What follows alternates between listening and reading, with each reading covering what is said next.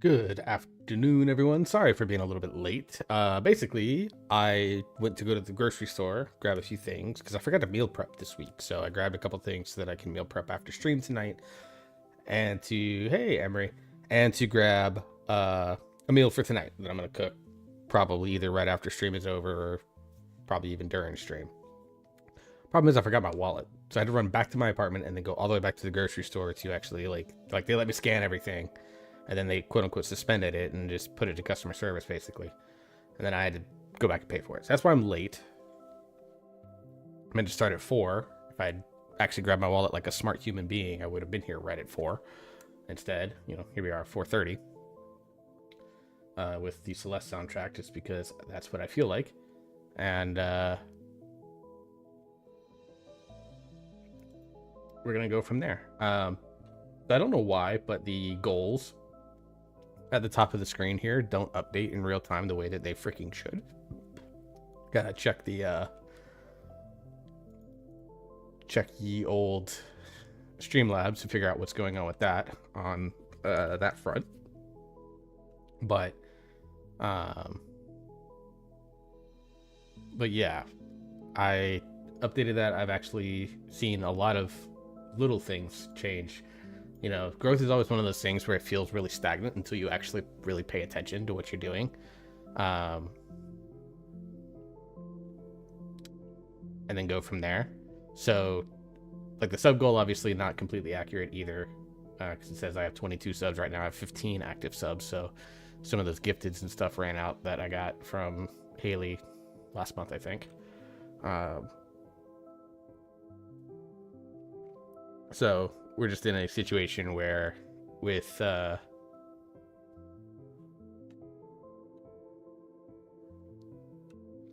where I just, like, for some reason those goals aren't updating. But yeah, sitting at 15 subs right now. The goal is 25. 179 followers out of 250 I'm there. And then my YouTube subscription count has reached over 1100. So I've eclipsed the 1100 mark for the first time. So thank you all for that. 100% thank you all for that. In fact, I want to show off some things with my YouTube channel from an analytics standpoint that I think are really cool.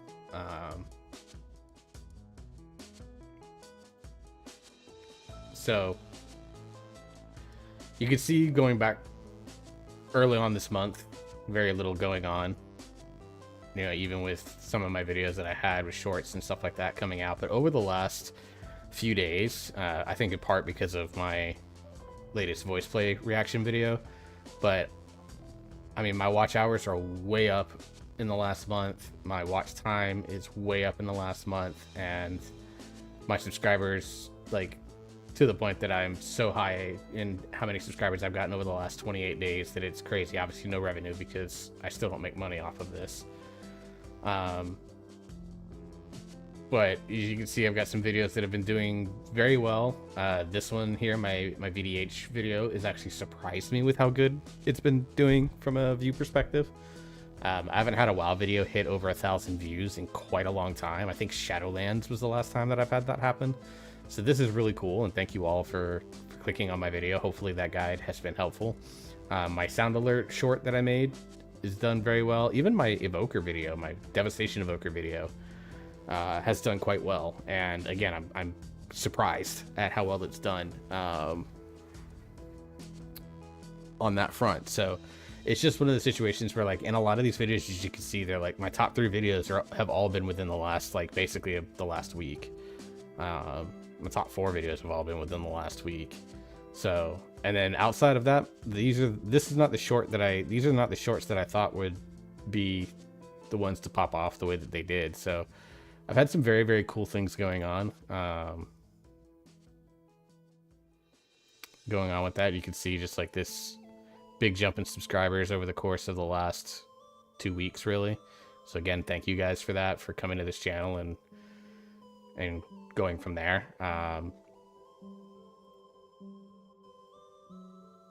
And a lot of you guys are new, like, you're new viewers to my videos, which is awesome. Fun little thing though, and I'm going to start talking about this a lot more. Where's it at? It's somewhere in here. He finally subscribed to your YouTube. Yeah. I mean, it's amazing the number of people that have like supported me on this content journey, and then I find them not like have only like in the last like couple of days really subscribed to my channel and stuff like that. It's really funny. Like, you get I kind of gotten both ends. Like, my brother subscribed to my YouTube channel, and you know, my younger brother definitely I know subscribes to my Twitch channel, but neither of them really watch my content. They don't care. You know. But you know, they're doing the brother thing and supporting. And then I have people that have told me they've watched like every video, and then I'll ask them like, hey, have you subscribed to the YouTube channel? And they look and they're actually not subscribed. It just shows up in their feed all the time. I mean, I'm super in your corner. You just forgot. I get it. I'm not mad. I'm not upset. It's just funny to me. But what is it? There's one that I'm looking at. It talks about how many people watch your videos that are, let me just do it by videos.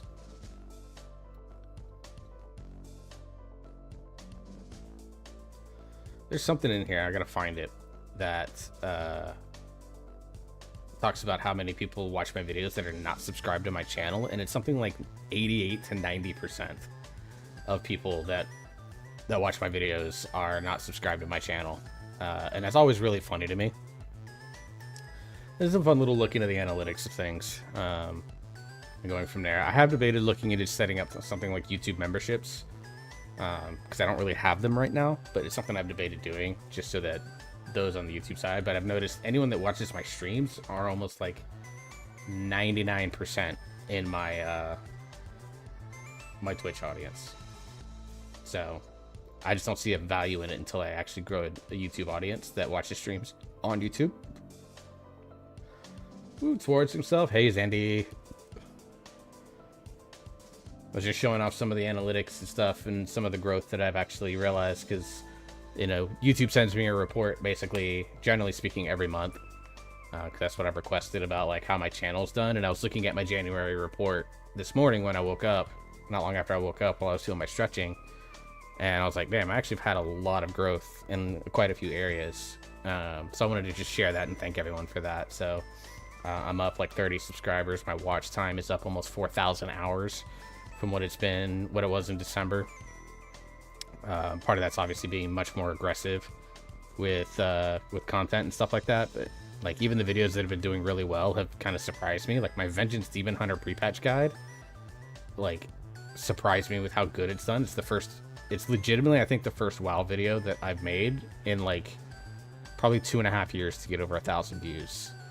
I mean, I've made some pretty good videos, I think, with like my beginner guide to monk series that I made for The War Within, and I'll be doing something similar-ish, probably a little more streamlined for Evoker and Demon Hunter for this expansion. But like, just that quick 14-minute guide on how Demon Hunter's changed coming into Midnight, I think has been really good.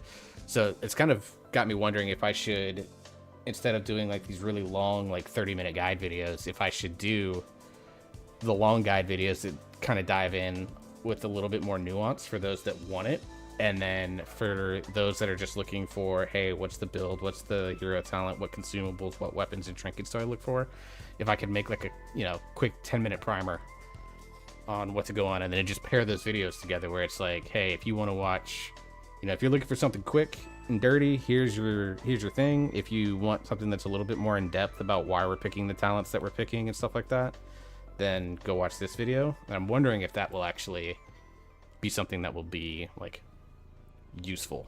I'm curious. All right, but vault time. The goal today is we'll probably do some of the Twilight Highland weeklies on the mage, just because I'm still looking to get stuff out there. Kalina, thank you very much for the check-in. I appreciate that. Thank you very much. You can also do, I actually have a ! lurk command too that you can just type in.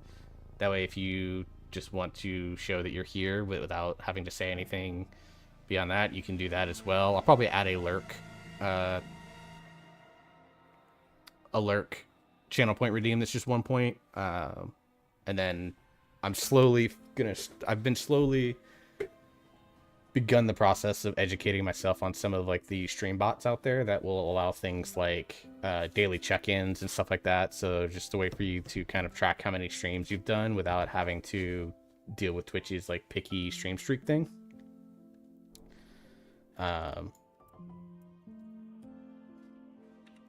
So yeah, so I've debated doing something like that and just adding a little bit more to the command list and stuff like that, where you can go from there. Fix your posture. I am actually sitting straight up.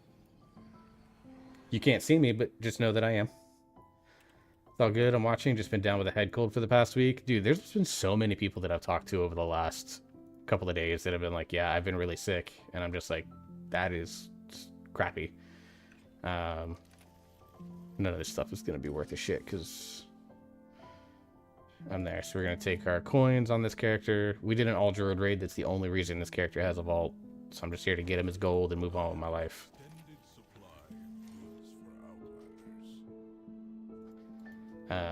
But there have been so many people that have been getting sick. Dimitrea, who's a friend of mine. I think she's actually still... Is she not streaming right now? I don't know if she's streaming. Let me check. She was streaming earlier today. I was chilling with her. Oh no, she's still going. Let me jump back in her chat.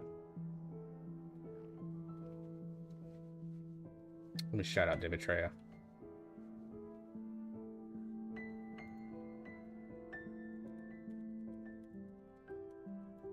Yeah, Dimitrea, she's a friend of mine. She's also a VTuber. Hers is classified as a shapeshifter. She can actually put a bunch of different outfits on her model and stuff like that. She's been learning how to do some VTubing rigging and has rigged her own model. Does play WoW, and also does variety stuff, like she played Monster Hunter Wild or whatever the latest Monster Hunter game was earlier today. So shout outs to her. Clock back in at work for a few hours at 6E, so you'll be here about another 20 minutes. That's fine. If it's possible, obviously one of the best things that you can do is just make the oh wait, let me grab the hunter. One of the best things that you can do, Emery, is if you can, obviously work comes first, but if you can, just literally mute the tab and throw it on like a second monitor and just let it sit there, because it'll still count towards everything that needs to be counted towards and stuff like that. Lost your voice for a couple of days, but I'm feeling mostly alive now. That's good. I'm glad to hear. Things riggers can do for those characters are amazing. Yeah, they are. And really, really good riggers do ridiculous stuff. But some of those setups, man, are insanely expensive. I'm putting you on my iPad. That'll work too.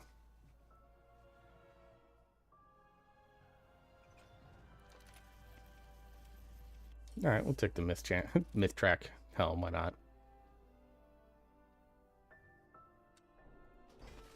Oh, let me turn off the WoW music. I don't want that. Yeah, I need the ping on my computer, so iPad is good. Yeah, I've debated getting a tablet for a variety of different things, like watching, you know, Netflix shows in my bedroom when I'm like laying down in bed, or when insomnia strikes. Like the other day when I had an insomnia strike, I knew I wasn't going to sleep. So I just turned on Netflix and went from there. Testing, it works. So I just turned on... Legitimate was actually... I just turned on the Clone Wars on my phone. So like being able to have that like on a tablet would be really nice. Plus there's something that I could like mount in my car and let my son watch stuff on, you know, an iPad or a tablet of some kind when we're making longer trips and journeys. Because he's like me, if he looks down and like is looking at a screen while looking down, he gets car sick. So that would be something nice where I could just get a little like mounting thing for it. And then I've got a long cord that I've got like a 6-foot cord that would be able to run back to you know, back to the back seat to plug it in and keep it charged and stuff like that. So because it may not be this year with the way the job stuff is looking, but hopefully if I get some stability that allows me to live more than paycheck to paycheck, I'll be able to, my hope is that I want to take my son to Atlanta and we go to the aquarium and the Braves game and stuff like that. I use my iPad when I stream since I don't have room for a second screen where I have my stuff set up. No, that's completely fair. too. I mean, like tablets are actually like really cool. A lot of people just kind of overvalue them because they try to use them like cell phones, and like that's stupid. Don't do that. But if you can find fun ways to use them, like I know some people use them as second monitors. I've even seen some people use them because the face tracking on them is pretty solid for iPads because it uses the same tech that iPhones do. So people will use iPads to do things like track for their VTube models, using them as a Steam Deck, like Emery said, is another thing. Yeah, there's some really cool stuff that can be done with that. Now, I do want a Steam Deck because then that'll allow me to get a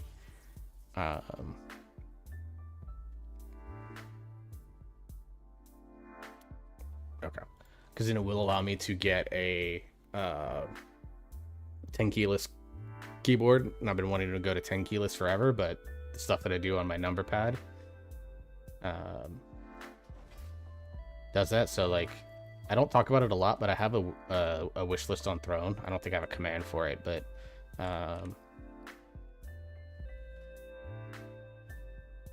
get some good upgrades on the mage so far. We'll take that. I just gotta get some new spell thread for it, which is fine. But yeah, I was thinking either getting a tablet to do that or getting an actual stream deck, because I mean I do have 3 monitors, so like I'm fine. Like my smallest monitor is what holds this VTuber model on it right now, and then my 2 bigger monitors are, one is obviously for the game itself, and then the other one is for my Streamlabs and whatever other internet windows I have going on, stuff like that.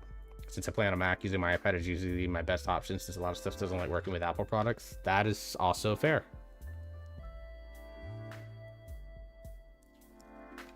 I have only used a Mac computer a handful of times in professional environments.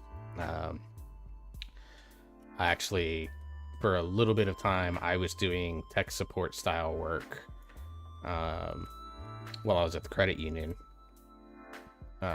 When I was answering phones, to the point that I was like, I had a thing where I was like, yo, I'm getting a bunch of people that are trying to access this website on a Mac, and so the instructions that I give them are like completely incorrect because I'm used to working off of PC or Microsoft, Dell, Windows, whatever.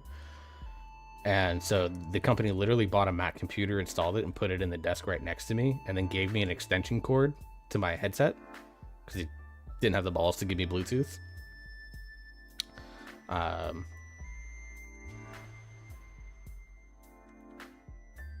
And they gave me an extension so that if I needed to access the Mac to answer questions on how to access stuff on Mac, I could literally just swing over literally one desk, which was like 2.5 feet from me, because we were kind of tight knit at that point, and just access all that stuff while being on the same monitor. The only concern that always was raised was that they always thought that I was like not doing anything because I was only screen recording on the main monitor, but I was actually working on the Mac, to the point that like another quality specialist like had to come sit down and like oversee things, because like one of the assistant managers was like, what the heck is he doing?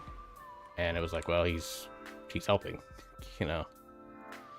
So what key did I get on this one? 12 halls. Okay. Well, happened to be the one key that I have. That's unfortunate. So, but I've never had a Mac personally. My dad was not a Mac guy. He can't stand them, actually. So we always grew up with PCs in our house.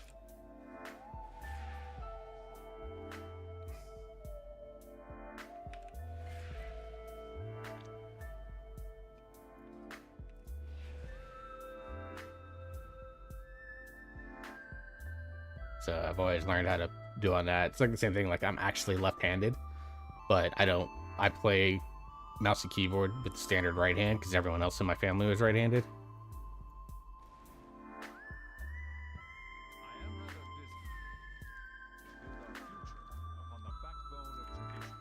So yeah, I had some artwork made for a friend of mine that showed us like sitting next to each other playing PC games, and the artist, in order to make sure that they showed that both of us were using a mouse, made me left-handed in the photo, and I was like, That's interesting.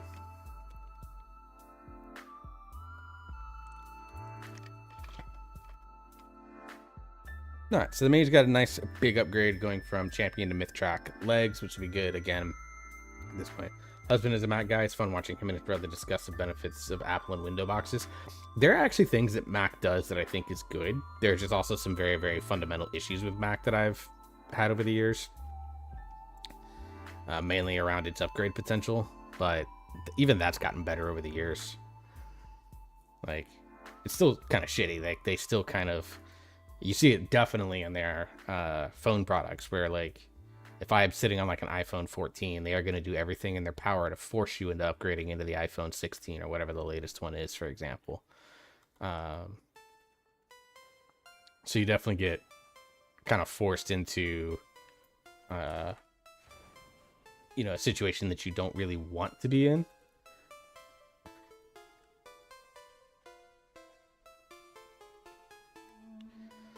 With their products at times, but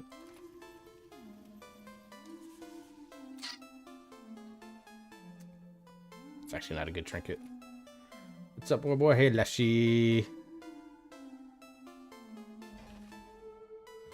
I saw you were live earlier. I couldn't get tuned in because I was busy. How'd your stream earlier go? Or are you still live?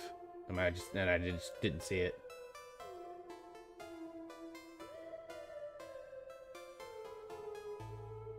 I've got to clean up my Twitch follow list, honestly, because, like, there are people that I follow that I've never legitimately clicked on their stream other than to follow them. You stopped after about 2 hours, made your brain fog today. I get it, dude. You also feeling sick? Like, apparently that's just the thing that everyone's having today. Everyone's getting sick.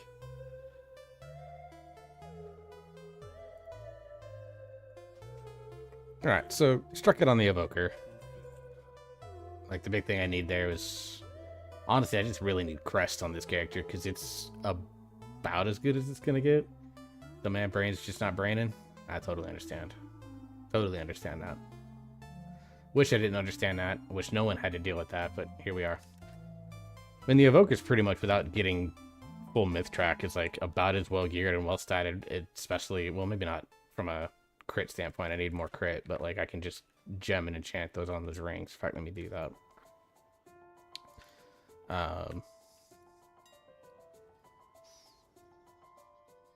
But this Evoker's pretty much ready to go. I play it for fun at this point.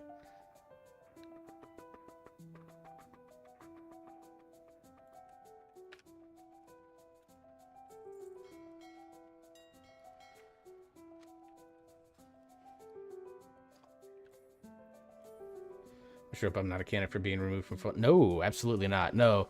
I mean, and the thing is, like, they're good creators and they're people that, like, I respect. Like, I'm gonna be real. Like, I follow Kalamazoo on Twitch. I haven't clicked on his stream since I followed him because I don't play Warlock and I just don't care about that stuff. You know, I'll play Warlock casually, and in that case, I'm not really looking to do the things that he creates content for. You know, I follow Dorky, who's obviously tank extraordinaire, MDI Cup winner, like, name the list of stuff. But I'll watch his YouTube videos every now and then for, like, when he does, like, quick rundowns of the tanks. But again, I just don't care. J.B is another one. I followed him back in, like, BFA, and I haven't watched his stream once since then. You know, so there's just a few people that I just got to clean up and clean out. There's some VTubers that I followed because my friends were like, hey, follow this person, and I'm like, okay, I did it in that moment just to make them happy, and now I'm just like, I don't see the point. Just let me get this person, because like they don't play games that I give a shit about. Like, I had one VTuber I unfollowed the other day. Like, I looked at their recent games played list, and it's all horror games. Like, that's just not who I am. I don't care about that, you know. So, let's see. Oh, let's hit the Demon Hunter.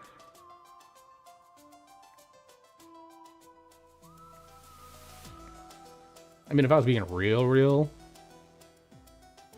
like, if you wanted to be that level of, like, petty, then I would only follow the people that I am subscribed to, which would be Leyland, like, basically everyone in my little list below. Leyland Cathlore, Halionics, Birdie, Those are my only 4 subs. I think it's just Owen Christus. So really, I should, you know, if you want to be super petty from that, it'd be 5. But like, obviously, Leshy, Dimitrea, I follow. Zandy, when you start streaming, I'll follow you on that front. You know, there are people that I respect that, you know, and it's mostly around the fact that I just don't have that level of disposable income that I could safely do it. But like, if I get to a point where like legit, if I had the bank account of my brother right now, 1000% I am oh,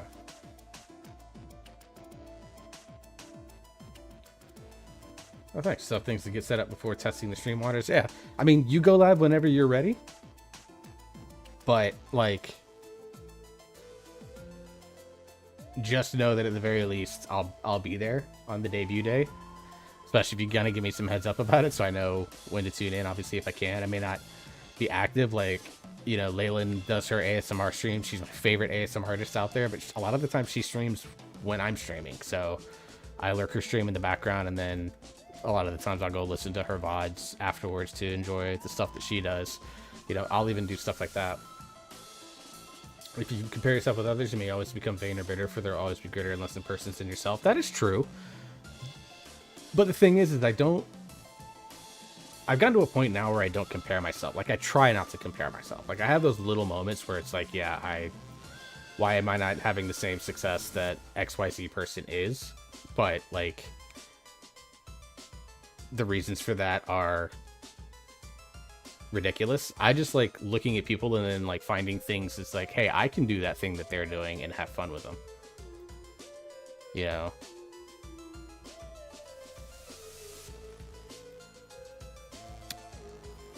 Boy, this sucks. Let's see. That ring is probably going to be really good. I can replace my logic gate with it. That trinket is ass. We're not touching it. And that neck is ass. So we're going to grab this neck. Yeah. Exercise costume in business areas for the world is full of trickery, but let this not blind you to what virtue there is. Many persons strive for high ideals, and everywhere life is full of heroism. That's a good quote from Max Ehrman, and he's not wrong. But yeah, I don't compare myself to people. I have my inspirations, like legitimately Birdie Boba, who I've talked about before. You know, she doesn't play WoW. She's a variety gamer and then does ASMR late into the evenings.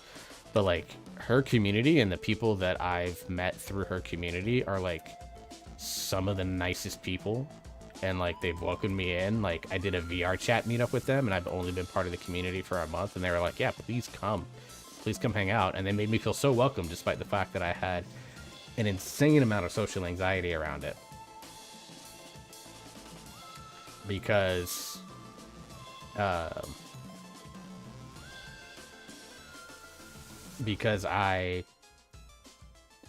that way. I've developed really bad social anxiety really ever since my divorce.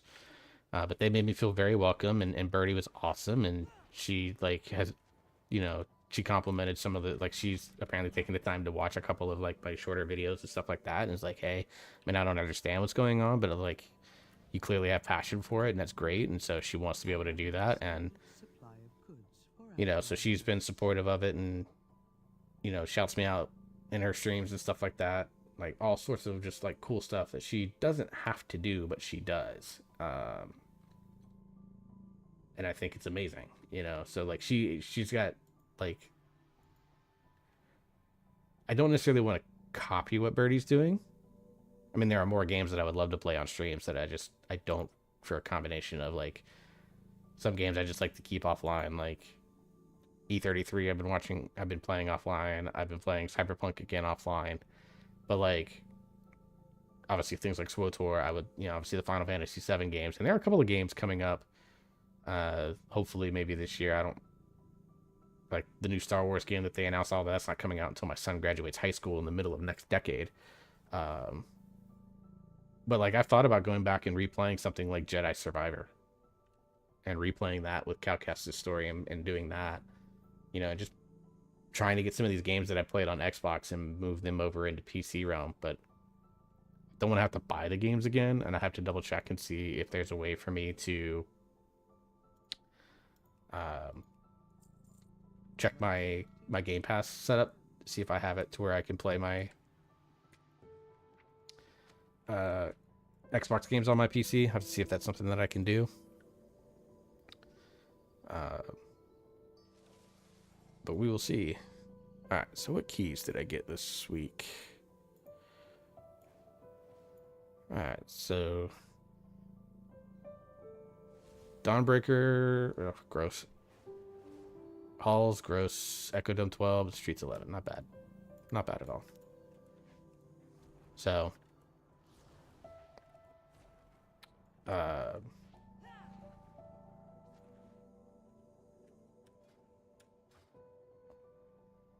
I've seen you playing HOTS. I've actually debated now that I've gotten some practice in HOT. That's the big thing. Like I was very, very bad when I first picked up HOTS because I did it just out of boredom and kind of out of curiosity. But it's kind of just like good to just kind of drop in and play a bunch of ARAMs and then have fun with it. Heroes of the Storm is what we're referencing there, Leshy. The Blizzard version of Dota and League of Legends. So I've debated maybe streaming some HOTS here soon just for fun. As like a variety day. Obviously right now, like the big second game to WoW is going to be Star Wars The Old Republic, at least for the next couple of weeks. I'm going to try to get through a couple of the stories for characters, like not doing anything end game, just literally going through and playing stories. And then once Midnight releases, obviously we'll be kind of full bore into WoW for a bit. Although I still might take some like Saturdays that I don't have my kid and play something different. Like I finished Final Fantasy VII Remake, and I have Rebirth sitting on my PC. I need to uninstall a couple of games that I don't want to uninstall right now in order to make the hard drive space for it. Or I just need to quickly, because like right now I'm sitting at like 150 gigabytes free on my hard drive, and Remake is 155. But I record all of my streams so that way I can go back and grab video footage. Like one of the reasons I'm doing a Havoc key is I'm trying to get footage for a video that I want to do where I kind of talk about how the specs feel at 80 and like what are the things that you can anticipate going up to level 90 that will make a big difference in how the specs feel now in like a Mythic Plus scenario versus what you'll feel at level 90 in a Mythic Plus scenario, because I've played all three in both cases. I've done Beta M Plus and obviously pre-patch M Plus. And like what are the differences like? So I want to do videos for that, like just talk about the differences and stuff. That probably is going to require me to get footage of level 90 Mythic Plus dungeons too, but we will see.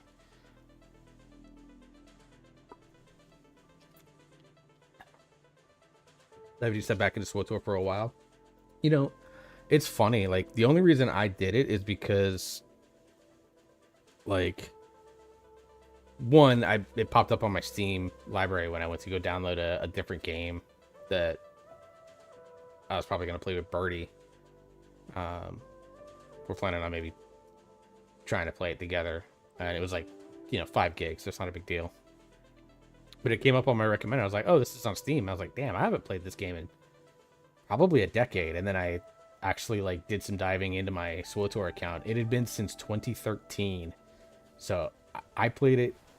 The last time I played it was before I got married. Because I got married in September of 2013. I played that game last was in like June of that year.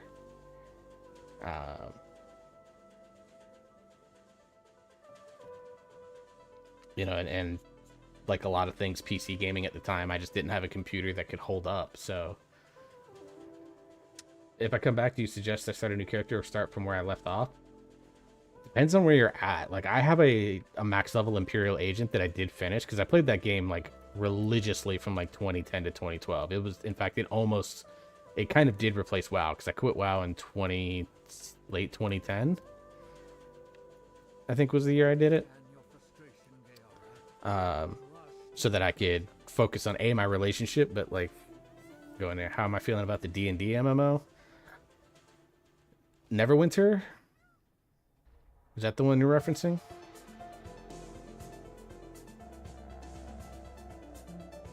Because I've played Neverwinter Nights, which is based off of 4th edition. And I did not like it. No, the Turbine Stand. I've actually not heard of this one. I only know basically of 3 MMOs. That's SWTOR, which I'm obviously replaying now. Obviously WoW. And then FF14, which is eventually on my list to grab and play. But I'll have to see when they're doing like another like free starter account type weekend thing. Because right now I can't afford to justify 2 subscriptions for something that I would play like once a week. So Star Trek Online, nice. There's been all sorts of different versions of Star Trek online games over the course of the years. It's kind of wild to me. All right, I don't think I have a mover build for this, so let me grab a mover build. Let me see if I can practice this at the dummies for a little bit, because admittedly, for reference, I suggested playing this game once a week as an arranged play session. Honestly, that could do a good job of replacing like the traditional like tabletop version. To me, because I played like D&D as it was designed with dice and paper and all that stuff, like, and I love that experience. I miss that experience. I haven't played in so long. In fact, my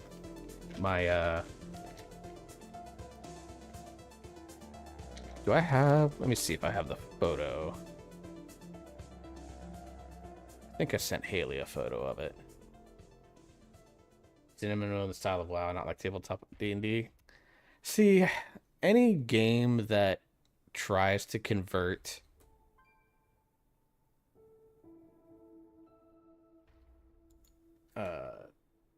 that tries to take the like the aspects of D&D combat and then turn them into like a real-time combat type situation. Like, I always struggle with that because it's like the turn-based strategy aspects are what I find most fun.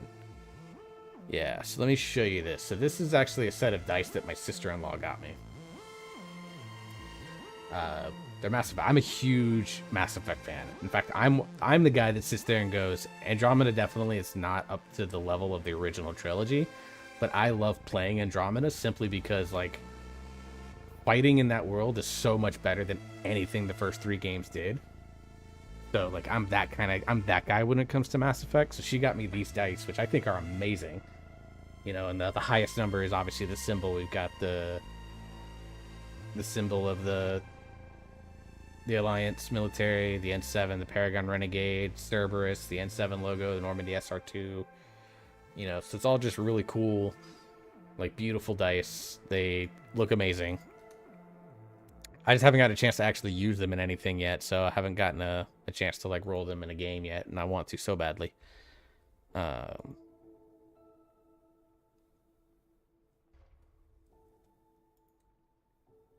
Then we go from there. All right, back to my original thing before I get distracted.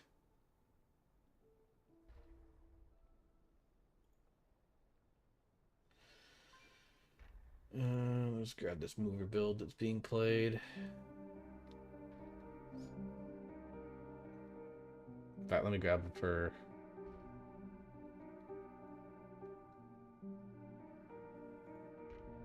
Export those talents. Let me rename this. No mover raid.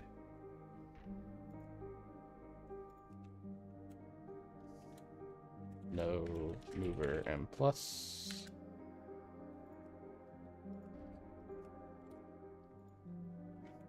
Mover raid.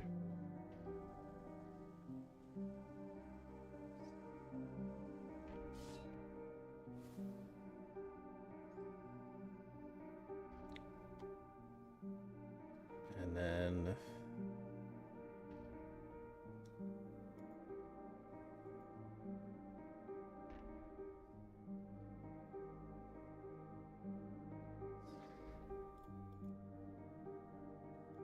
Import over M plus.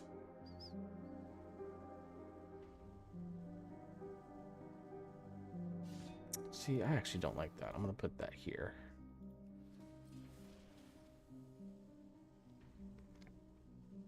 Okay, so I need to practice this because I don't use it a ton, so.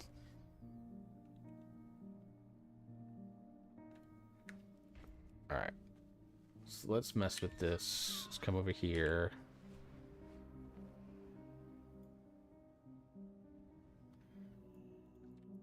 Alright.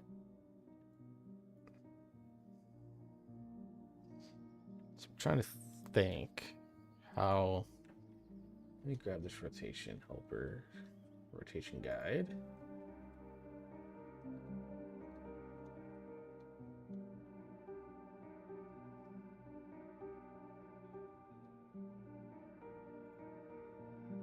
Grab Felsguard. AoE priority. We are running inertia, right? Yes, we are. We have chaotic transformation. We have a fire inside. We do not have acid spray. Cool.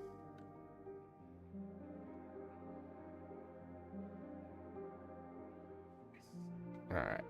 So it's saying we do the hunt. Dust sweep.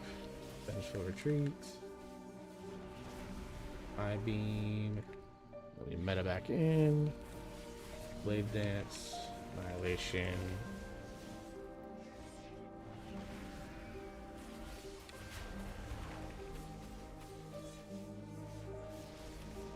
Kind of do this. And then boop. Boop. Okay. So the main thing is that basically after I do the hunt,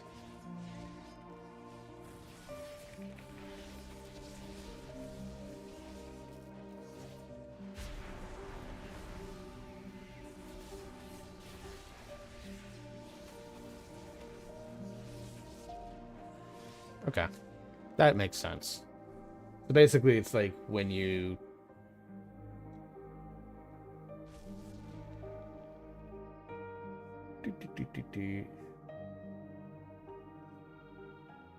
okay, so I basically want to make sure that when I vengeful, let's see, let me do it this way. So we are gonna vengeful, eye beam, and then we do that. Is that how that works? And then the other thing I need to do is actually need to add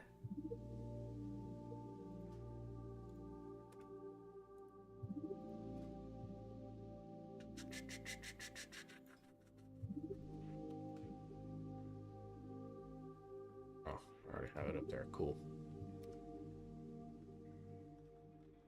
We add inertia.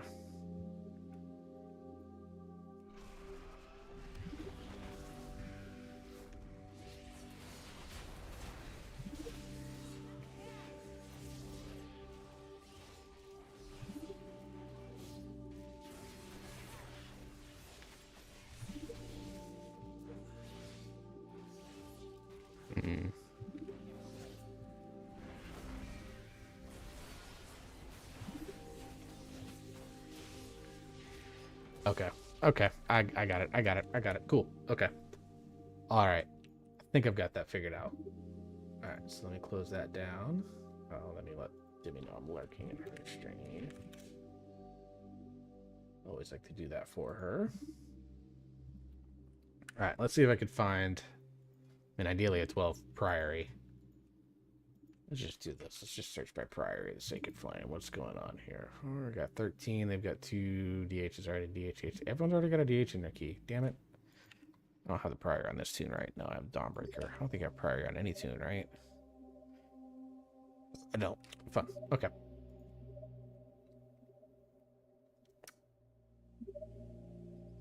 You know, just for shits and giggles, I'll sign up for this 13 and we'll see. I'm probably going to get rejected because they already have 2 Demon Hunters and it's like, what's the point? But we'll see. Oh, also heard.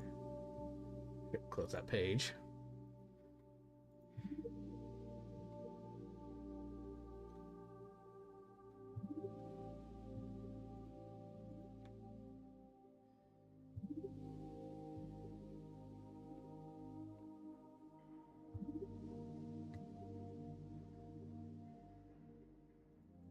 that format when they do that. I just need to know.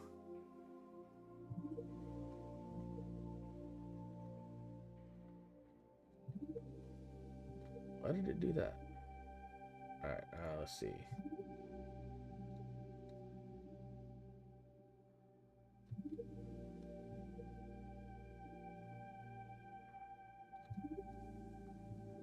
So why am I not signed into?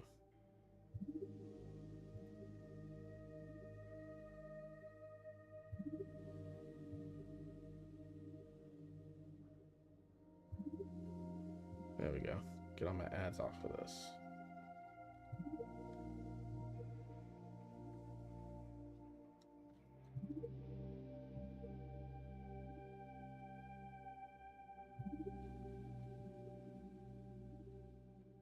Days ago, I thought there were some new patch notes out of the build. Let me look here.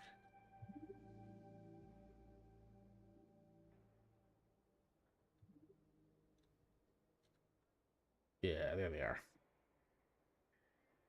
All right. Well, I'm waiting for more priority keys to pop up anywhere. Let's look at these real quick. So these are just the general notes here. Let me go over to this setup real quick, and then let me blow this up so you guys can see it a little bit better. So these were released about 2.5 hours ago. Just some tuning that's coming. These are patch notes that will be deployed before midnight. So it's basically between now and the release of midnight, this patch will hit, and this will bring in all these changes. So they made some adjustments to Deathbringer Frost just to try and make it a little bit more powerful, and lowering the impact of Rider for Frost. And then for Unholy, they tried to increase it a little bit because Rider's falling behind Sand Lane in the build. Holy crap, this music in my ears. I love you, Celeste music, but like, Jesus. And then they just did straight up buffs to blood DK damage across the board. Frost got a obliterate damage streak, but then some nerfs to Spender and Frostbane, and then Unholy got... See, this is crazy to me. Like, Unholy's like must be in a weird spot tuning wise, because they just nerfed the damage on this by 25% like 3 weeks ago, and now they're buffing it back by 8%. These kind of tracks where broadcast radio has a thing called stereo imagine. Yeah.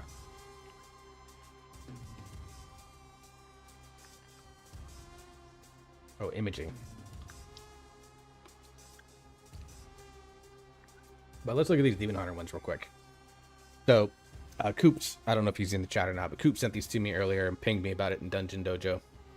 So, Aldrachi Reaver getting a 10% nerf on Reaver's Glaive, and Mark getting a 5% per stack instead of 6%. I find weird because right now, almost no one's playing Reaver for either Havoc or Vengeance. So why are they nerfing it? And that tells me there's probably a scaling thing that's going on there, where the higher in gear we get, there's a good chance that we switch over to Aldrachi Reaver. Although I still think there's a potential that Havoc could play it at level 90 in this, and then just level 80 with the way things are right now. Just Scarred is better in all sorts of setups. So we'll see. I've been experimenting with both in the little bit of beta that I've been playing offline, and both of them are like fine damage wise for Havoc. The big thing is I don't play the mover builds all that much, so that's kind of why I'm trying to learn them. All right, Devourer. We're taking some power out of Void Scar's Metamorphosis window and shifting into their non-Metamorphosis effects. So Flamebound has been updated to make Hungering Slash crit strike damage 125% versus 50%. Flamebound is... I don't remember the exact... Oh yeah, it's just telling it here. So it makes it... So for Havoc, it's Imma Aura, making it a little bit bigger, but for Hungering Slash, it's like everything is bigger. You know, it makes it hit harder, essentially. Damage bonus of meta-empowered versions of Void Blade, Hungering Slash, and the Hunt were reduced to 20% versus 30%. Monster Rising now gives 15% intellect when outside of meta versus 8%. I'd like to see them maybe do something with this for Felskard, making the agility a little bit higher for Havoc, but we'll see. And then Enduring Torment now increases the effectiveness of mastery outside of meta by 20% instead of 10. And then they increase reap damage again, or these are probably the notes that haven't yet been deployed yet. Consume increase with 1 additional fragment. Yeah, these are the notes that we got like a few days ago that were going to be quote-unquote hotfixed in. Because the build that we're on in beta right now basically is a release candidate build. So basically at this point, instead of doing like a new patch to do a bunch of stuff, they're just trying to hotfix in a lot of these changes. So Waste Not, increasing that, and then Male Devourer, Demon Hunter to sometimes have female voice during Void meta.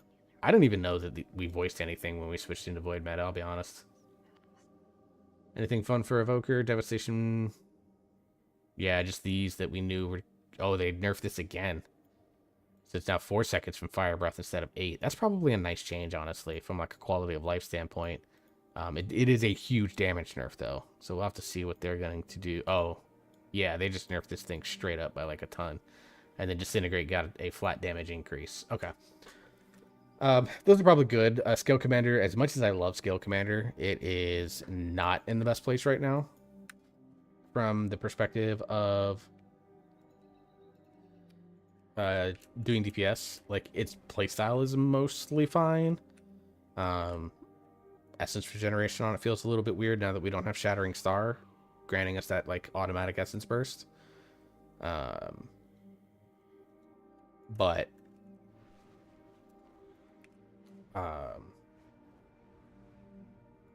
some of it's also just need reps because I know I'm out of practice on it probably. But like it did fine in a Halls of Atonement.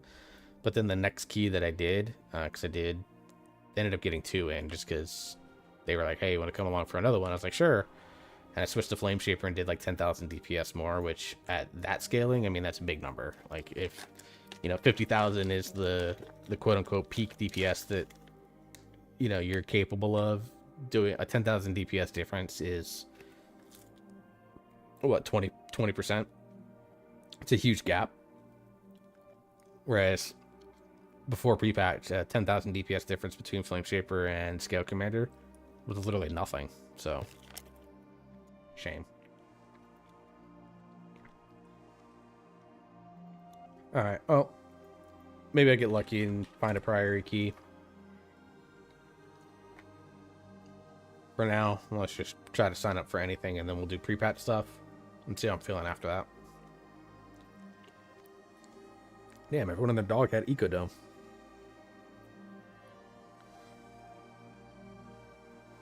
Plus, I still need more crust on this character. Can't convert anything over. I still have 7.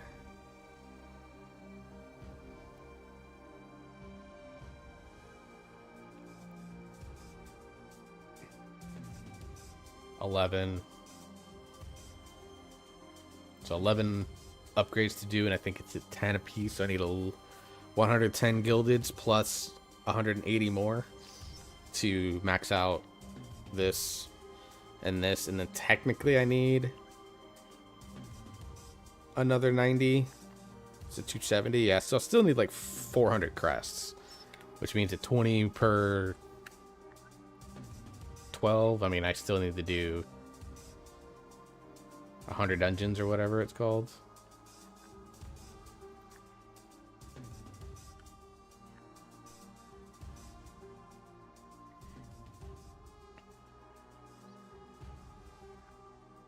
So still have a lot to do in order to completely maximize this character out.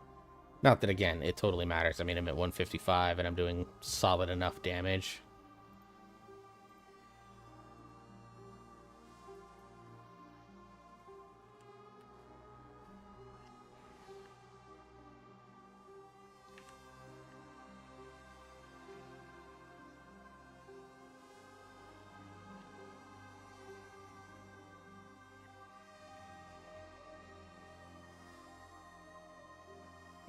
And I'm, what, 7 to 8 item levels behind where most max players are at this point. So yeah, there's just not a ton of pressure for me to Oh, they want a hero. Dude, it's Floodgate 12. You don't need it.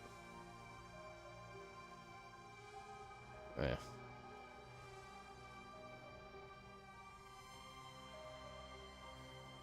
Oh, that's right by the town hall. So we'll just do these in the meantime, because, like, I need the housing experience.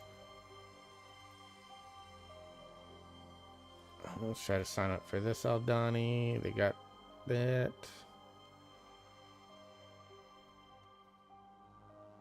We'll see.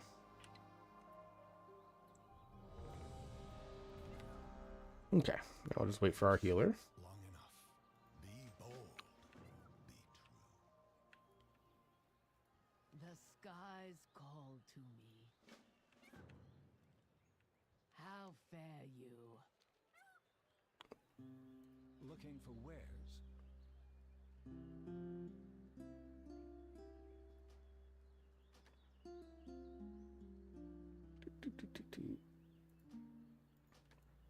A fair exchange. Okay. Creep in there. Doing the 3 items that I can get from the vendor, plus other stuff as I continue to do these little dailies. That'll get me enough to, Let us discuss business. A pleasure doing business. What brings you here? Farewell. Okay, so they're all there. Where are we going? This was Aldani, right? Ecodome? Yeah.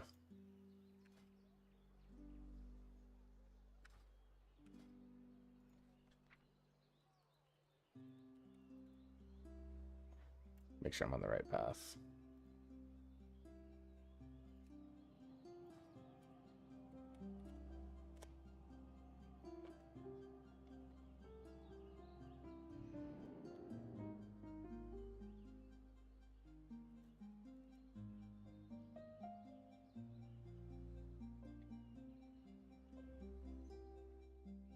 Not quite to my favorite track in Celeste.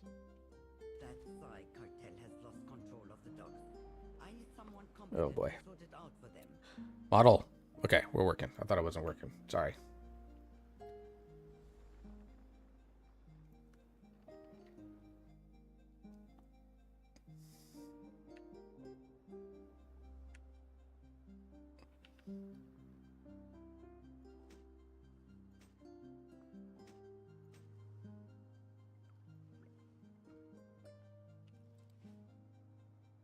Just got my pre-patch weeklies done. Yeah, I'm going to be doing those on the mage here in a little bit. And then I'm using this key, hopefully, as a footage for a video that I want to do on Demon Hunter. That I'll try to break down and record later this week. And then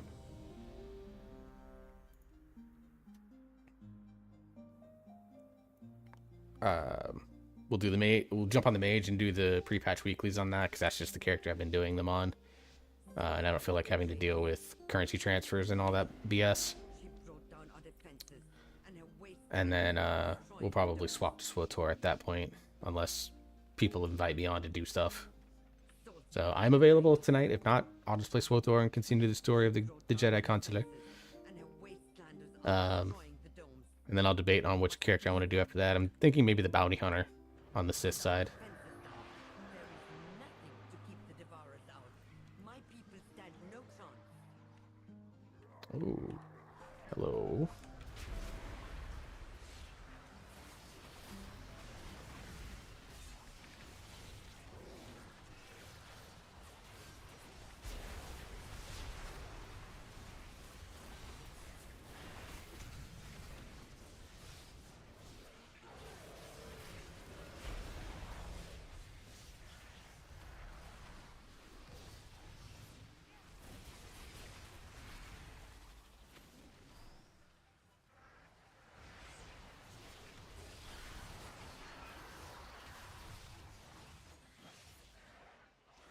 I forgot to macro in my meta with my Ritual Forge. The devourers seem to be coming from the annex. Stop them at the source, so we can return our attention to Source Cry.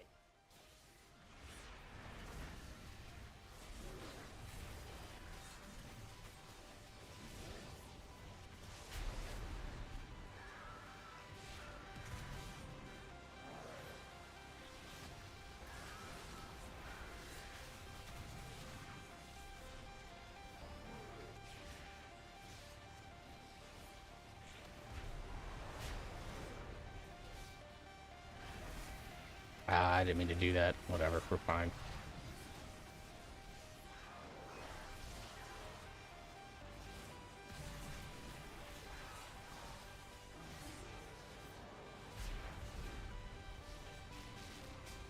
Look out!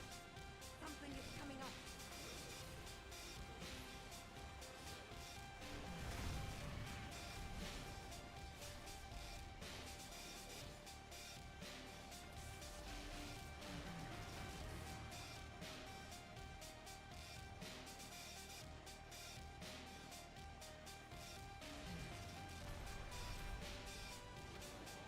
It's pulling more in.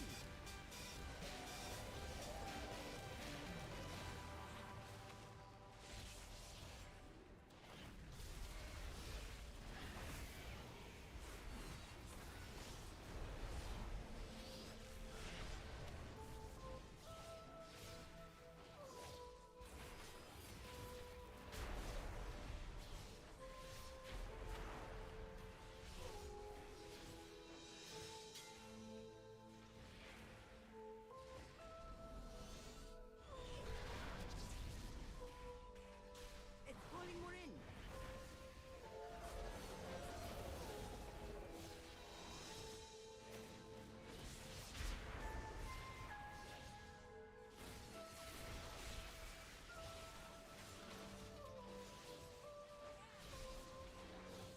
Be careful. It's trying to draw you in.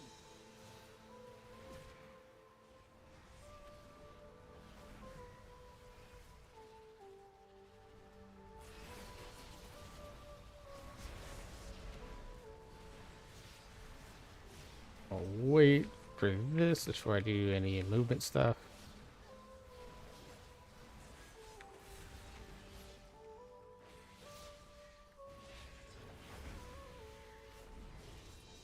It's pulling more in.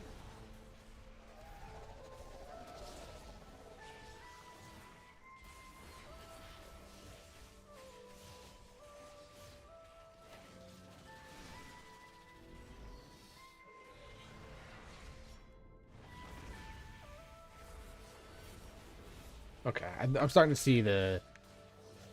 I think I started to see the gameplay loop here.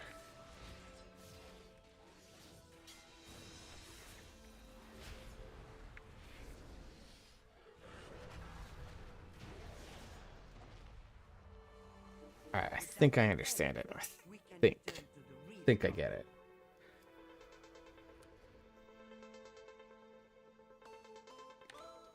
So basically, when I have I-beam up, I want to retreat Fellblade into an I-beam almost immediately in this Scarred playthrough because... So, like, do this right now.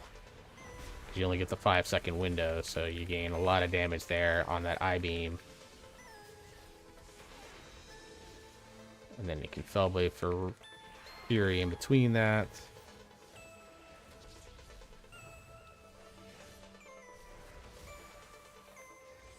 See, here I hit it wrong, so I should have vengeful retreated there. I had everything up. Okay. Okay. Alright. I can Fellblade once in between all the cooldown windows. Okay. Alright. I'm understanding. Slowly understanding. Gotta allow me to talk this shit out.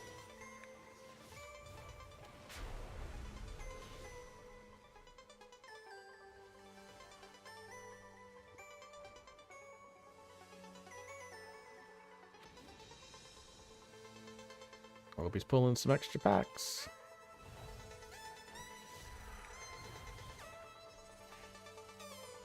See, in here, I can... The hunt's up, I can do that.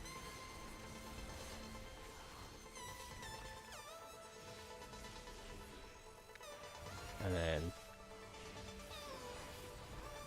Okay. Alright, alright, alright, alright, alright, alright, alright, alright. We're figuring this out. Getting... Some little things are starting to make sense.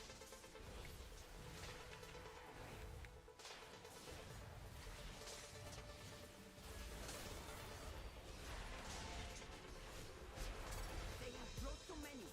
They seek the complete annihilation of this place. Alright, so like right here, for example, how far is he gonna go? He's not gonna go far enough. like that to me is like a perfect use of extra G's. You Fellblade back in, I-beam into a death sweep.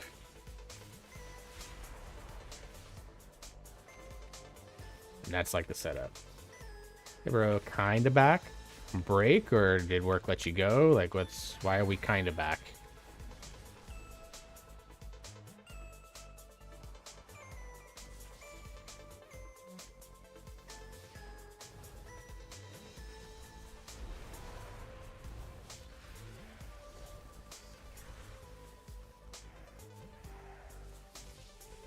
Interesting pull here.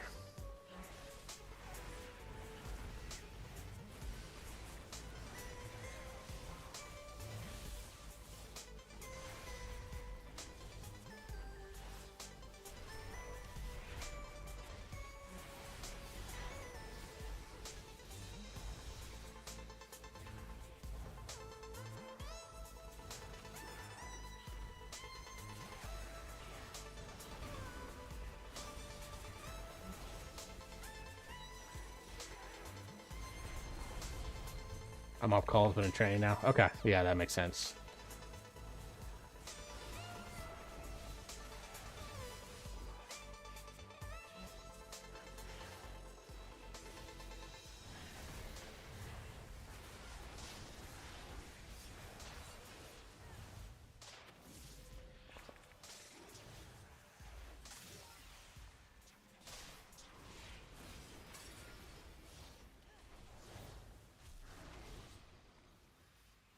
Not sure where Brett is going to get his count from.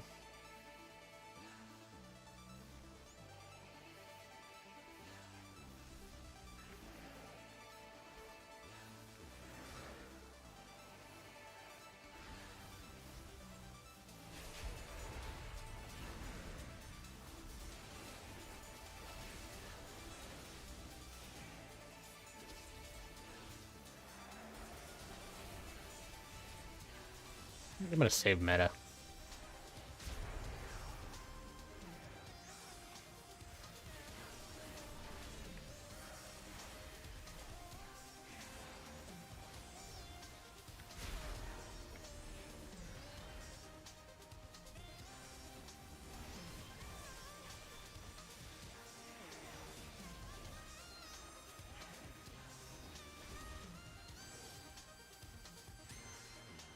Have no time for this.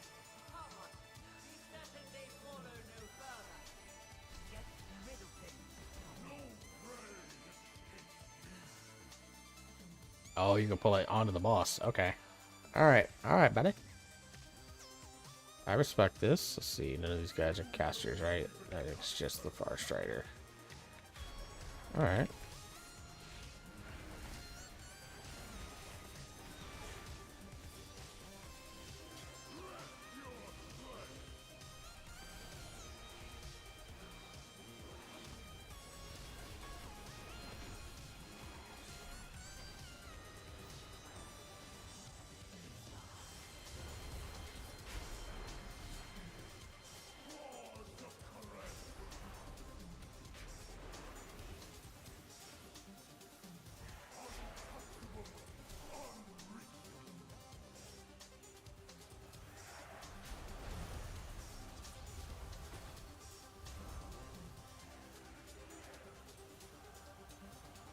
I never understood like everyone that like stands right on top of the boss for all of this. Like that's completely unnecessary.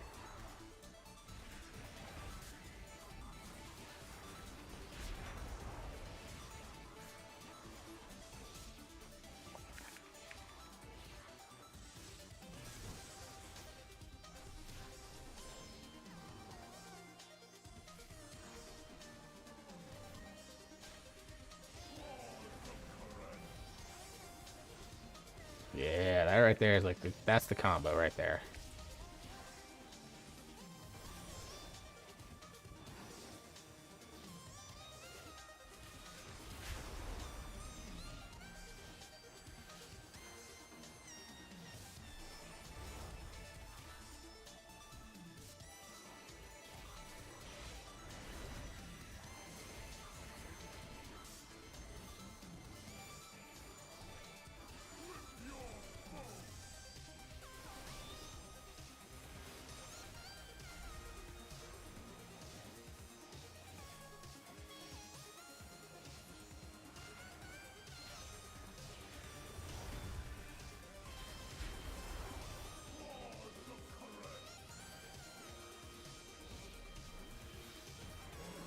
Okay. I think that's how we want that to happen.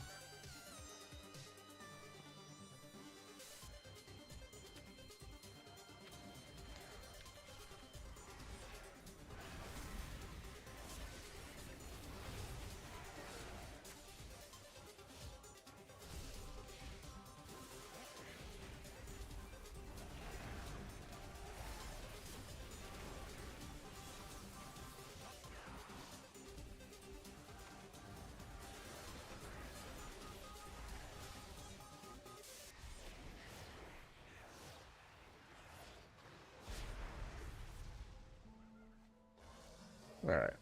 So that's a okay. The build definitely has a lot more, especially with Fellblade now being the reason that you can activate inertia, exergy or inertia. Yeah, inertia instead of Fell Rush. I think that makes it a lot easier to manage since Fellblade puts you right at a target, whereas Fell Rush you could have Fell Rushed through God and everybody.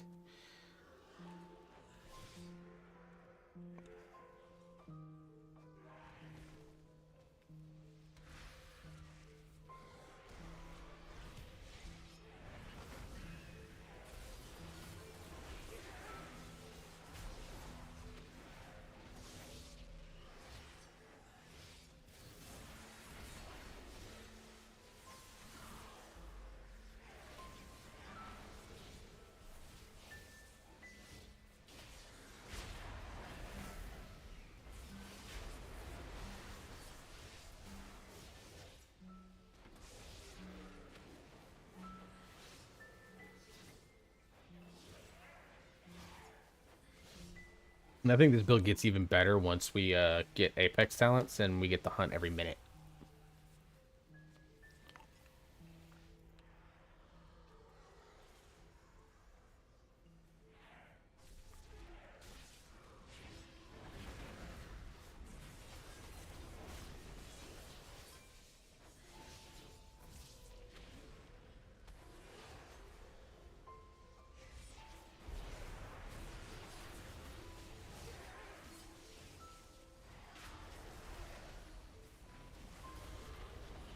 Fuck, hit the wrong button.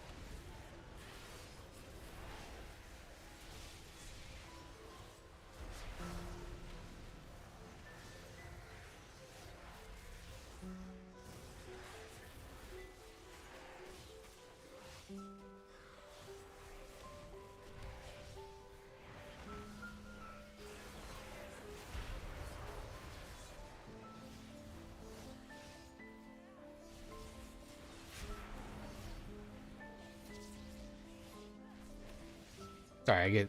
So, for those of you that don't watch me a lot, what happens is that when I get into the midst of fighting, especially when I'm trying to do something like I am right now, where I'm trying to learn this spec, you'll notice I go quiet for a little bit of time. That's partly because my brain, I'm not able to like talk and effectively play at the same time. Part of it's like I want to make sure that I'm doing things correctly. So, apologies if that's something that bothers you. That's just the way that I am. You'll see it a lot when I'm raiding too, that because I raid lead, I don't really interact with chat a lot during my raid streams. In my realm. It was the only place our plans for the chance of success. You left for nothing but destruction. You have no right. Not the stream is idle gameplay is going. Yeah, I know, but I know some people like they like their But destroying the dome will only hurt the rest. some people I know of like I've been told in the past that I am my favorite compliment that I ever got, although it wasn't intended as one, but it was hilarious, and I still use it in my family Discord. I got called a charisma black hole because like I would talk in between pulls, but not during pulls, and the person that watched that apparently hated that so much that he thought I lacked any personality or charisma, which was hilarious. You know, and I've set up things like a break screen and stuff like that to try and like show when I'm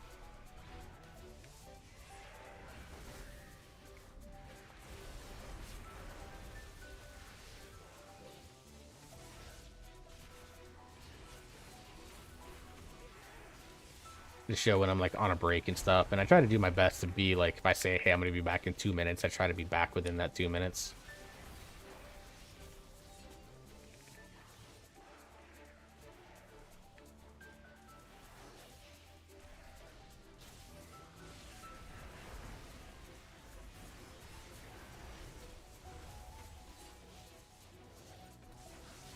You know, but it's still funny to me. Like, I remember a couple of streams ago, actually, I think it was last week or 2 weeks ago at this point, I was like, hey, I need to go to the bathroom quite badly. And, you know, because I hadn't gone to the bathroom and I was going to refill my water while I was at it. I will bring your work to ruin. And,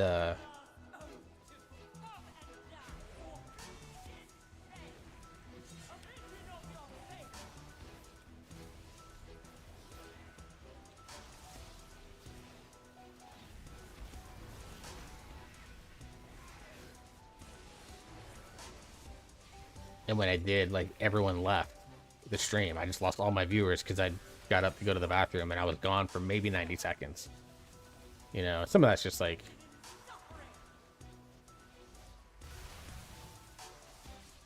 you know, viewers are going to be fickle, you know.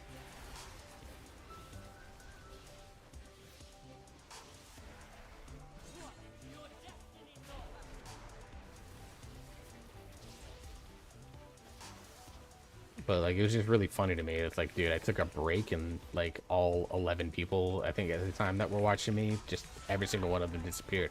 And it wasn't like my stream disconnected. It was literally because...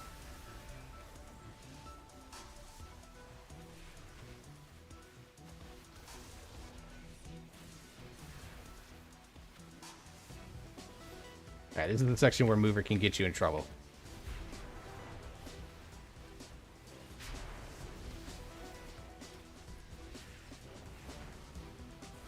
I wouldn't worry about it. It's just part of it. Honestly, I don't even... I'm not mad about it. It's hilarious. And it just goes to show, like, how fickle people are. You know, because in some ways it's like, that's just not who I am. Like... You know, if I'm watching a streamer and they're like, hey, I need to go to the bathroom or something like that, and I'm enjoying what I'm watching, then I just will hang out through the break. Like, whatever, dog, it's fine. Or maybe that's like, hey, I'll go refill my water while they're doing that.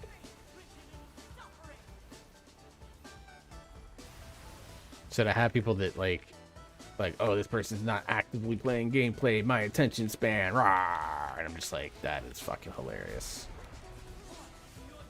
I mean, I'll leave if I absolutely have to. Yeah, like, and the thing is, I don't want people to think that, like, they have to sit here and, like, hang out with me if they're not, especially if you have something else, like, something else that you have to do. Like, you know, you got kids and it's crying in the, Alright, so 32, 805, and a 12 Aldani that wasn't pulled in a way that was, like, super ideal, and I made a ton of mistakes with inertia. I'm not upset with that. But anyways, yeah. But, like, if you have kids, like, for example, I know, Emery, you got a young son. Like, he's crying. Don't sit here. Go. Turn off everything if you have to. You know? But, like, it's just always funny to me how, like, people can be weird and fickle. Oh, nice. I leveled up my house through that. Sweet.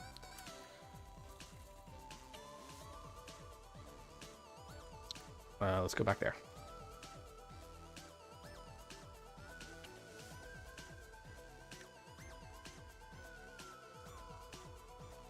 I mean, how dare I leave it, right? How dare I take care of myself? Speaking of, I'm gonna refill water real quick while I'm hearthing. Hang on.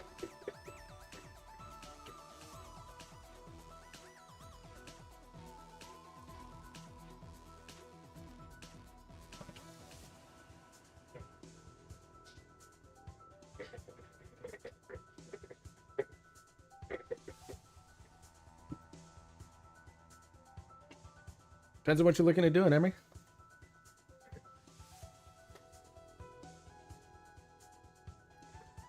Also, if you can, you should come to the Friday raid the dojo hosts. Starts at 7 o'clock your time.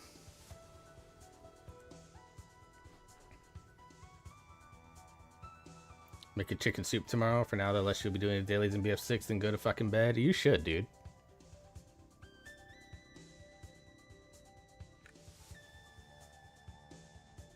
You work until 8. That's unfortunate. That's unfortunate. Alright, let's see. It's Smelter dude, right? Yeah. How fare you? It is a world of Leshy, we'll see you at a later time. I appreciate that, Leshy. You have a good night, man. Enjoy your soup. Soup is never bad, especially this time of year.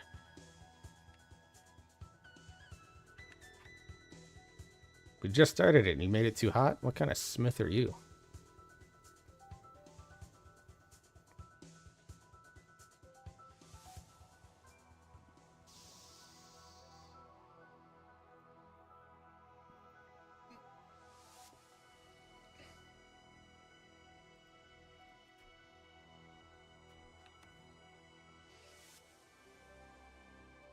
Trying to get something assigned at work. Go for it.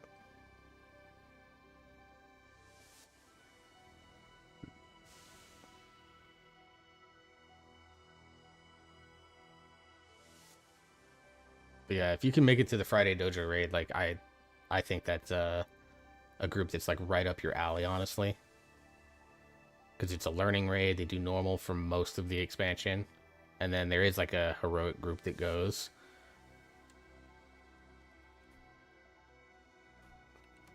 So what? We took someone into that raid last Friday that legitimately had never stepped inside the raid. Not once. We are united. In fact, they couldn't come a week prior because they didn't even have their Reshi wraps. They didn't even know like the process of doing that. Am I going with you? Yeah, I'll try to make as many of those Friday raids as I can. Now, once the early Mythic Plus season starts up, there's a decent chance I'm probably tanking for a group. The same group that I played a lot with this past season when we were trying to push Resilient 14, which we did.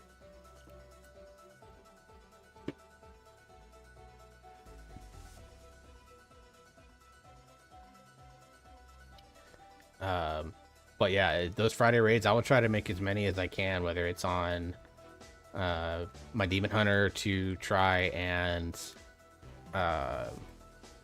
just fill in the gaps in my gearing and stuff like that, or if it's on like my Evoker to go, because it kind of also depends on like when we decide to start alt raid in our guild and go from there. But yeah, no, like you can be a first timer, someone that's never played the raid before, we're still gonna bring you in and let you experience a raid and, you know, let you do your part to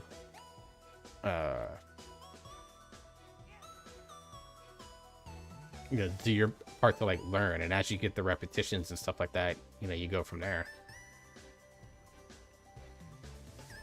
I mean, I'm not surprised with the way the scaling went. Which one's this? This sample gathering. Gotta find the creatures.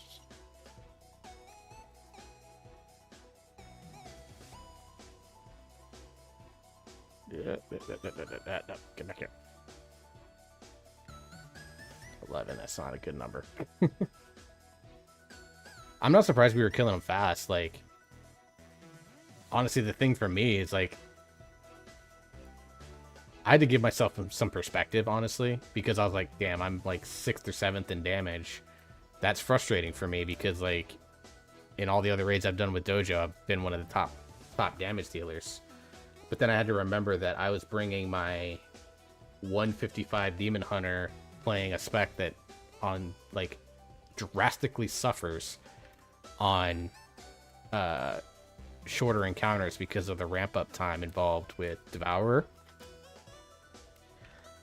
And I was like 10 item levels, you know, anywhere between 7 to 10 item levels below all the DPS that were sitting there at like the mega high numbers. Can I just use this generally here? No, it's not working. That's bullshit. Okay. You know, so I had to like ego check myself a little bit and remember that like it's not that I was playing poorly and that's why I was like 7th in damage. It was just that like there were people that outgeared me and I wasn't playing the ideal spec. Like even the one key and then the one run I did as Havoc, I died. So like that damage was just out the window. So I couldn't even get a effective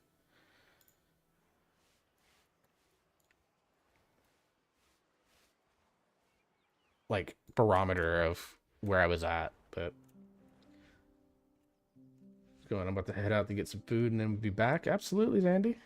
Go get you some eats. I bought me a... So the local grocery store, the Publix here, does these meals for one.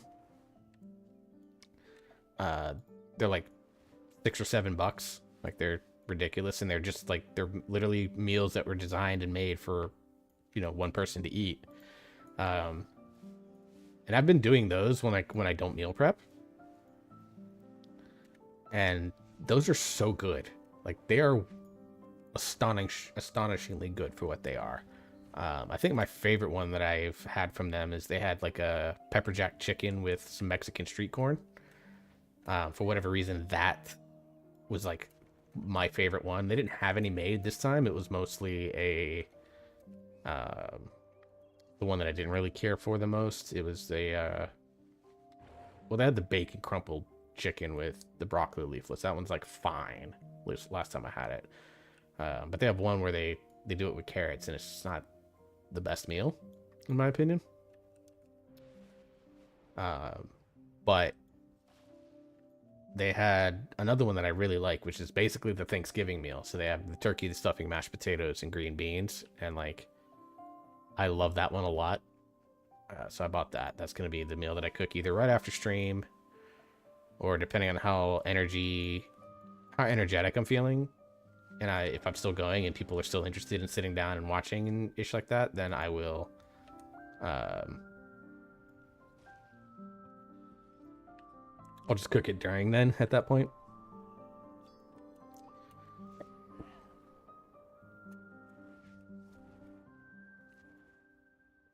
I mean, I'm sure Ashley and Prezi were fully geared and upgraded from Mythic. Yeah, no, I have no doubts about that. I mean, Ashley was gapping everybody.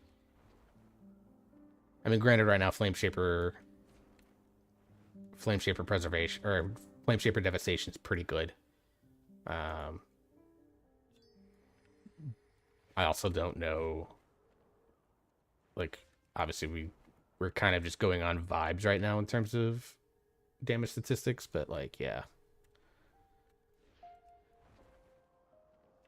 So yeah, like 167 versus 155. I mean, that's a big enough gap that it's going to impact things always, but like, it's also serves as always like a decent reminder that when I think I'm doing well, because like I know in my raid team, like when I'm doing heroic with my raid team and stuff, I'm always going to be one of the lowest DPS because I'm also shot calling,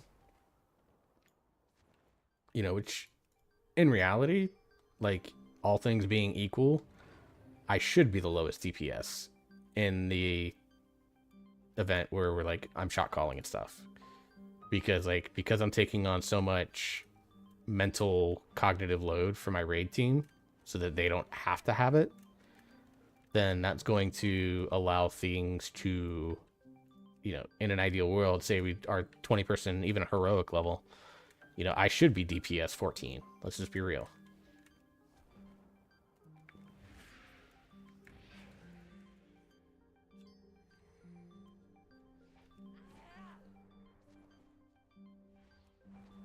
Yeah, but there are many cases where like either I didn't take on a lot of shot calling duties, or for XYZ reasons. Hey Kyle, for XYZ reasons, there was just like not a lot of shot calling that was necessary, and those were the times where I'd finish like top 4, top 5 in my raid team. So like I know I'm capable of doing like really high levels of damage. It's just that because I also take on the responsibilities of raid leading, that like there's a decent chance that that's going to be really hard for me to show, except for when I do things like guest heroic with Dojo and someone else is shot calling and stuff like that, and go from there. And part of it's like I kind of shoot myself in the foot too, right? Like, because I've been so happy with my improvements throughout the War Within. First time doing season 3, I got KSM. Taking advice from people on rotations to CD management helps so much for your DPS, dude.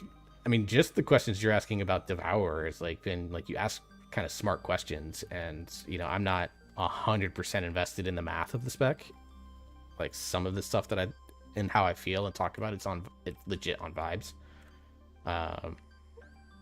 But yeah, I remember I was watching Haley stream, and you were doing keys, and it was like about a quarter of the way through season 3, and I mean, you were getting gapped by people that were also kind of at the same level that you were at the time. And then by the time like the end of the season came around, you know, you were playing Fury, you were keeping up like with me, you know, even though I was on like an alt character or whatever. But like, that speaks a lot. I'm not saying I'm some bastion of damage dealing, but at the same time, like, I'm quite accomplished. I not, you know, some people will say what I do is like the norm. Some people will say what I do is not the norm or whatever. You know, but like, at least in my circles, you know, I don't know, like, there were only 4 people in my guild that were higher Mythic Plus rating than me, you know. And very few in some of the communities that I'm in that were, I mean, the number was probably less than 20 in some of the communities that I'm in. You know, in some of those communities I'm in, they have people that are like title level people. They're pushing 3,800 every season, trying to get, and they get title every year. But it still doesn't change the fact that, like, I mean, I got Resilient 14. You know how, according to some data, what percentage of the population got Resilient 14 this season? 1%. You know, and some of it's just like dedication, right? Like, I love doing keys. It's my favorite thing in this game. I raid so that I can do keys better. But yeah, only 1% of the entire population that did a Mythic Plus key ended up getting title. So, like I said, for some people, that's like, to them, it's nothing. Like, I'm not considered a, what's the highest key that I've completed? So under the old system, it was a 25. And that was a Junkyard, which Junkyard that season compared to the rest of the dungeon, a 25 Junkyard was essentially the same as like a 22 of everything else. Just because shockbots in that dungeon did so much work. Like, so much work. And as long as you stayed alive, like, the big thing was with Junkyard in the season that it was around, that was the Mega Dungeon season, I think. So, season 4 of BFA or Shadowlands. I did a 24 fall one time. That's probably the next highest key, and that was when it was like not in a, and that's not a dungeon that you can really, you know, gimmick in any sort of way. Like, you can't gimmick Galakrond's Fall the way that you could gimmick Junkyard, where you just load up on bots and then you look at your damage breakdown later, and the shock bot did #1 damage for you.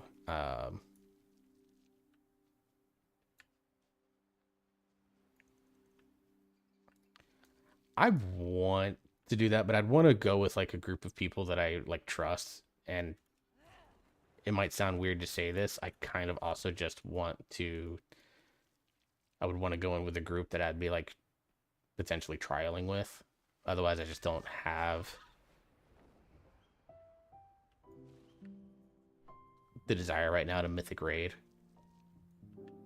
Like, the only reason to do it would be to try and get into a guild that I would be sticking with for midnight. And, you know, I'm still very much looking at that path.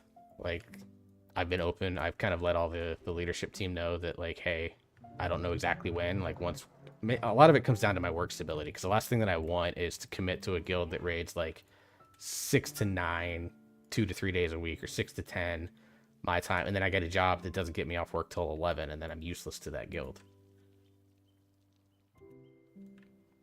So I kind of want to see what, you know, either job stability or, like I said, in the miracle event that this blows up into something that I didn't expect, which frankly, the chances of my stupid ass blowing up on social media, Twitch, streaming, and stuff like that is like very small. So I'm really just relying on job stability. But like, once I get a job and I know like what my schedule is, then I'll probably begin the active search for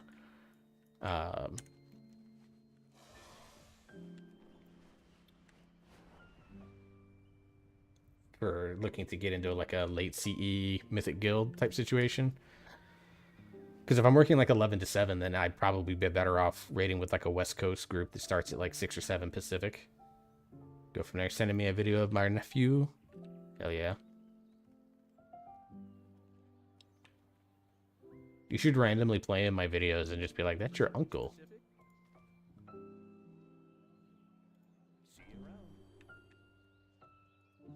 Okay, let's see.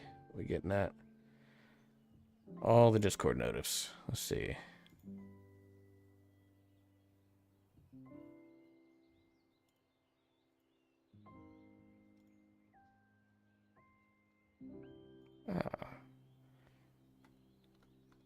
Leyland is live. Let's go lurk in her stream.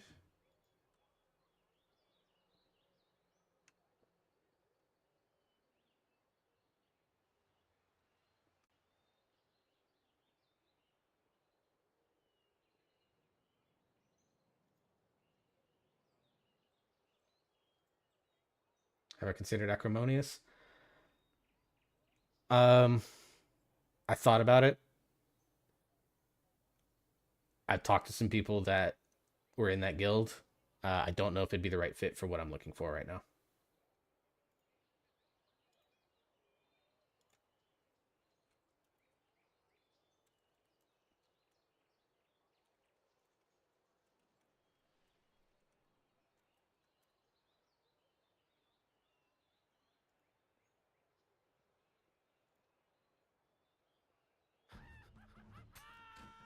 So, yeah, I'd want to check that out. See the so it'd be 7 to 10 my time. That's not bad. It's about We have slept long. it's a little longer than what I do right now, which is fine. So many possibilities.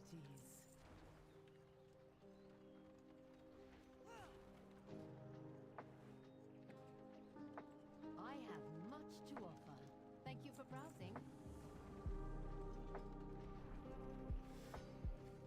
Okay, we're almost level 3 Endeavor.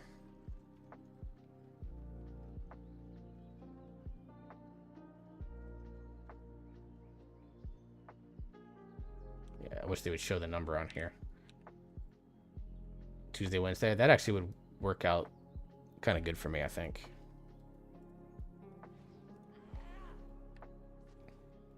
The skies call to me.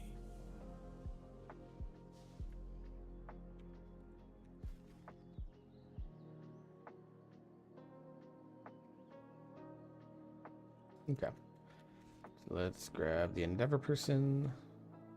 I offer service with a smile. That is not the Endeavor person. That's enough, Gavin. They're over here. Only the finest goods. Alright, which one do I still need to get? Got that, got that, got that, got that.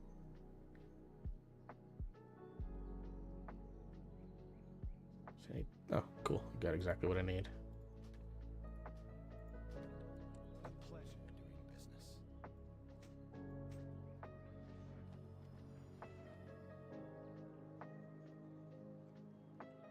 Can I buy more? Oh, I need. Business. That could probably go in my mage's room. Will that be all? Speaking of, I don't know how many people here have actually seen my house. I'm not any sort of housing connoisseur, frankly. But I've got like 2 rooms that are 1 room that I'm really proud of, and then a couple of rooms that I'm still working on. And then I still need to completely work on the exterior of my house. So yeah, the only thing on the exterior of my house that is gonna definitely for sure stay are these 2 cannons, because I find these hilarious.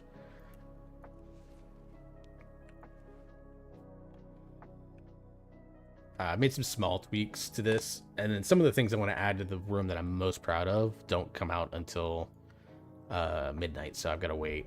But little armoire for like your quote-unquote coat jacket, and I'm in my Night Elf Heritage Mog right now, and then a little seat for where you'd quote-unquote put your shoes on. I was probably going to stick a shelf on here. In fact, I have one. Let's see. Shelf.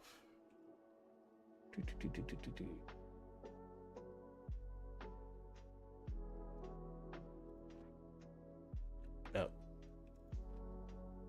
Ooh. 2, 3. We're gonna shrink you quite bigly. So I got my Devour, some gear, and started running through T11 Dells. I think I'm starting to get the hang of this back in the rotation. Yeah, so I mean, it has two really distinct playstyle. Survivability seems to be an issue compared to Havoc, for sure. For sure. So what I'm always going to recommend to people is that you don't level as Devourer. You level as Havoc. And just play Scarred. Don't get into the crazy Aldrachi Reaver, Reaver's Glaive, min-maxing BS stuff that I will do once I...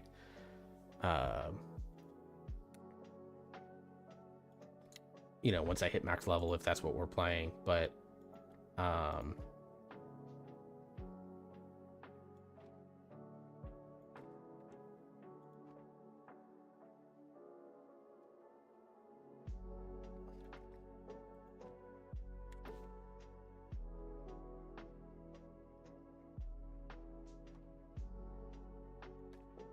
nah, not that one.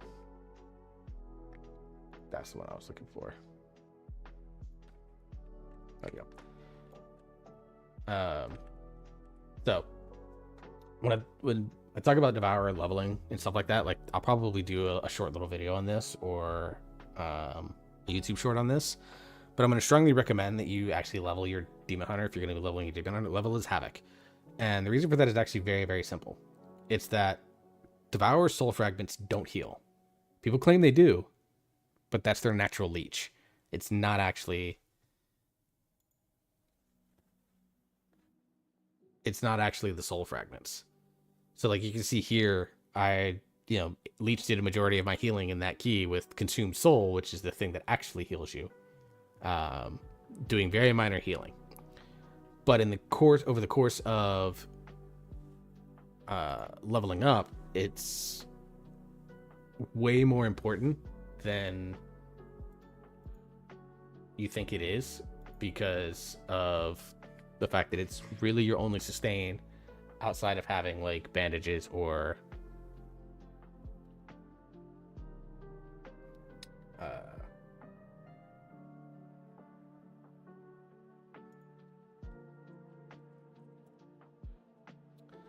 outside of having like bandages and obviously recuperate.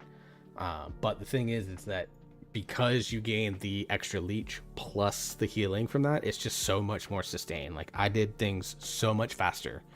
Like I tried, I did the first zone when I did my leveling experience. I did the first zone, which is the Isle of Keldenice, as Havoc. It took me,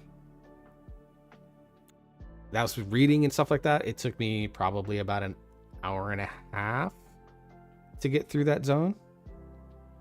I swapped in the Zulaman zone, I swapped to Devourer and played the entire thing as Devourer because I still had my Warglaive, so I could just switch. It took me nearly 2.5 hours to get 2/3 of the way through.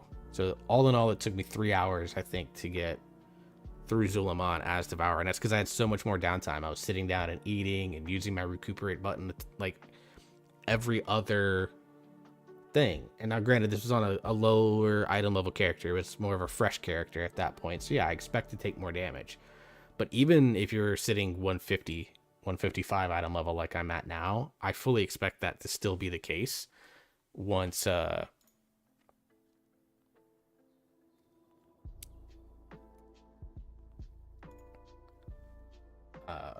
once you kind of, especially once you get past like the second zone and stuff like that. So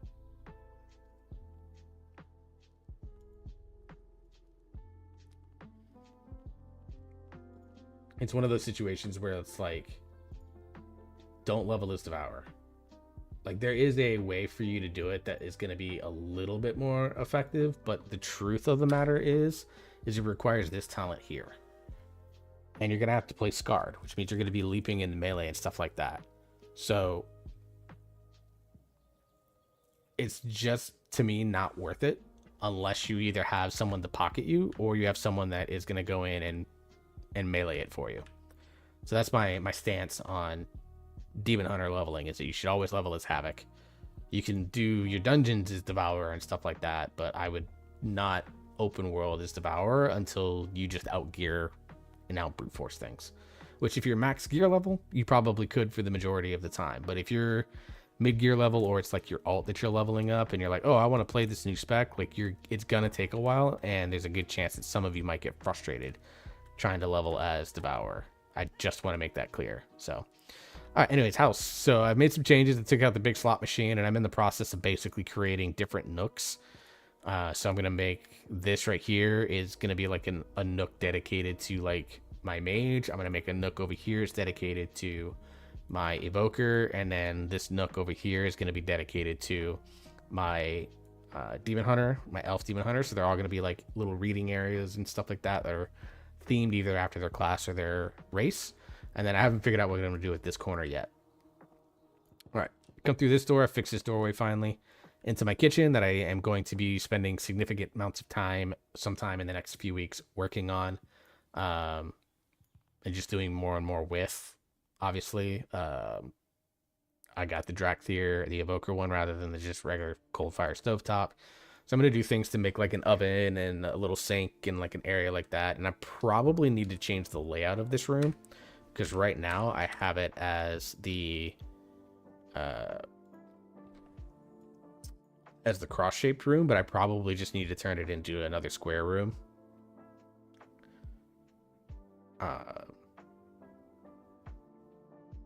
You know, it's gonna cost me a ton more area, but now I mean, I just picked up a bunch more now. I can do that and go from there. Use the class stuff from Legion. Yeah, so I'll show you the room here in a little bit. Oh, I need to fix that wall. 3.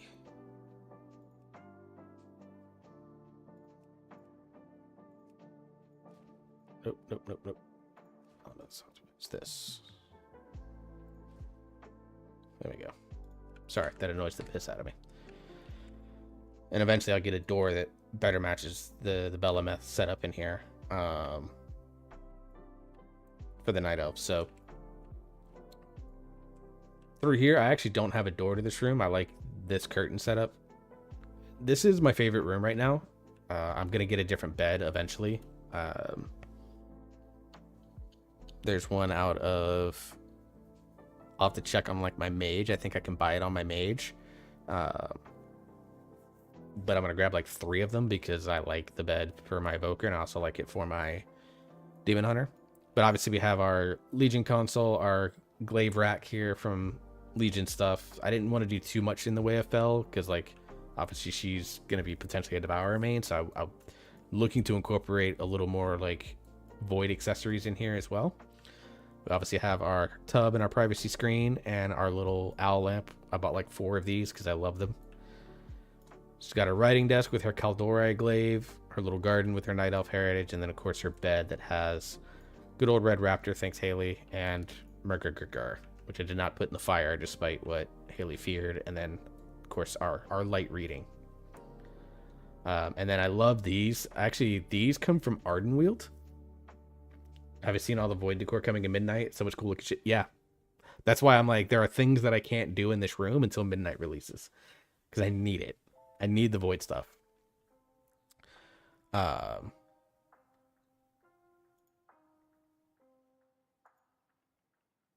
So I actually love these globes. I found someone was using them and I looked them up and they come from Ardenweald. So I grabbed a bunch and used them basically as like pseudo string lights. There's obviously no string connecting them. But yeah, there's more things. Like I want to stick a void thing here in this corner. When that releases, I get a better bed. But I really love the way this room is, and then the little brazier, which is like a tribute to her heritage and stuff like that. Even though it's, you know, what Shift C. You know, it's a brazier of a loon. It's obviously paying homage to her heritage there. So that's my favorite room in there. Still have some things that I want to do, but I gotta wait for Midnight.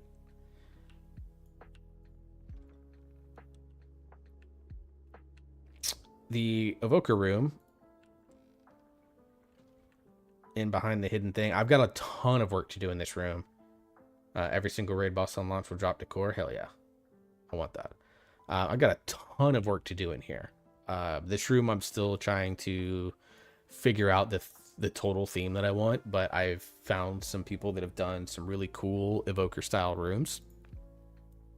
And I'm basically going to go farm that out. I did a lot of Dragonflight farming to make sure that I got all of the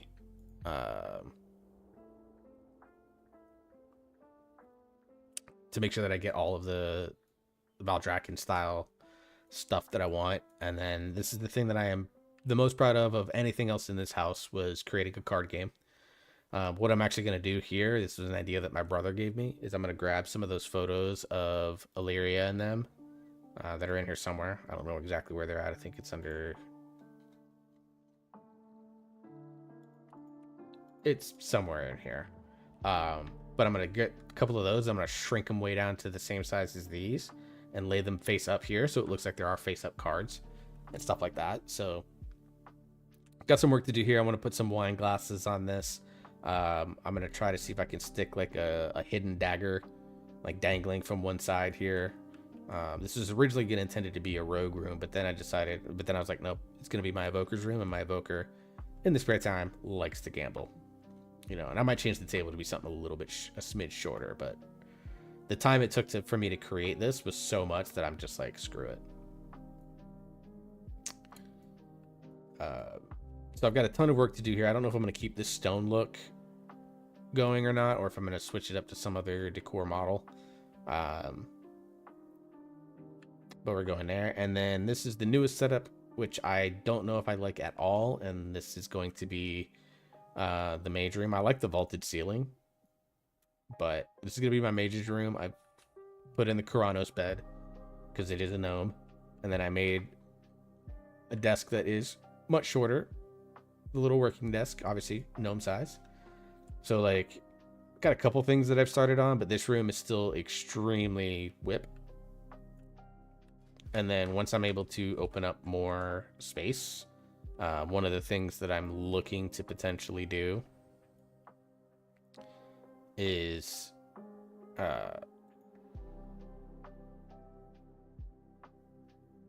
I'm gonna either do like, if I have the room for it, I'm gonna do a hallway into this daylight circle. Actually, I see if I can do that now.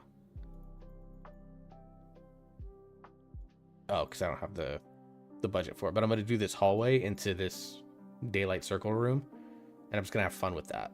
So that's like the next setup once I am able to get enough room placement budget. So yeah, that is my house. It's not super fancy, but you know, like I said, I love my night elf room. I'm got some things in the evoker room that I really like, and I'm working on this kind of great room reading area, and building it up from there. And then that daylight room I'm going to turn into something like a training room, dueling area, where there's going to be all sorts of weapon racks. You know, I'm going to see if I can get what looks like training dummies, or try to create something that looks like a training dummy, even though I can't actually hit it. But I would love to have like a training dummy that you could actually put in your house, and you can do DPS testing from your home. That'd be cool. And then go from there. The outside, I kind of have an idea of what I want to do. I just don't know if I have everything necessary in order to do it. But I need to create a path that goes from here to the house. Your chat is visiting? Okay. Oh, chat is visible. Oh, yeah.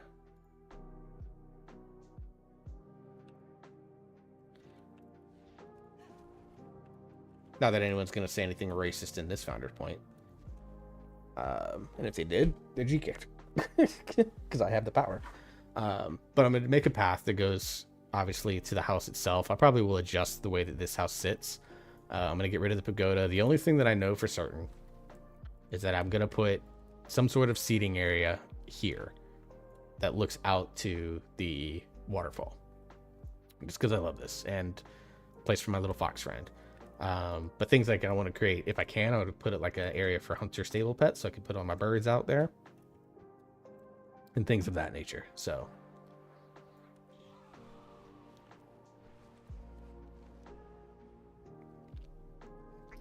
alright, let's jump back onto the mage. Let's do the Twilight Highland stuff.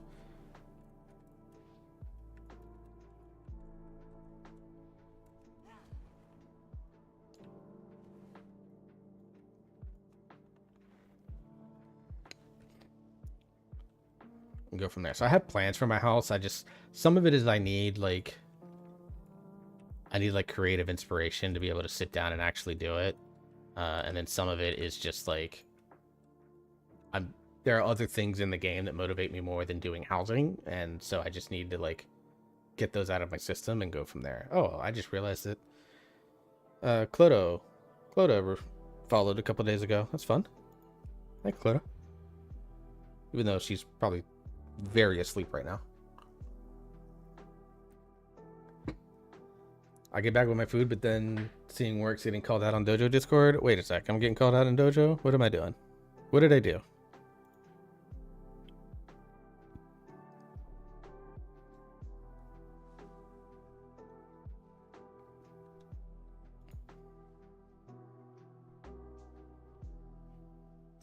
Oh, Emery doing everything.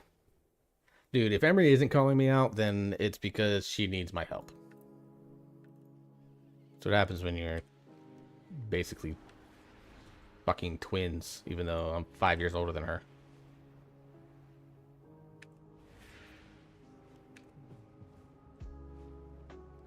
Don't night elves have to spend a long amount of time sleeping in barrow dens and cold hard grounds? I mean, depending on what The Twilight's blade have returned to elementium depths. Do not let them keep what they depending on what realm of elf you're in, they don't sleep at all. So yeah, because like in 5e, for example, they literally only have to spend 4 hours versus the normal 8 for a long rest. Damn it.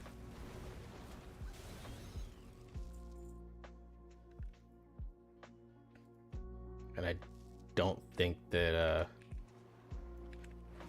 it's not that if you and I are fighting then something's wrong, it's that if you and I aren't making fun of each other then something's wrong. You know, if we're not poking at each other then something's wrong. Because like there are days where both you and I know, Emery, that like, okay, today's not the day to fuck around with him because XYZ, or me fuck around with you because of XYZ thing going on. So like we're always obviously super supportive of each other in that way. And there are days on like that where I'm like, yeah, I'm not. We're obviously not going to be doing that. But yeah, no, there are definitely more often than not, it's going to be one of those things where if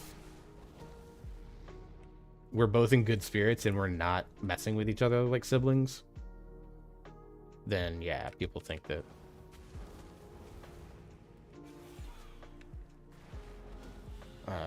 then people that really know us will start to get concerned.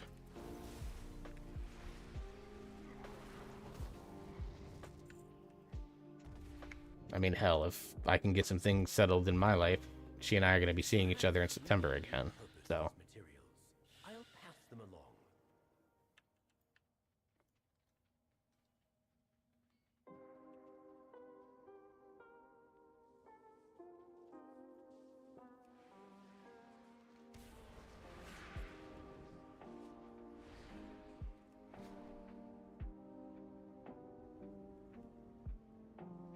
I don't know which one was up first, so we'll see. Oh, so fun random fact. My friend Kath found this out. Nadran the Eye Gorger has that ability where he blinds people. They forgot to code it so that it doesn't work on Demon Hunters because it blinds Demon Hunters. Like, bitch, we're already blind. Well, the last boss of Priory, I don't have to turn around.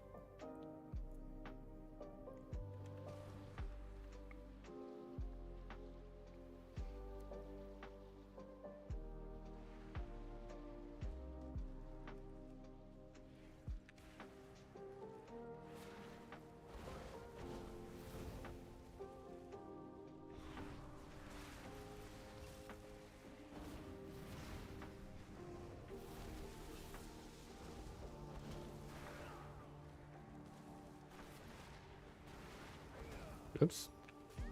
Void Ice for DH win. I hope they do that.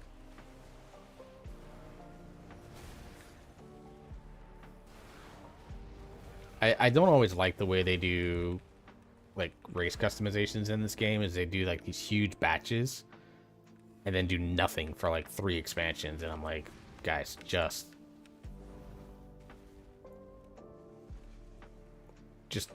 give like every race a new customization like every expansion.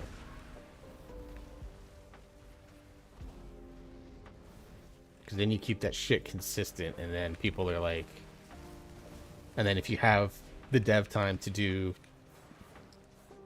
even more beyond that, then do it. Like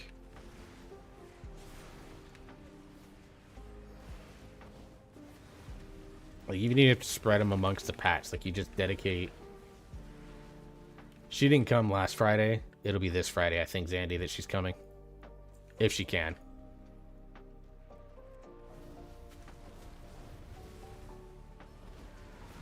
But yes, I have recommended strongly to her to come to them.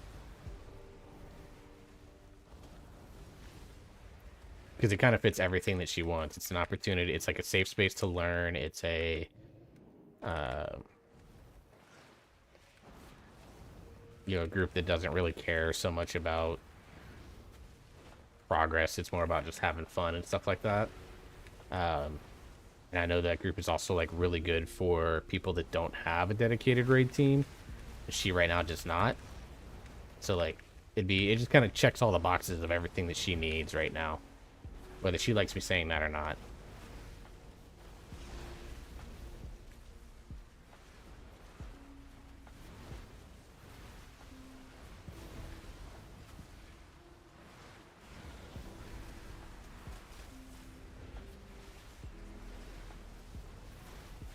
That's also fine. Like, it's kind of a good group in that it's like if you need to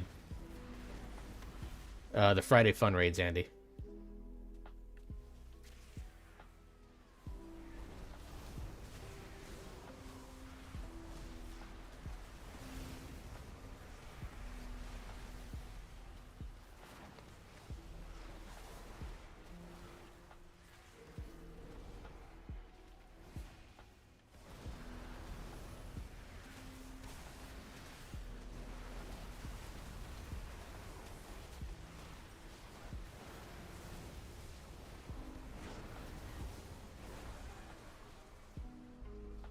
But yeah, it kind of fits like everything that you need in your life. Like, you can't be there one week, it's fine. There's no like attendance requirement.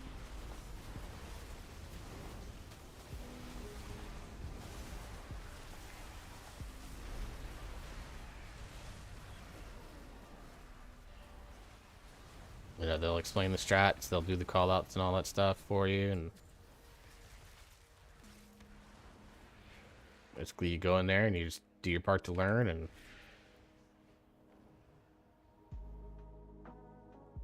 yeah, the Saturday heroic group is there. You have a mental attendance requirement. Well, change the mental attendance requirement to whenever you're able and have the energy for it, you can go. Like that's the requirement. I mean, technically speaking, I have, you know, other than, well, not even now my mage, but like there's no character that I have that actually quote unquote benefits from going to the raid. I go because it's just a vibe.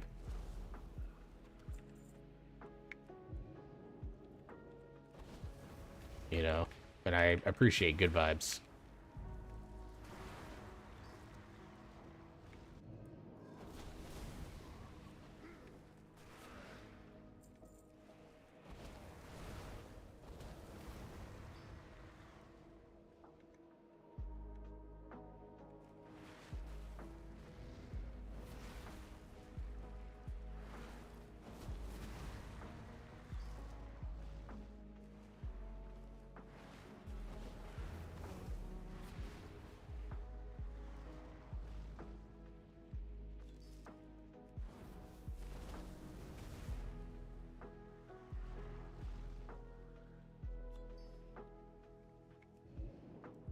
Yeah, also solid, and anything that he might potentially miss or anything like that, like there's plenty of people that step in and are like, yo, also don't forget this, you know.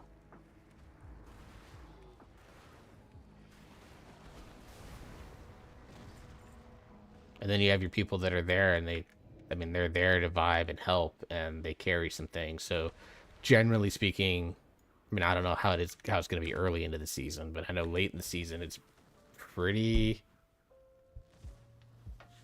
consistent vibe. Kill Plexus, current best is 24 on Loom. Why'd you go Loom? That boss is more of a pain in the ass. Like, you go Soulbinder, because it's a less of a pain in the ass boss.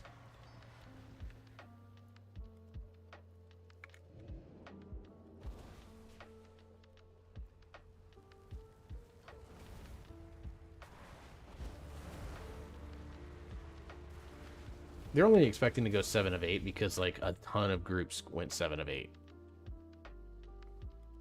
Like, I joined a friend of mine just trying to get her a Soul Hunter's kill so she could dinar her, mainly the weapon off of that because it's a decent weapon for Devour. And she was like, yeah, this group bragged about how they were going to go one-shot everything. And she's like, and we're on pull 5 of Soul Hunter. So she's like, we're going to kill this boss and then get out of here. And I was like, okay.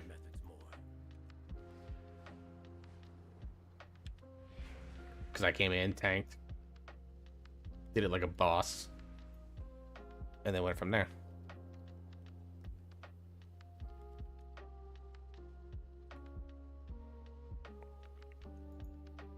So, oh, excuse me.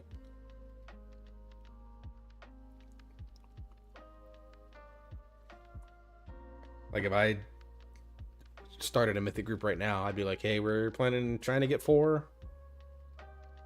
If we go more than that, excellent.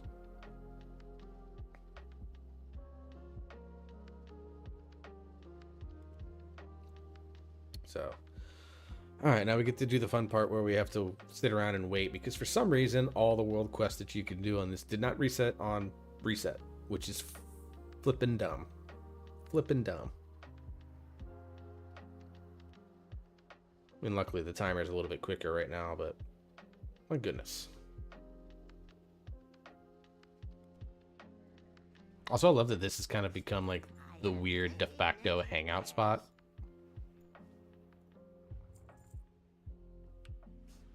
Many farewells. I would love to just try Plexus on Mythic before the midnight launch. Plexus on Mythic, the only difference is that you have to Reshi Raps in the middle of the phase because he'll send a wall like in the middle of the phase. He'll go and then in intermission, there are 2 ads that you have to kill. Because if you don't kill them and they get touched by the wall, they blow up. The Leshy Raps, right? It's actually a really easy fight on Mythic. And at this point, it's not even like, I know when we first got into it, we were already ranked 10 or so with small under wraps, dude. We were like ranked 10, so I think we only had like the 6 or 9% buff damage wise, and even for our group, it was kind of a tight damage check the first time that we did it. But then after that, like, that fight fell over every time we were doing it after that. Like, we had maybe 1 or 2 wipes because people would die randomly to the Reshi Rap wall, which always made me laugh because I'm like, the wall is very obviously coming. Like, how do you not see it? How many mythic kills do I have from Omega? We did...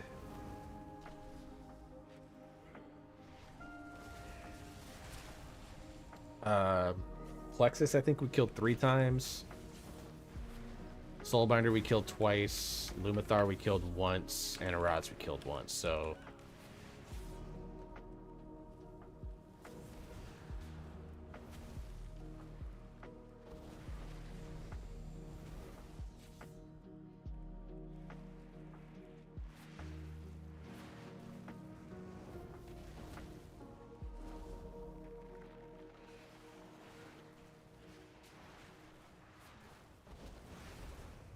we get, like, the guild that I'm in now, we get started into Mythic so late that once we kill a boss, we kind of go into like permanent prog mode, and we don't really farm a lot. Remember with the fight where Arthas would slowly waltz over to where you're back in Wrath? That was the Halls of Reflection dungeon, if I recall correctly.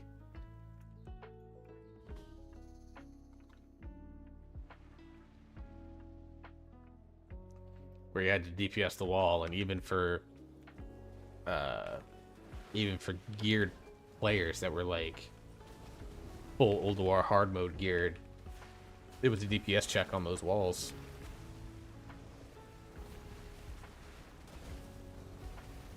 If you lost somebody during that fight, you probably didn't meet the DPS check until you started getting more full Ice Crown gear.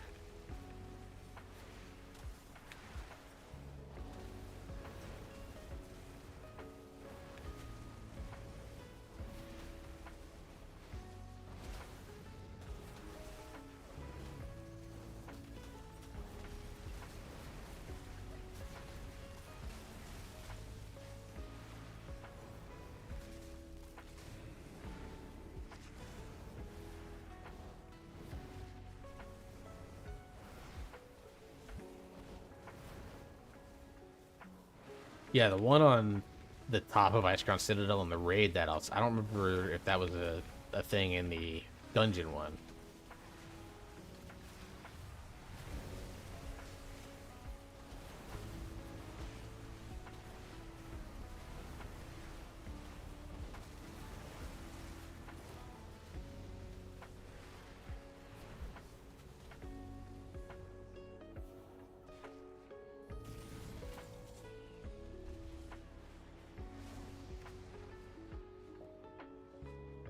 Yeah, I remember in the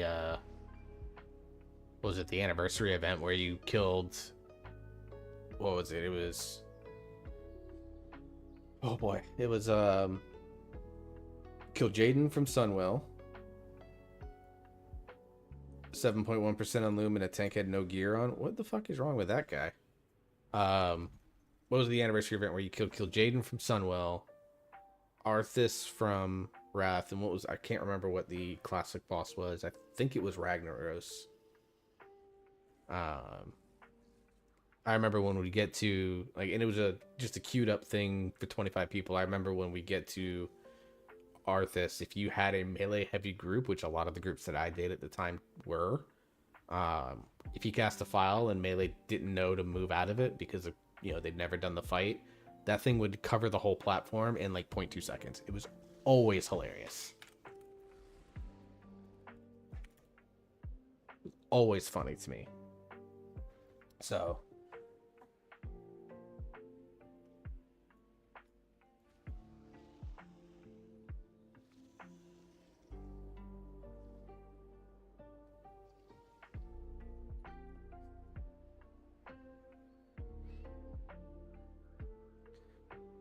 always kind of amusing for people to go back and like see content for the first time in a lot of ways, like especially from the first 3 expansions. Don't forget to use your energy bombs to get parts of the platform back. It wasn't that the funniest part about it was that like they tried to claim that it was just part of their normal rogue rotation, and Blizzard's like, buddy, that doesn't work. Because we design the rotation. That's Voice of the Eclipse. I don't care. I don't want SWTOR. Like, we know that engineering bombs are not part of your rotation. That's an item that you use. It's like that. It was the dumbest excuse ever.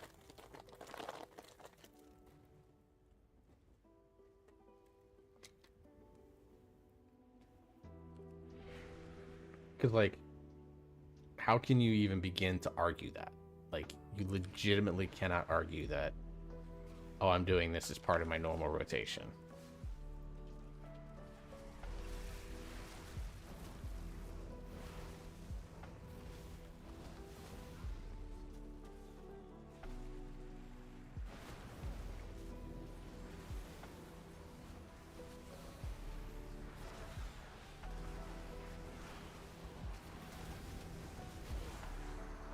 Well, I mean, the thing is, back then, like,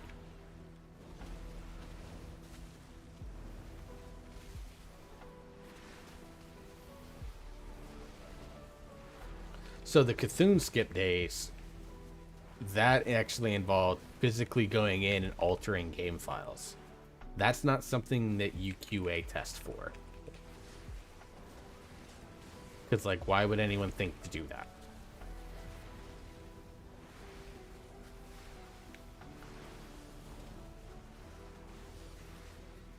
the internal testing on the Serenite bomb bug, I guarantee you they didn't actually use Serenite bombs. They probably were like, okay, does this work with all of our standard class mechanics? Because that's how they expected people to take that fight on. And to be fair, they were 100% correct in making that assumption, let's be real. Because that's how almost everyone actually did it. And then this guild comes along and figures out this bug because someone probably like a melee probably randomly, like a rogue probably threw one randomly because engineering was bits for PvP back then.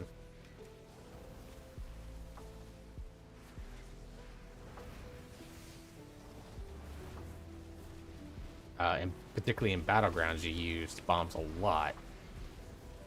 And so they probably had one and were just trying to get a little extra damage off onto one of the guys that threw a bomb and realized that it pulled the platform back up, and they were like, oh. And then off they went. Like, again, how do you really test for that? Because you don't expect someone to use Serenite bombs, which, I mean, bombs in this game have always kind of been just a funny ha-ha thing. They were never intended, in my eyes, never intended to be something that you would actively go out of your way to use in something that wasn't just a funny haha thing.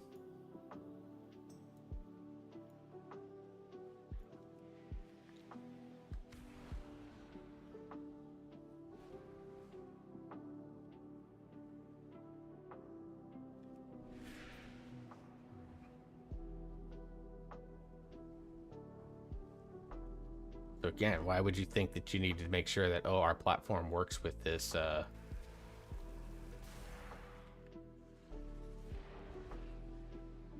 really niche thing that we don't ever intend to be as good as it turned out it was going to be? Like, I kind of don't blame them for that. Like, yeah, it was an absolute fight-breaking bug, and we can't have that. And they've gotten a lot better about not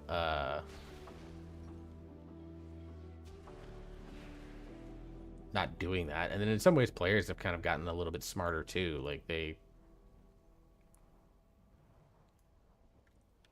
you know, we know not to like try this stuff, or if we do, we know it's going to get fixed right away, especially with as many eyes on the raid in the first 2 weeks as there is, from a combination of everyone jumping into normal and doing normal on their own, to obviously Race to World First brings a ton of eyes that are not WoW players into the mix. So, like, it's gotten a lot better over the years, but stuff like that actually like legitimately was pretty common, because like the way Blizzard tested and then the way that players played, like they were still figuring each other out in that time, right?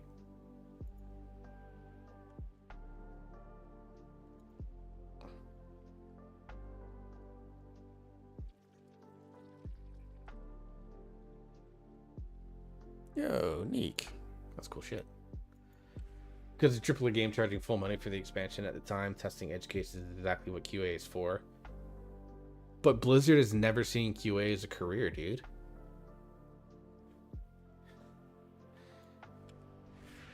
Like, there's been reports for a couple of decades at this point that Blizzard QA staff, like, they do stuff, and occasionally some of the things that they do gets fixed right away. But there's been many stories from Blizzard QA folks that have said, yeah, I reported this bug before they even released the before the raid ever released, and it didn't, like, I flagged it as like, hey, this is the thing that could happen, and it didn't get flagged. And then sure enough, they had to go and take corrective action when a guild did the thing that I told them about. Like, that comes down to not necessarily even testing thoroughly enough. It's just you don't value your QA enough in that instance to give them the respect of, hey, you guys actually know what you're doing.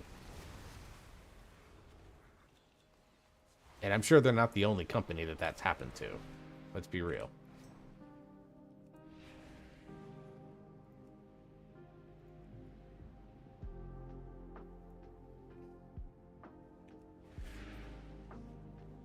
I mean, obviously Bethesda has no QA because every Elder Scrolls game releases in such a busted ass state that like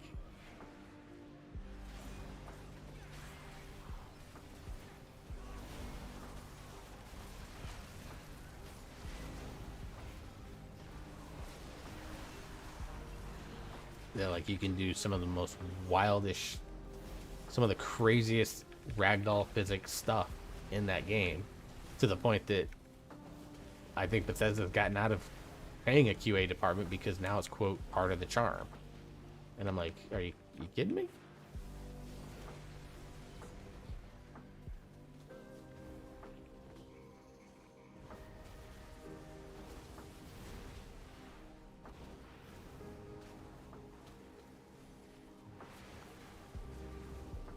Yeah, but the thing is like, we're kind of talking two different spectrums. Like, abusing bugs in a single player experience is like omega low. Like, let's be real.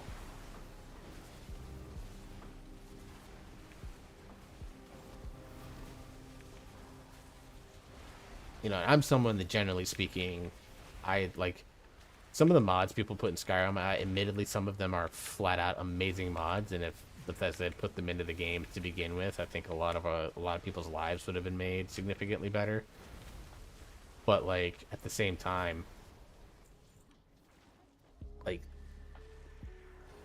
most mods are giant fans, you know, are giant like basically they're journal blogs of stuff that you'd want to see happen. You know, The Sims is the same way, and there's nothing wrong with that. Like, obviously, if you have the skill to create for a game like that, go for it. But, like, for me, there's something about playing the game in, like, quote-unquote, the base form that I find still, to this day, the most fun. I have 0 Skyrim mods. You know, and actually, I think one of the reasons why I've been playing WoW so much since pre-patch dropped is, like, yeah, there's class changes to test, there's a news pack. Obviously, people tune in to watch me play the game and talk about the game and shit like that. But, like, I think it's a lot of it also, there's a part of me that goes, I don't have, like, 45 add-ons anymore. I mean, my list of add-ons is small, and almost none of it impacts how I loom down. Congratulations, dude. That's 1 Mythic Vault slot. By Mythic Contenna now, at least? Yeah. Even though it's only going to be good for, like, not even a month and a half. But like, if you look at my list of add-ons, like Bug Grabber, obviously there. Better Bliss frames are just, and literally it's mostly only for my player and target frame. Cleek, just because their mouse over isn't good for well, Fire doesn't like crit in general. Frost, I think, is like fine with crit.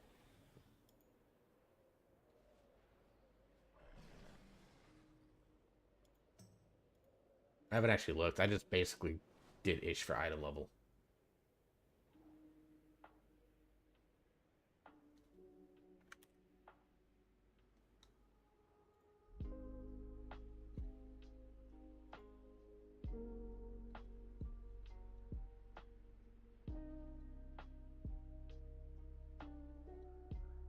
It's an A tier trinket for Frost.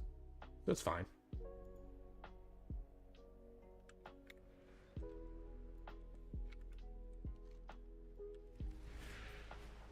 But yeah, if you look at most of my add-ons are little quality of life things. So it's Leak, Cursor Trail, Leatrix Plus, Map Coordinates, the Button Bag, the M Plus Timer. I could technically do without, but at this point I'm so used to it.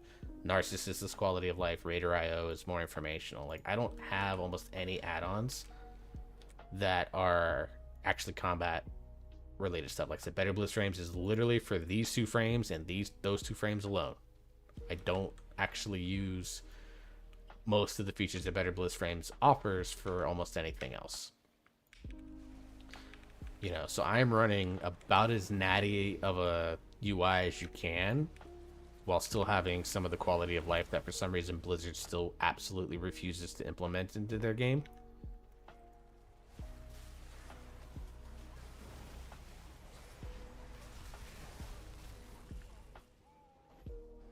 And legit, I've been kind of like, in a way, this is the happiest I've been playing the game, knowing that, like,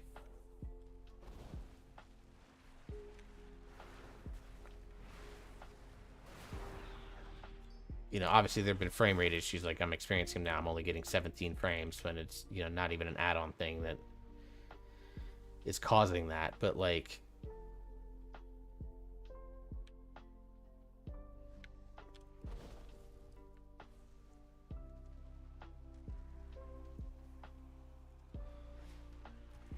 it feels good just kind of playing the game with a base UI to me. Like, I'm having fun with it. And, like, that's kind of why I'm just really chuckling at all the people that are like, I hate everything that they've done, and yet they're still paying $15 a month for the game. So I'm just like, if the reason that you played WoW is for add-on and like that level of customization, then I think you're playing the game for the wrong reasons. Like, it's one thing to be like, hey, I'm upset about class changes. That that's an argument I can totally get behind. But the people freaking out about the UI stuff is, like, so funny to me because, like, I've legit seen people cancel their sub because they're like, quote, add-ons went away. And I'm like, if that's why you played this game, then you need to go, you need to get a new hobby. Like, just don't play video games, period. Because you play them for the wrong reasons. Like, there are things that, like, for example, I don't understand people that sweat the ever-living fuck out of something like League of Legends. Because, especially when they're not, like, the competitive pros.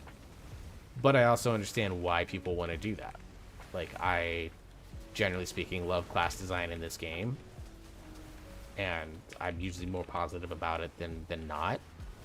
And so I like being able to sit there and, you know, talk good things about the game. And I would, generally speaking, say that I'm a min-max player that doesn't play at a min-max level. Without people saying I can't heal because I don't have my add-on to help me heal. I think it's a get good situation in some ways. I understand the issues with, like, the base raid frames. I do.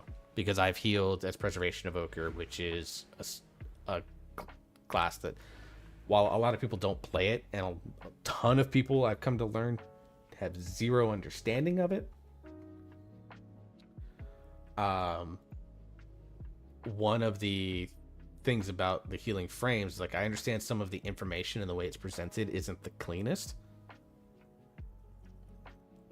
But those that call the base raid frames unusable, I think, are outing themselves. Now, there are some things that, like I know Haley's talked about, for example, how, like, she struggles to see when there's a debuff that she needs to dispel. Like, that I get. And there are ways to get around that, and there are things that need to be improved on that front for sure. But the people that are like, I've quit healer because the base raid frames are that bad, I think you're kind of outing yourself as for things that, like, don't actually, like, I'm trying to think of the way how I want to say this. Like, the things that you're outing yourself for over that are, to me, more reflective of you than it is on Blizzard. Again, not to say that there isn't something that Blizzard needs to do about those two items, or about the frames, and the nameplate still needs some work, admittedly, too, in my opinion. But if your reason for healing is because you don't have an add-on to do it, that, to me, that speaks more of you as a player than it does Blizzard as a designer. You know, and that's where the joke where, oh, your UI doesn't play the game for you, therefore it shows that you clearly suck. And I'm like, I'm not going that far with it. I'll make that joke for sure, because I'm not above making that joke, because I am petty. But I also don't think that it's constructive. You know, and like Kyle said, like, I don't heal because the juice isn't worth the squeeze for me. I think it depends on what type of approach you take to healing. And for me, I kind of get why people don't like raid healing. Some people hate it. I don't like raid healing. At least as it's designed at this current moment, because like raid healing right now is like 90% when you are scheduled to use your big raid cooldown and 10% what you do every time, everything else. Annoying for me is that the healers are punished by the quality of people they play with. 100%. But the good thing is like I know in my, like, because again I pay attention to things in a way that I don't think a lot of people do. Like for example, when we were struggling in P1 of Lumathar in Mythic, a lot of people were like, oh, I just bled out. I'm like, okay, let me do a log review. And then it turns out that they bled out. They had the ability to heal themselves. They didn't do that. They didn't use a defensive to try and limit the damage that they were taking. And I would basically say, hey, you kind of secondarily blamed your healers for you dying here, but the truth is here's like 3 things you could have done to keep yourself alive. If I can do it as a warrior with no sustain, you can do it as a shaman that has healing spells. And a defensive that's up way more often than mine. Or you can do it as a, as a druid. So, like, that's kind of one of the things that I really prefer. And, like, a couple of our paladins have told me about this. I'm like, the one thing I love about this is that I can see when people are using, like, I talked about this in the All Druid raid. You can probably see it on the VOD somewhere. I'm sure I could go back and clip it if needed. But, like, one of my favorite things about some of the updates that they made is that, like, I can see when people bark scan. Like, as a healer, I set it up to where if people bark scan, I see it on their frames, which means that I know, okay, they're defensiving. I can do something like a maintenance hot on them so that I can now focus on XYZ person. Try to maybe dump, maybe I'll put a, rejuve, regrowth, and then I'll make sure they get targeted with wild growth. And I said in the thing, I said, I think it's a really good feature because I know that, in the next expansion, when I call for personals, I'm going to be able to see who does and doesn't use them. And of course, the paladins were like, well, I just lay on hands myself. I said, that's besides the point. If I call for a defensive, like if I'm saying, hey, we're all personal defensiving here, and I see that you don't do that, even though you lay it on hands yourself, guess what? You could have just used the cooldown, saved your lay on hands, your 6 minutes lay on hands,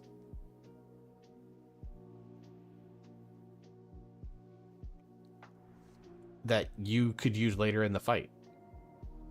But if you had just, press Shield of Vengeance or Divine Protection in that moment, you would have been just as fine. And guess what? That Divine Protection is a 2-minute cooldown versus a 6-minute cooldown. So it's really funny. Like, people are trying to justify, like, those types of behaviors. And I'm like, no.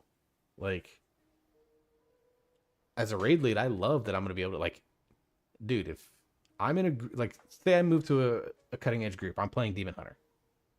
And all right, we're personal defensiving here. Bitch, I'm pressing blur.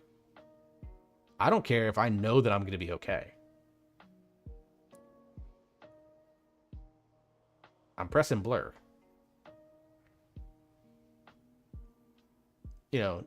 Will it sometimes bite you in the ass when, like, you come back later and somebody doesn't have that stuff? Yeah, for sure. But at the same time, like, and I'll be the first one, like, hey, I got hit with this mechanic. I thought I was going to die. I hit blur early so that I could live that. That's why I took all that damage on this mechanic here where we normally would use all of our personals. Like, whatever. And obviously as a Demon Hunter, you're going to have something like Darkness that you'll be, generally speaking, will be assigned. So, like, I think it's just kind of funny. But, like, yeah, so let me catch up on a couple things. Let's see. I don't heal because the juice isn't worth the squeeze for me. I kind of talked about that. Yeah, like, I love key healing, though. Key healing, so much fun. Particularly if you find a healer that you vibe with. And right now, Prez key healing is fun to me. I don't heal because men expect me to, and fuck that. Yeah. Honestly, I never considered healer, quote unquote, the woman role. I always looked at like the general personality of healers are people that like glory in a different way than big number.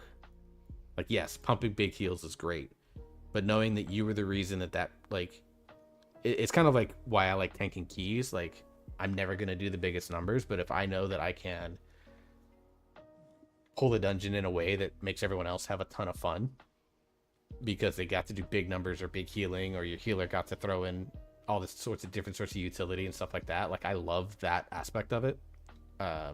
It's the Pavlovian response of, when you're the DM in a D&D game,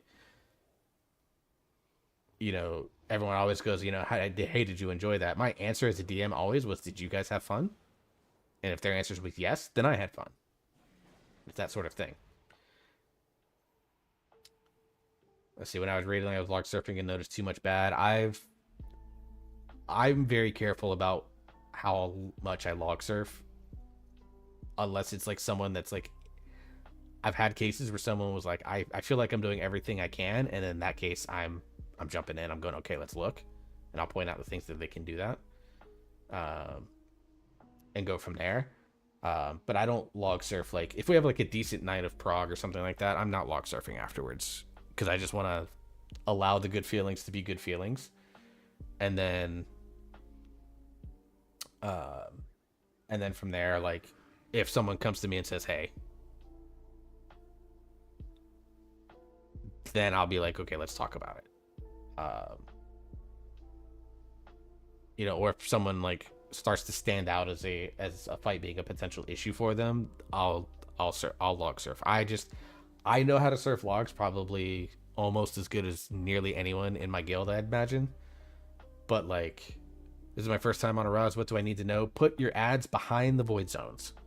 There'll be 3 void zones that pop up roughly where the roughly in between the pillars.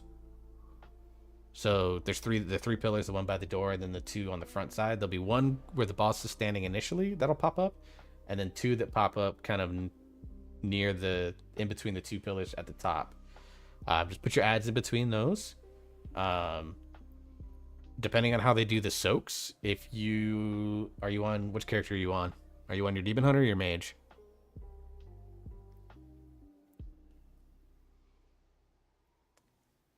Mage. Depending on what soak you're assigned, you'll probably want to ice cold the first one, because it just saves as much damage as possible.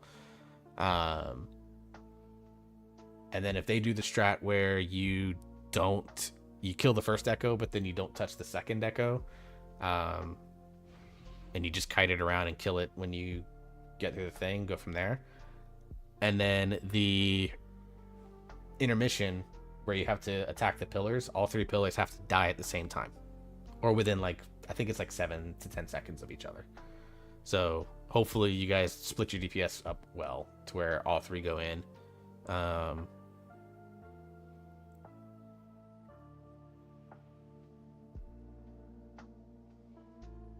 Do not soul bite and really broke 2 of the things. Yeah, things are probably dying really quickly, but if you get to the intermission, just make sure all 3 of those pillars die at the same time. But the biggest thing is put those ads behind the void zones, because they're CC immune until they walk through the void zone. Some groups will put them down right in front, and then they would have like typhoons or druids and evokers knock them back. But if you don't have enough people to cycle that, then it's safer to put them behind the void zone. And you got to stand like directly in the middle behind it, because sometimes they do weird shit and will like walk, like the ads will like if my warband here is like the void zone and you stand like on this edge and the circle is like this big, sometimes they'll just do this. I've actually legitimately seen it. So stand like right behind it, so that way they walk straight through. And then once you're through, you just try to chain CCs. But again, everything's dying so fast right now that you probably don't have to worry about that. So, but you do have to kill them before they get to the pillar. Otherwise, it will do significant group damage, if not wipe your group. So, Uh, I would probably jump your Mythic Plus, or at least a good cleave spec if you have one for Frost.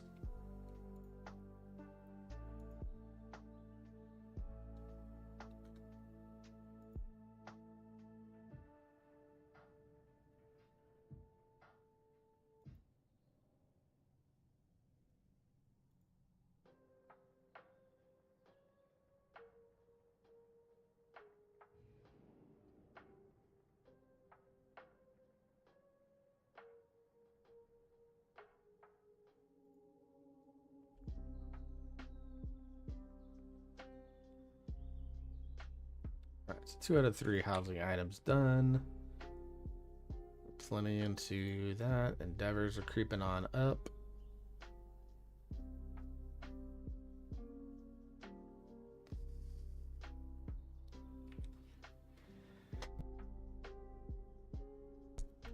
James Harden goes to Cleveland, joins up with Mitchell. I don't know if it makes a difference in the East. Like, legitimately, I don't think it makes a difference. I still think that... I understand your frustration, Gaora, but do not rush to conclusions.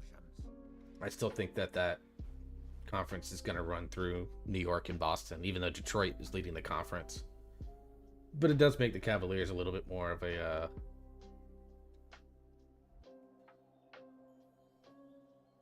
potential contender long term. I just don't know what James Harden offers at this point in time that matters. I mean, I'm an Orlando Magic fan, so I shouldn't really say shit, but...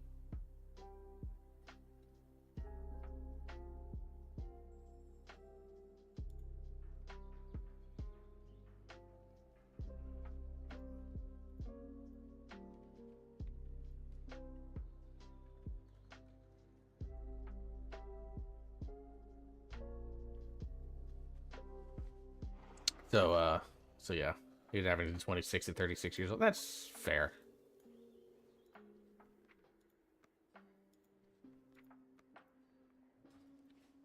I mean, secondary scoring is going to be important if you don't have it. Like, if you kind of take like with basketball, I've noticed you take kind of two approaches. You either take the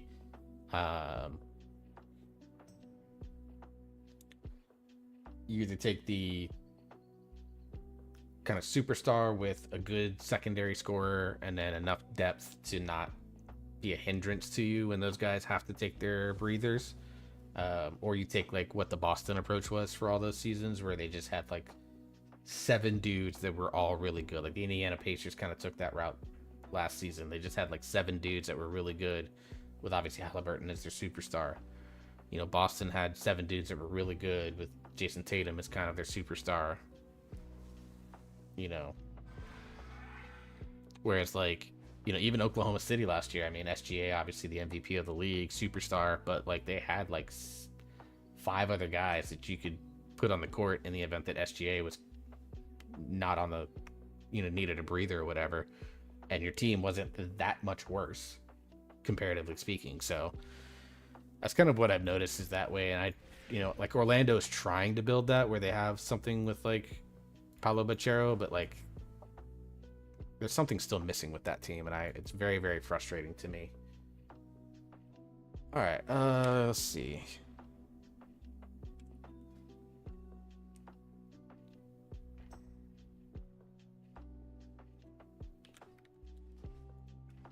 Let me check in on...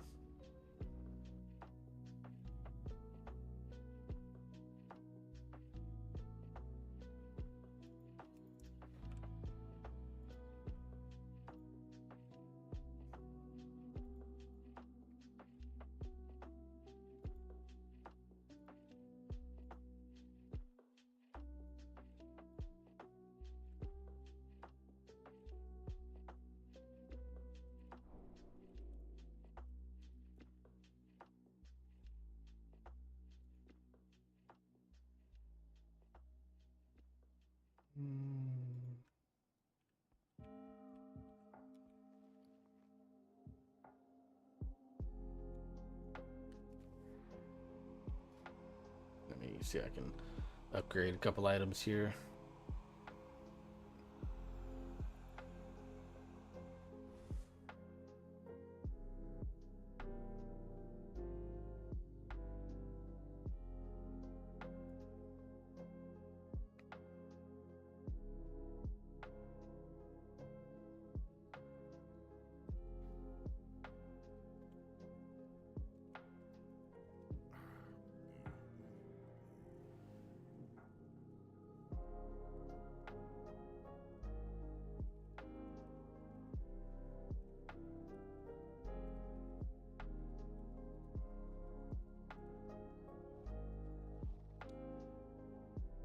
All right, and then what we'll probably do is I kind of feel like I've hit everything that I wanted to do today in WoW. Like I said, unless someone invites me in for keys or whatever the case may be, which probably not going to happen at this moment. We'll switch over and do some SWTOR. Let's see. Let's do the sigil. Get you up 2 more levels. That's good.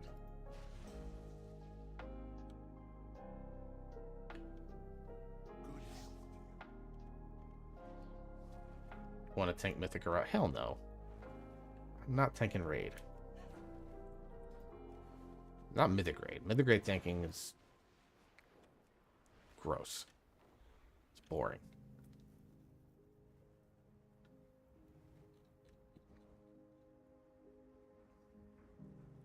I mean, let's be real. The only reason I would go in and tank a Mythic raid is if I knew we were killing soul hunters, so that I could get Mythic boots.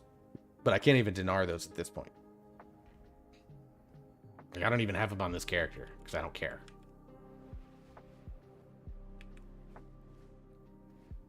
So, all right. So what I'm gonna do is I'm gonna crank up the lo-fi a little bit. I'm gonna go to the bathroom. I'm gonna take this as an opportunity. I've been going almost 3. My intention is only to go to like 4 hours, and I've been streaming for almost 3 hours straight. See the only upgrade I can get? Yeah, same. It's basically the only upgrade. I mean, technically all the myth track loot would be upgrades, but like at this point, when we're 3 weeks away from early access, I cannot be asked.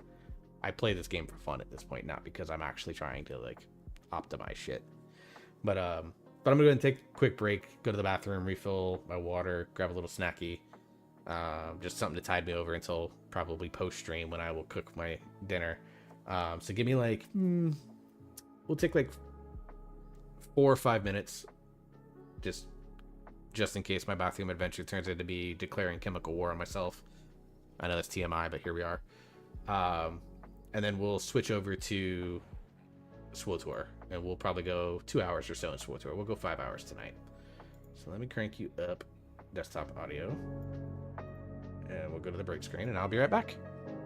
Go ahead and take this moment for you if you need to. Stretch water, whatever you need.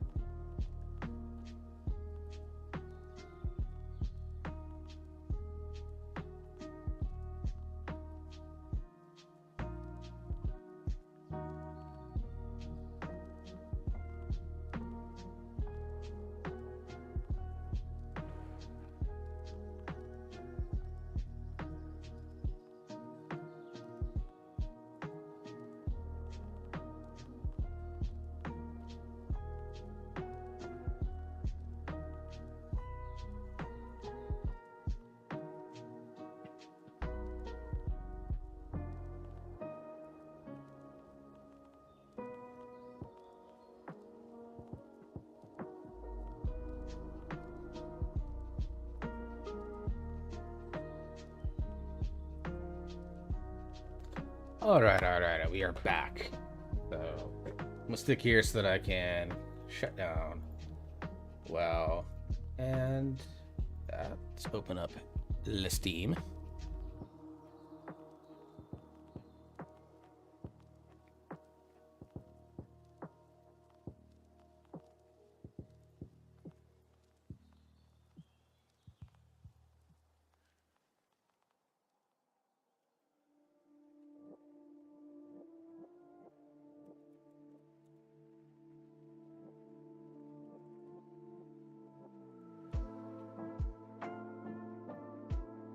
Update my category.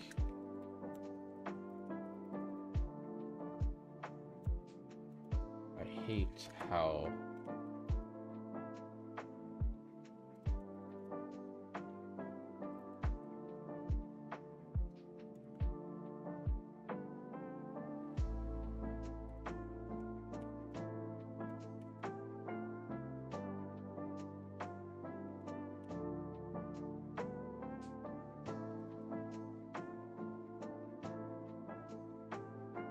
got 2 pulls of a Raz. It was rough. Yeah, that fight, like, if people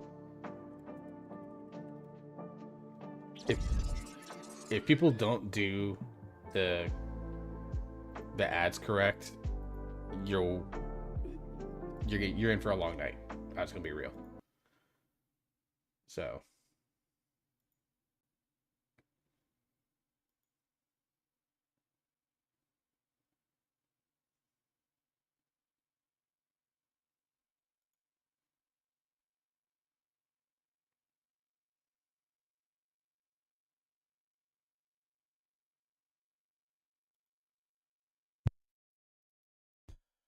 like, I legitimately believe your best bet if you're looking for just mythic vaults is that if you're not with a group that you know is clearing 6 or 7 bosses, then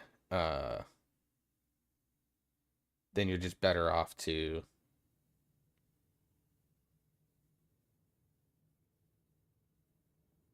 oh, sorry, I just saw that I had a YouTube comment and I thought, okay, maybe it's just another one on my reaction video. No, it's actually someone replying to one of my mental health ones. I love that. That makes me very happy.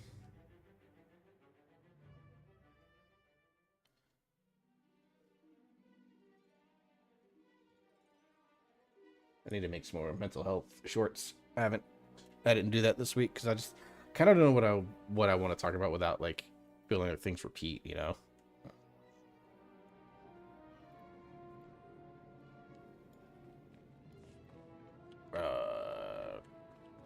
There we go. Alright, so basically I've got to... Don't look at me!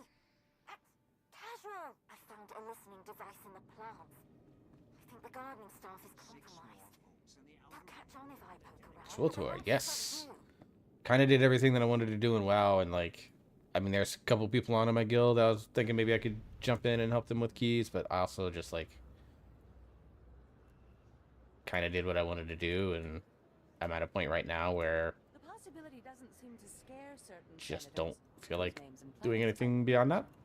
Am I enjoying it? Yeah, like, the story has been fun. Like, I think that's the thing that I've been just trying to keep in mind is that I'm playing this strictly for the story. Like, the gameplay is kind of whatever. I know, obviously, I'm only level 13. I have a ton of talents and abilities and stuff like that that I've yet to unlock that will make the spec feel fleshed out. I'm still figuring out how to best utilize the stealth mechanic. Vehicle pads are currently open for business. But no, like, I love the way that they make this planet. I mean, this just looks cool. Like, they make this planet feel as big as it feels in the movies and in the TV shows. Because it's very easy to possibly make these feel very small. But, like, they did a good job of using background scales and stuff like that to make this city feel very large. Even if the textures aren't the most, like, variety based in the world. Like, you know, these buildings are basically, like, that building and this building right here are kind of the same fucking building. But, like, they did a good job, like, if you don't get mega picky with it, they did a good job of making it feel like this is a massive fucking city. You know, the entire planet is in a giant city. So it's just stuff like that that I think is really cool. And obviously the lore aspects and things like that, I love and adore. Excuse me. Um,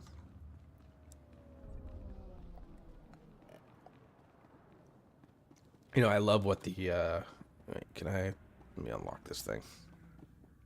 Where's it at? It's right here. I love the lore of the Old Republic in general. It's my favorite time period in WoW. Obviously, BioWare kicked it off with the original game, and Obsidian did a great job. I think Knights of the Old Republic 2 is just as good as 1. And then this game continues it in a way that I think had a ton of potential, and unfortunately, like, it didn't work out the way that they completely wanted it to. I mean, and that's okay. But, like, the game still holds up from a perspective of what it does to the lore.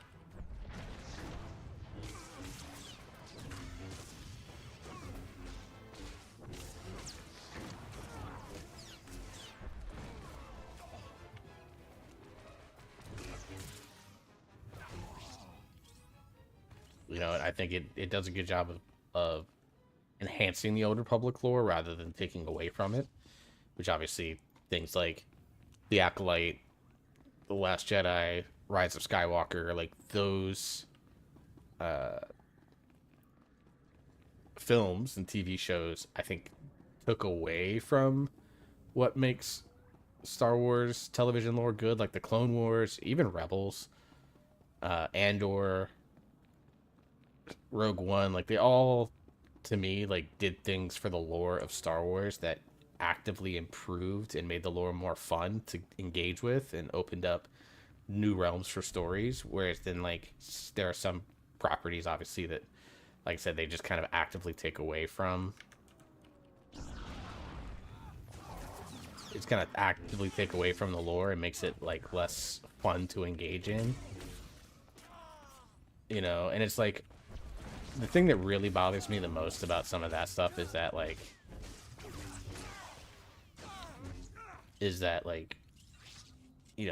particularly Acolyte spent almost the entire time on, like, one subject, which was the Jedi are terrible. And I'm like, yeah, no shit, dog, we get it.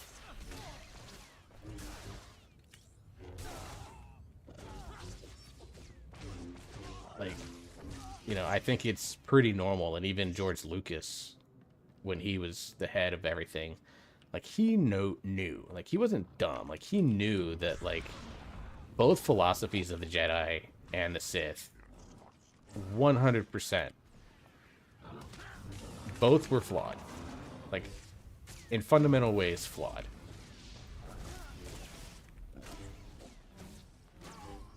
Especially when you comb through it with the fine-tooth comb of modern moral code.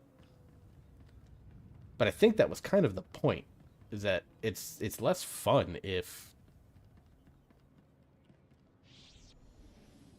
we're sitting there watching something and it, like, it perfectly follows your moral code but still has, like, this setup of goodness to it. Like, the Jedi are amazing and their lore is amazing and the stories behind them are amazing, because it's like, yes, I know they have problems. Like, their doctrine is problematic.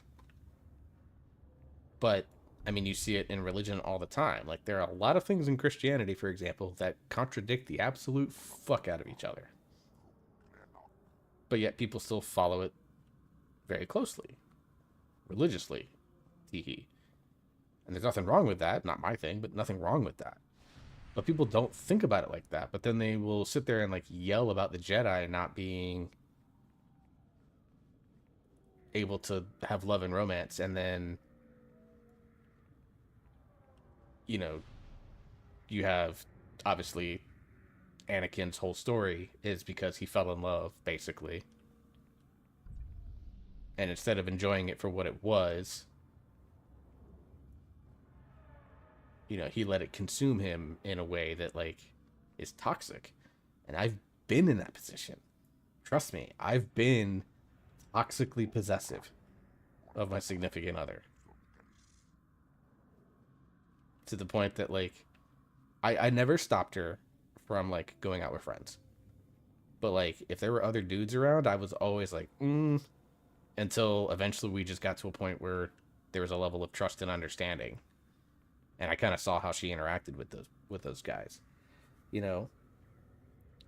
That's the problem. It's not necessary. It's a combination of, hey, it kind of exposes the Jedi Order's doctrine's flaw, because, like, I think there is a story to be told where Anakin is one of, if not the greatest Jedi Knights that also happened to be married and birthed twins.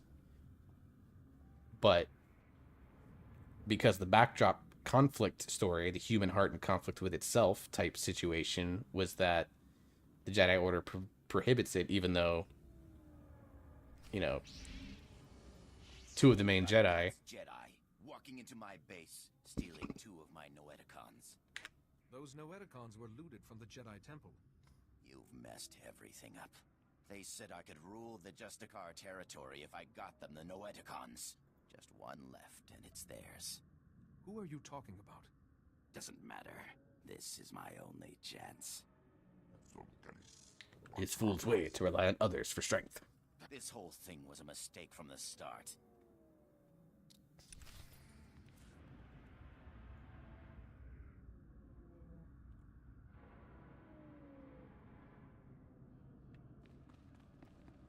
But, like, I think there's a really compelling story to be told there, but that's not what George Lucas wanted to tell, and there's nothing wrong with that. Again, I think the story that he told with Anakin was great, and I'm so very glad that Hayden Christensen is finally getting his plaudits for how good I thought he was fantastic in 3 in particular. As Anakin, I think he hit Anakin in a way that was there, and the people that got mad about things like where the hell is this?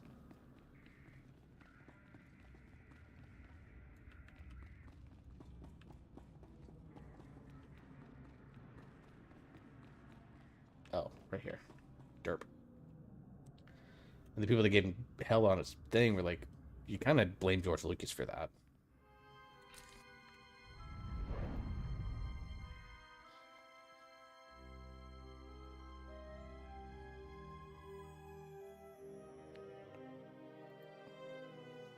Oh.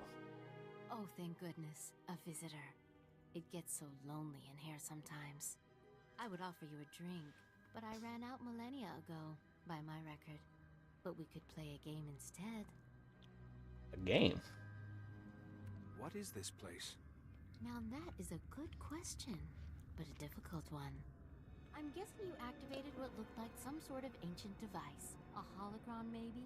And something went wrong. You zigged where you should have zagged, and you ended up here. I was trying to access the Noeticon of Secrets. Nope, can't say that name means a thing to me.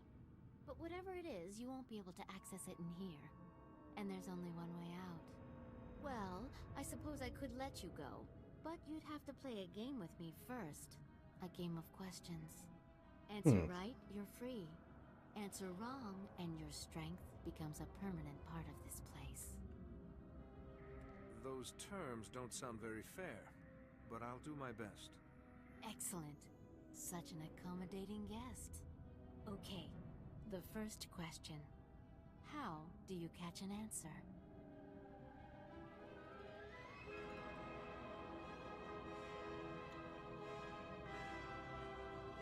That's an interesting question, actually. Ooh. See construction, or do I ask? Let's see construction. Through hard work, meditation, and study. No, I'm sorry. That's not right. Ow. Don't worry too much, though. There are still 2 more questions. Next question. What does the wise person know?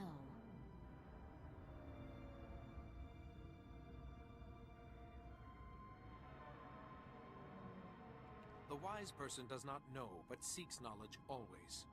Ah, you got it right this time. How boring. Last question. Soon this place will be overrun with enemies. What will you do? None of this is real. These enemies will not harm me. You are a fool.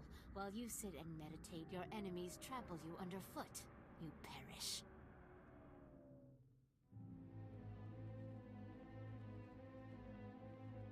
All right.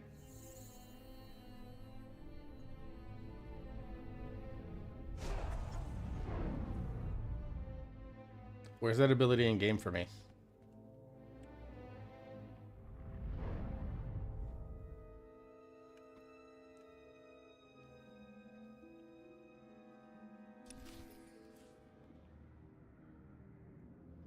Also, just to give you a guys again that don't know, I made this character to look as close to me as I could.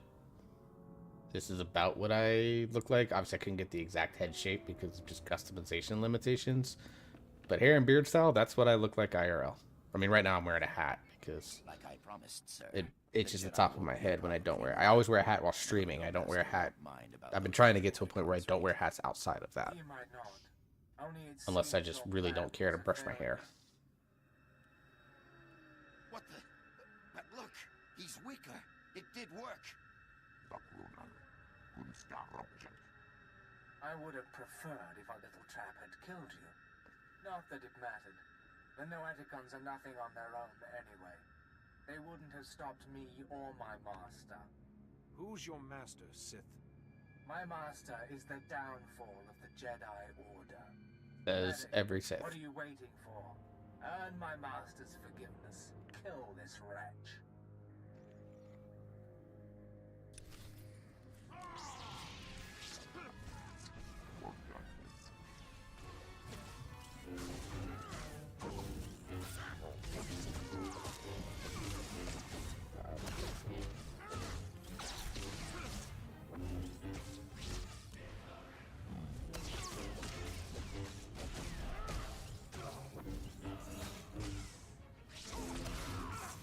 That ability's only going to be good if Kaizen's a tank and I need him as a healer because I am not sturdy right now.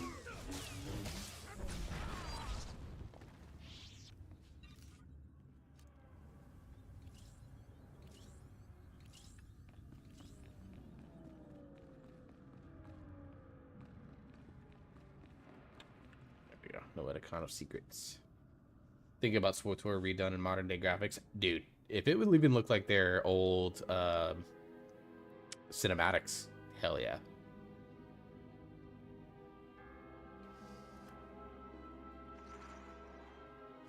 Be careful where you walk, Jedi. The path of the dark side intersects with that of the light at many crossroads. This is the Noeticon of secrets. We are the masters who have seen the darkness and turned back to the light. I'm looking for a cure for my master. The other Noeticon said to ask here. If the Noeticon of science and the Noeticon of light had no answers, what makes you Bastila. They're neither doctors nor healers. Patience, Bastila. What she means, Jedi, is that for you to consult us, this illness must be remarkable indeed. Yes, I'm sorry. Tell us what you know about this illness, and we will see what we can find. Hello, Jennifer Hale, who I believe voices one of the female characters in this game too. So she's like all over this. Yuan keeps repeating the words, "The darkness is coming." Of course. Start from the beginning and describe everything you've seen. Love Bastila. You were right to consult us. It was only those. Dude, I want Star Wars, the original single-player RPG game, remade with modern graphics, frankly. But more modern combat system. Could you imagine that?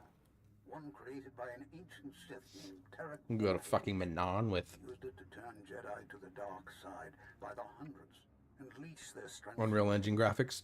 In this way, he waged war on the Jedi.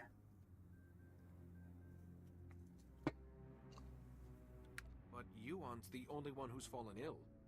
According to the records, Moorhage's plague spread gradually as well. A Jedi healer whose sacrifice, unlike his name, has not been forgotten, developed a shielding technique to release Moorhage's hold on his victims. One by one, the healer cut Morage off from his army, the source of his strength. Each time he used the technique, however, it cost him some of his own strength.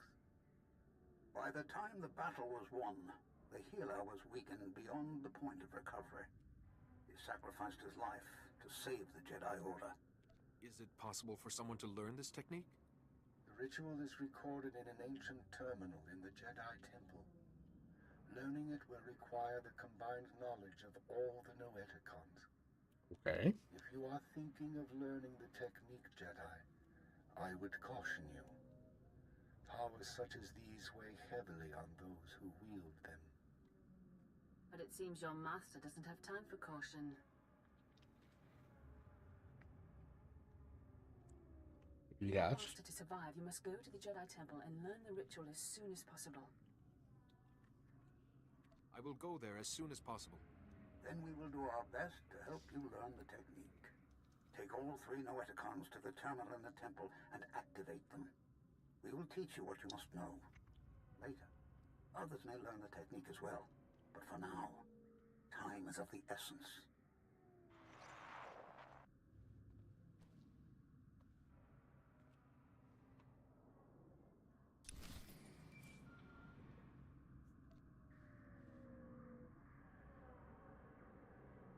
I need to talk to you. I have bad news. Yuan's illness has begun to affect her body. She's losing strength, fading fast. Are you any closer to finding the last Noeticon? I've found it, and the Masters have told me how to find a cure. It's in the ruins of the Jedi Temple. A cure! At last! Just be warned. The ruins of the temple are crawling with danger. And getting there means passing through the works. They're not safe either. Be careful, but hurry. I don't know how long Yuan will last.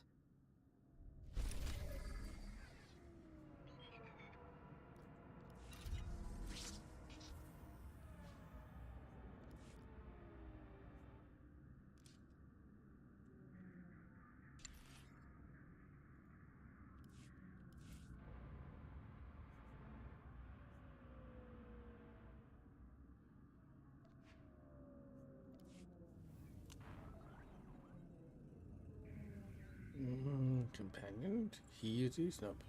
Oh, not level 15. Okay. Let's stick those to the side then.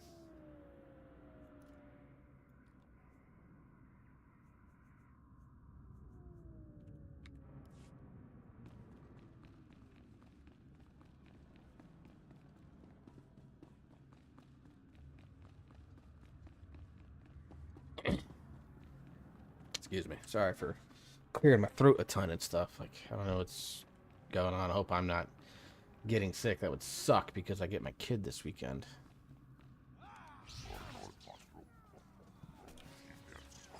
Ow.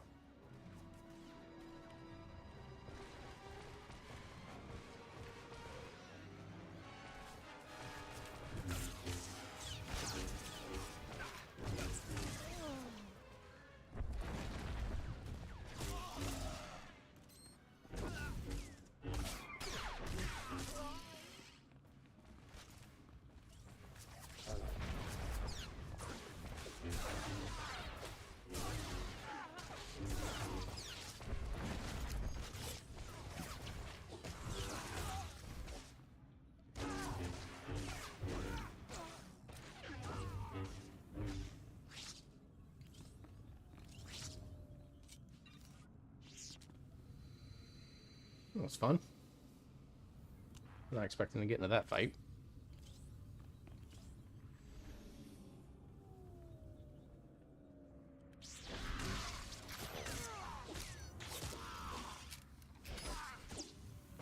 A long ass stun.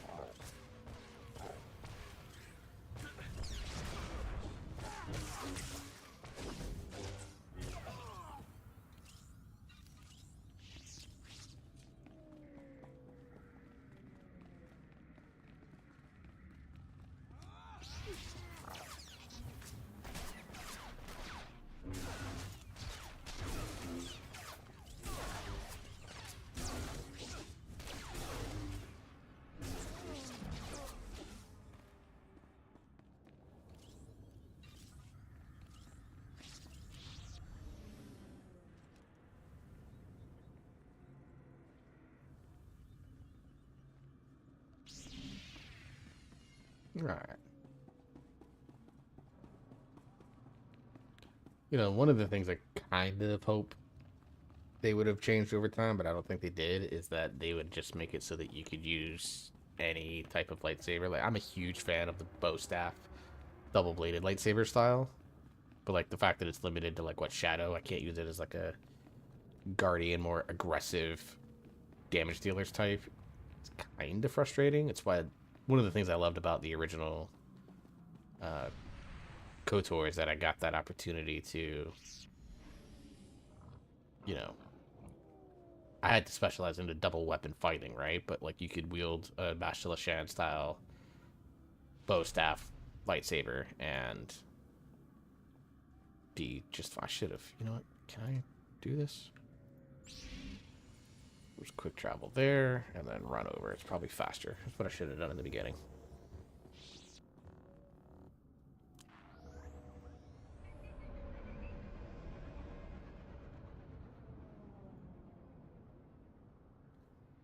Forget Tuesdays like everyone fucking goes live day, man.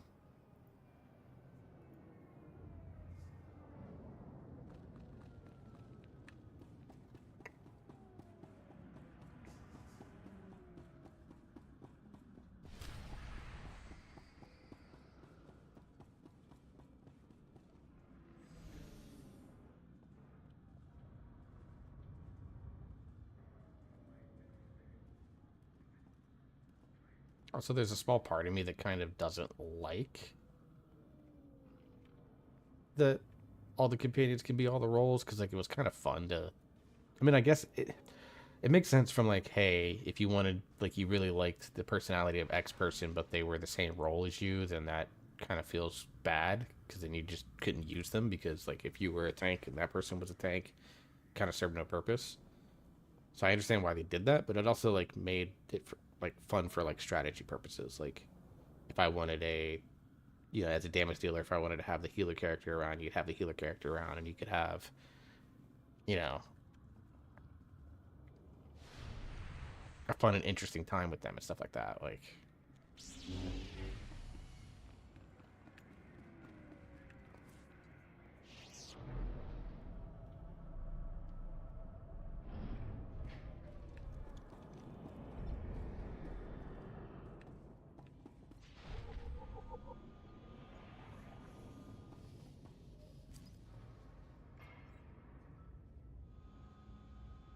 oh, thanks, Nayland.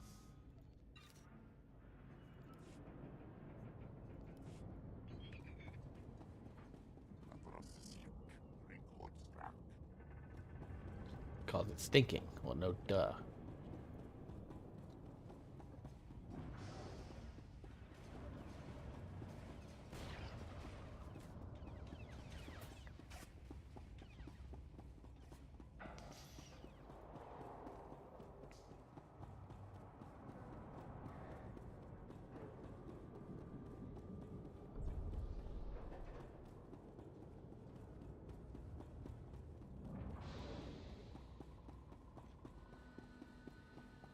I don't know if I can handle grinding the crest on DH. Honestly, play it for fun. Play because you're having fun, not because you feel like you have to. Like that's my stance on pretty much everything with WoW right now. Just play because you're having fun, not because you have to. Like I talked about, like I did everything I wanted to do in WoW today. Like the reality is that, you know, the normal mindset would be, oh, keep doing 12s on your Demon Hunter because you still need to craft a belt, you need to craft your bracers, you need to do more to optimize your Devourer stats, and I'm just like, who the fuck cares right now?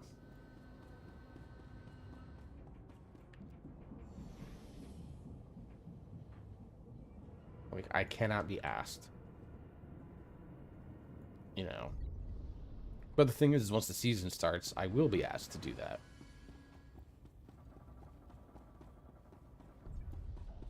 Yeah, like there's a good chance that the only items that you will still have by the time you start your normal dungeon grind in Midnight legitimately might be your trinkets.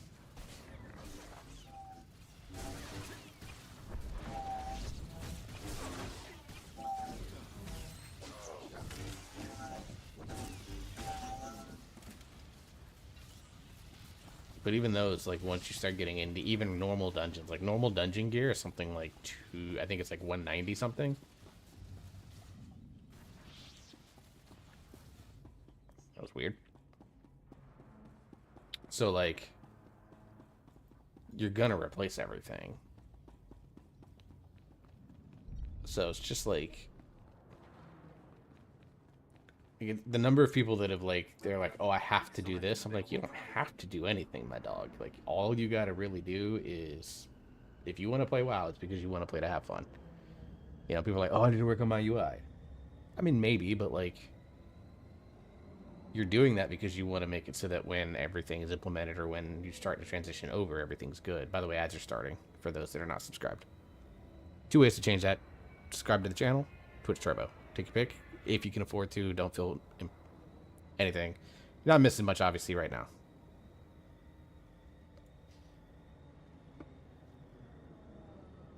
But, like,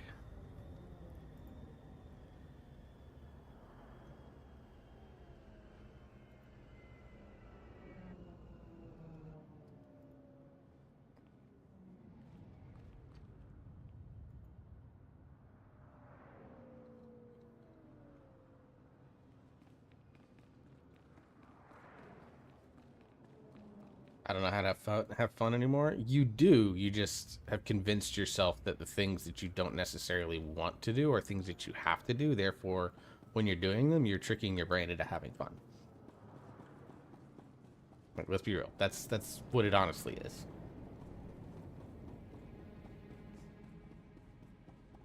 And I'm not saying that to be, like, belittling or anything. It's just, like, years of conditioning have told you that, right? And I see it with my son all the time, actually. And I've actually shown that to him. So, like,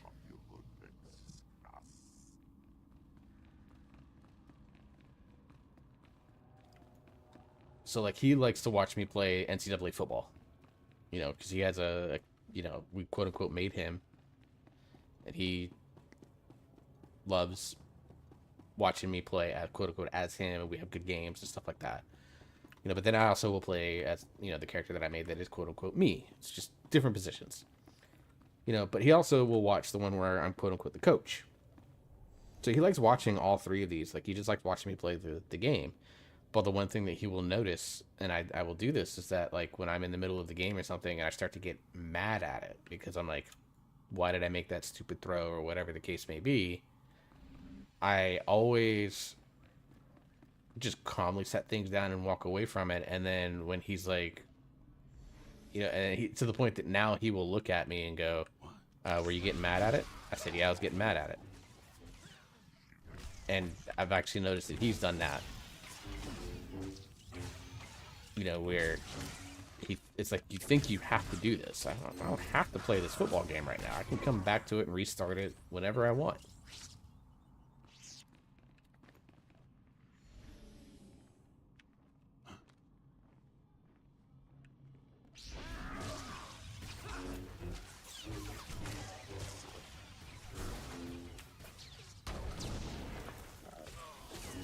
But he's also like, you know, because of that, like, you know, I try to instill that in him. I try to show that to him in those moments, because I've told him plenty of times, like, dude, if you're getting mad at the game, just walk away from it for a little while. Nothing wrong with that.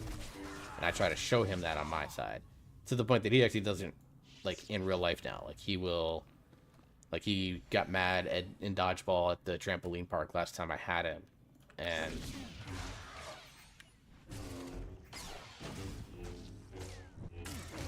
you know, he came over to me and, you know, he was like, hey, Dad, I left the dodgeball court. And I said, okay. I said, were you out? He said, no, I was getting mad. And like you told me, when I get mad, you just stop. And so I stopped. I said, awesome.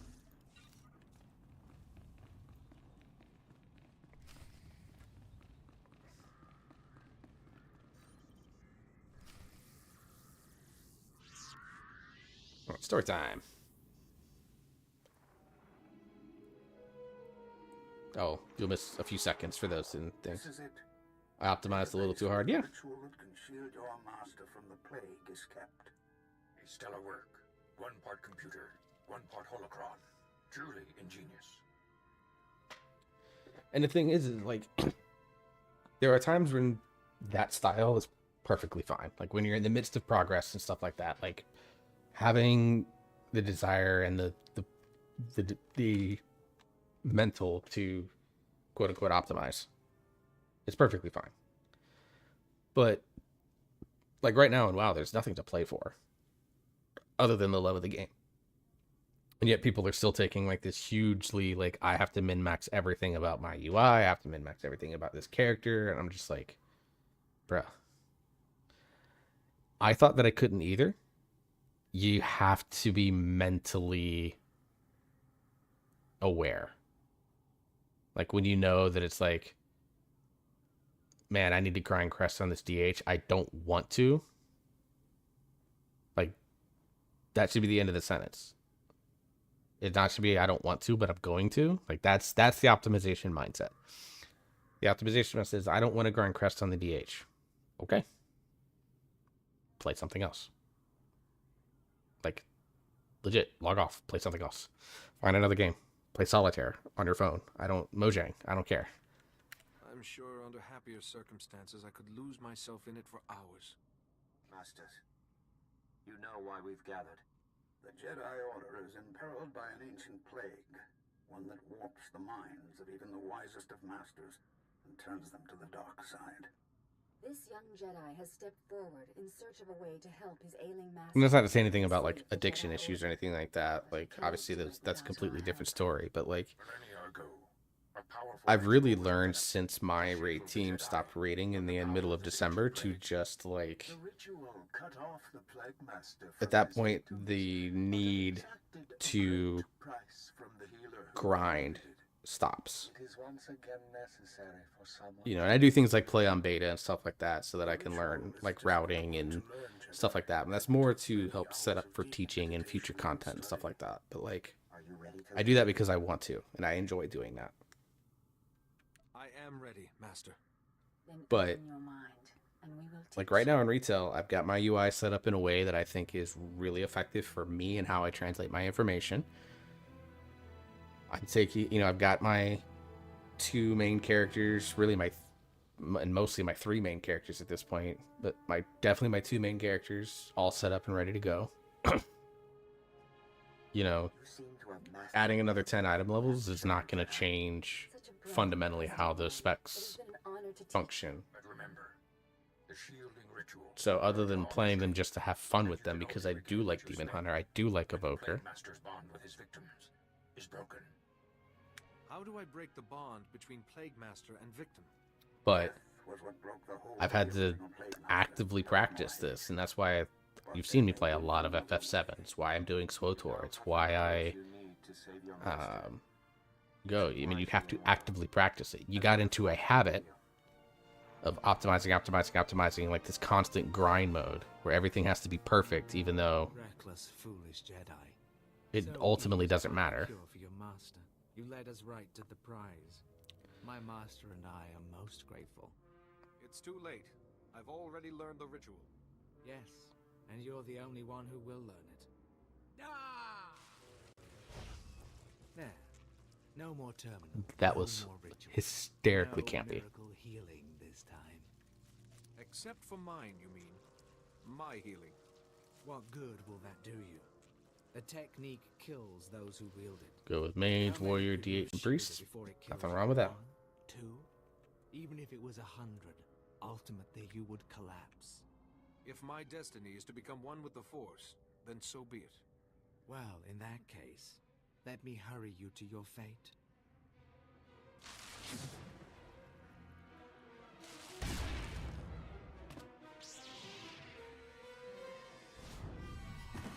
You're purple, not red, buddy.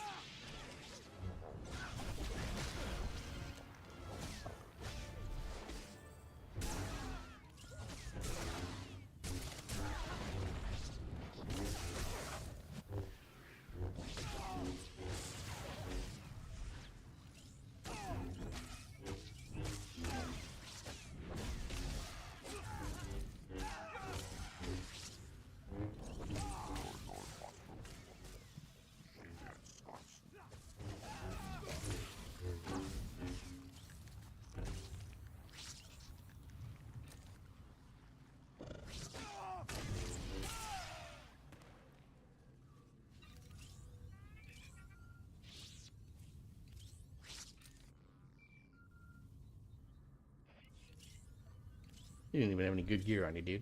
Alright. Finally, there you are. Yeah, I'm doing warrior, Apprised of DH, your evoker, situation. probably mage. The council is very concerned about Yuan's health. We've been trying to contact you for hours. Did you find anything in the Jedi Temple?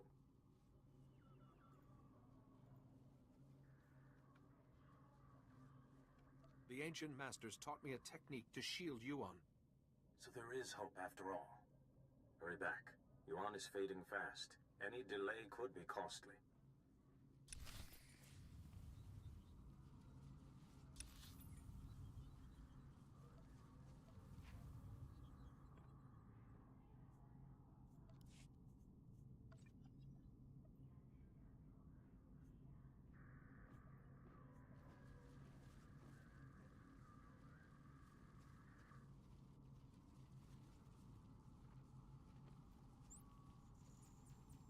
Assuming this is where I have to go. We'll find out.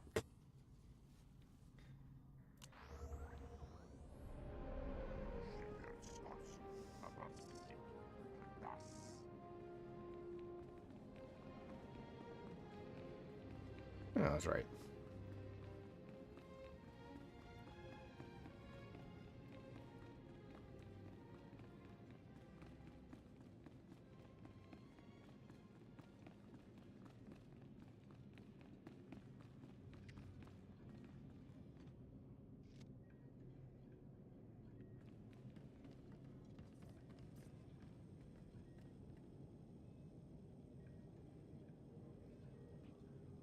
Stand by for examination and suggested products.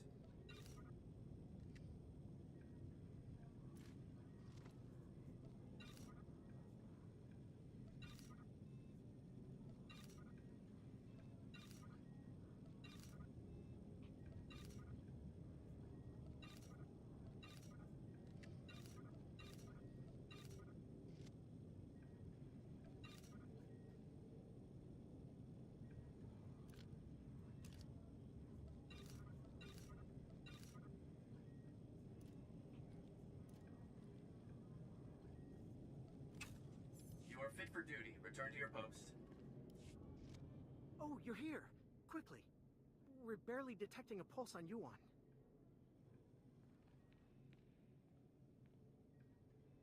If there was any time to test what you learned in the temple, it's now. The masters taught me well. Yuan's life is in your hands now.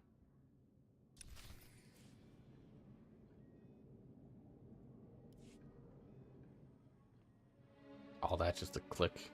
Go into the. It should have just gone straight into the cutscene. Whatever. Whatever. We're being picky. Don't want to be picky.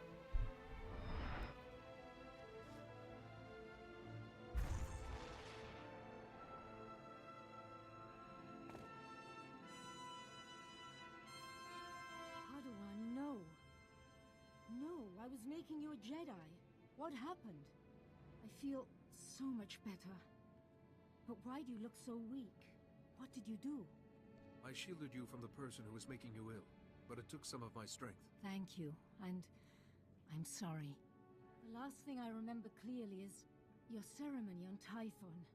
Oh, my student, I am sorry I wasn't a better master. I wouldn't be the Jedi I am if it weren't for you.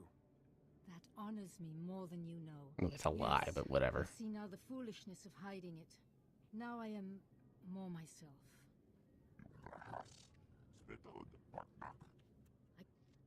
Feel someone else in my mind, polluted my thoughts. Just... For 13 level, right? You won't be fully cured until he is defeated. I really wish I could give you more details, but my memory of that time is hazy at best. Pardon me. The council wishes to speak with you when you're ready. I will speak with them immediately. Thank you again for helping Yuan. And teaching me a few things as well.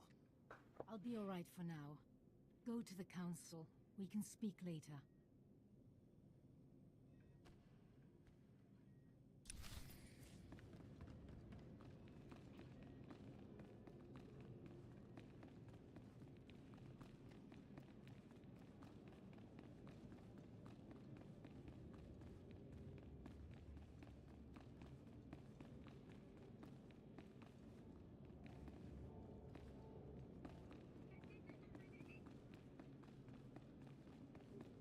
Anyways, but back to like the optimization mindset. Like I know it's like some people will be like, but this is just how I play games. Like you can't stop doing that. We'll find another game to optimize in that you're gonna have fun with doing it. Like I think one of the reasons why I like playing something like a sports game is that, you know, you try to optimize everything, you try to have success, you try to go, you know, undefeated, or in say like in football, or you try to get the like best recruiting class, but not all of that stuff is always in your control.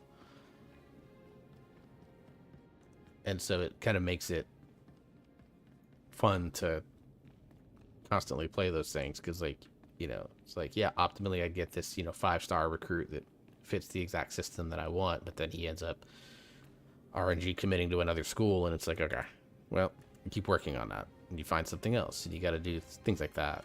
Like that's like another solution that I've recommended to people. So I keep trying to double jump and glide because I am DH evoker brained.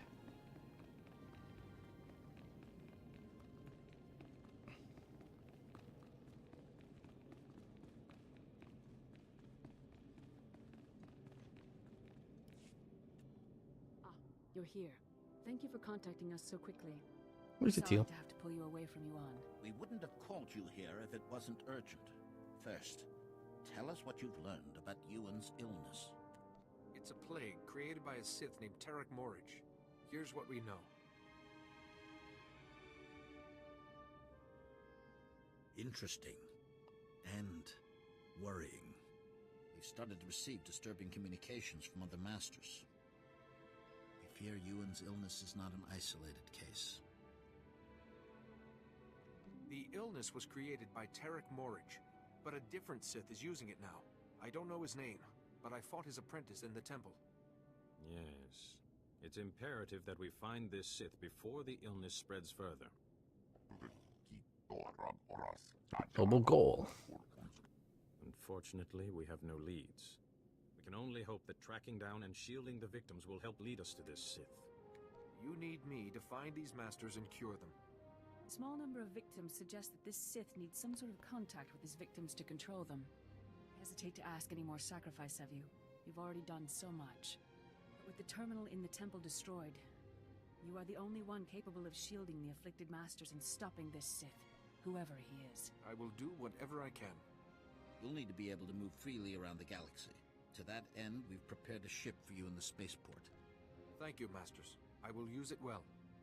You have more than earned it. The missing masters were last heard from on Terrace in Nar Shaddaa. Find them, and break the Plague Master's hold on them. Say your goodbyes to Yuan, but time is of the essence. Good luck. All right then.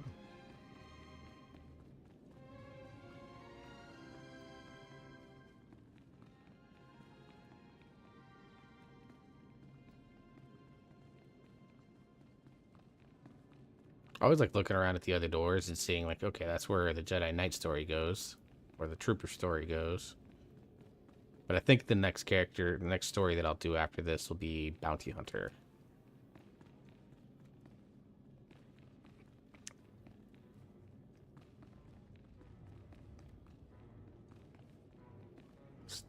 Kind of intersperse the Jedi or Force using and non-Force using stories. That's one I've never done. Well, then it'll be an experience for both of us then. Because I've done, I think, the initial planet, but I don't think I've done anything more than that. I mean, we're talking 10 years ago, so at this point, I might as well not have done anything. But, we will see.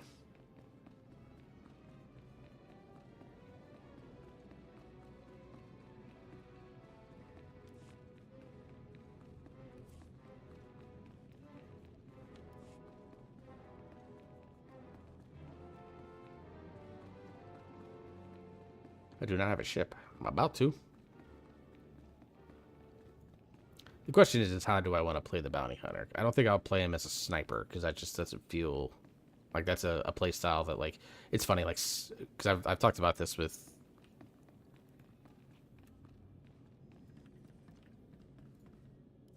after this. Hang on. It's good to see you through my own eyes once more. What did the council have to say? Are you sure you don't remember anything specific about your tormentor? I have tried. Stop him, so that I don't have to be shielded anymore. Remember, let your instincts guide you.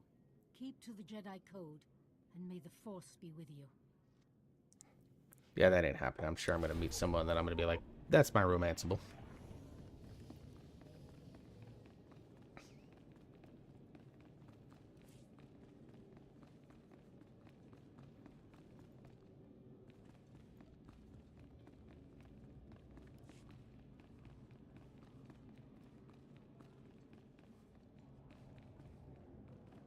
But like bounty hunters are one of those things that like I'm of the opinion that Boba Fett is an awful character.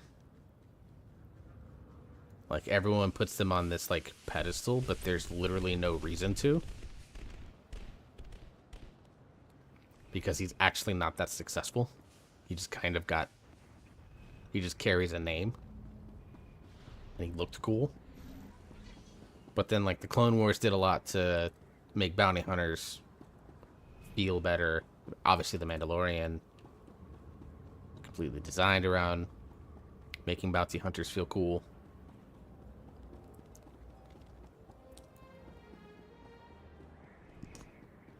You know, I'm sure there's like a fantasy aspect to bounty hunters that like in Star Wars there's like people always appeal to. I always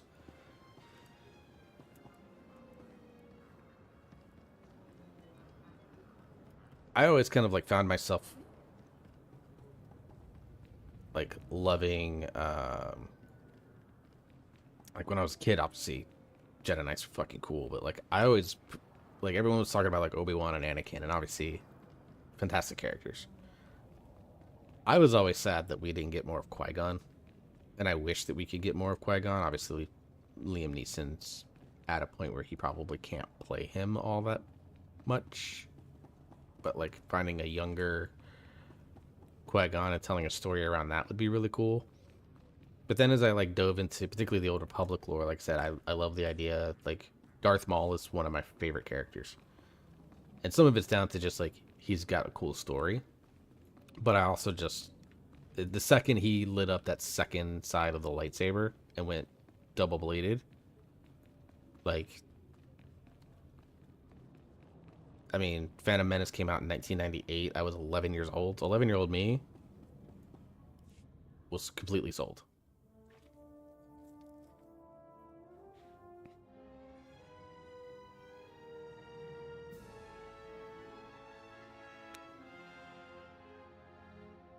All right, not the coolest ship, but looks good. The Imperial Agent ship is still the best. In fact, in my Star Wars D&D game, that was the ship style that we were given by our DM, because he was like, yeah, I just figured you guys would like this.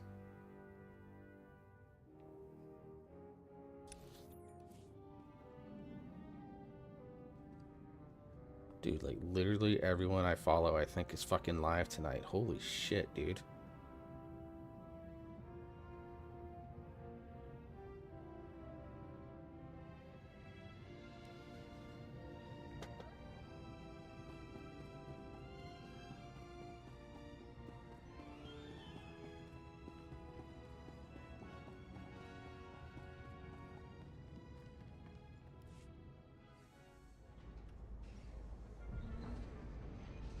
Uh-oh.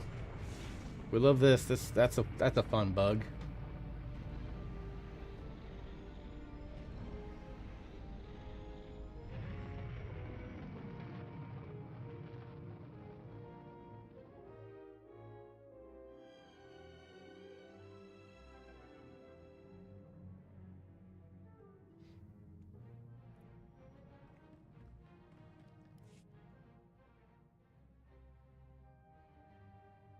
My new master at last!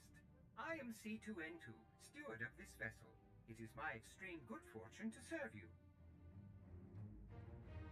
Glad to have you aboard. Tell me your function, C2. C2 series droids represent the latest advances in everything from starship technical maintenance to nutritional advice tailored for your specific organic needs. Welcome aboard this Corellian Defender-class light corvette. It was custom-built to offer a Jedi both first-rate combat performance and meditation amenities. Along with the usual accommodations, you'll find a secure captain's locker for storing valuables. Your bridge contains an ever-updating map of the galaxy. It's quite beautiful to look at.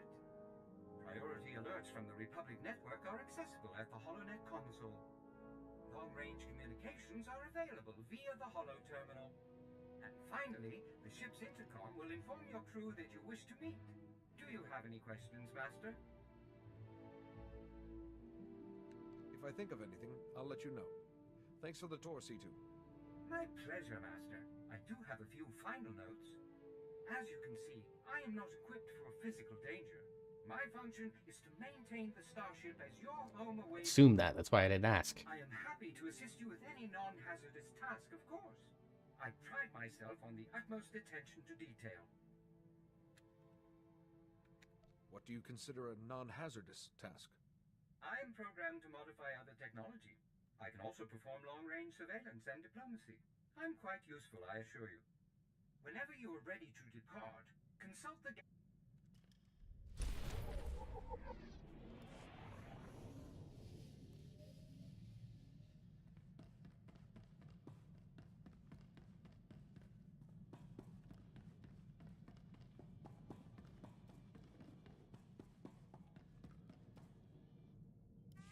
Master Jedi, on it.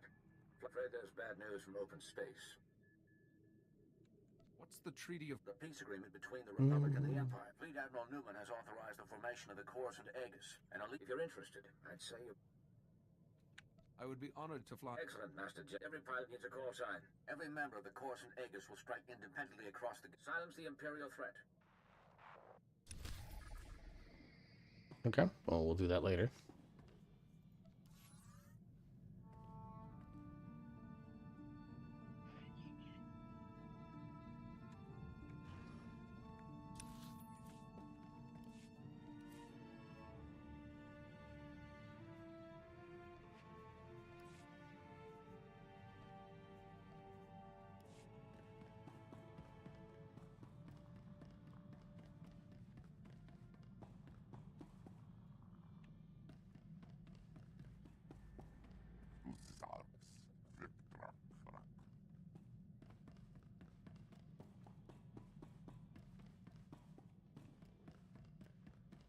Okay, where is...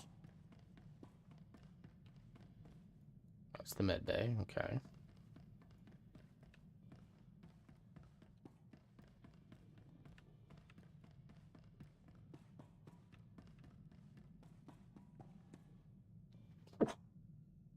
Oh shit. Oh, sorry. God damn. Fuck, usually I'm good about muting the mic. I missed it that time. Sorry.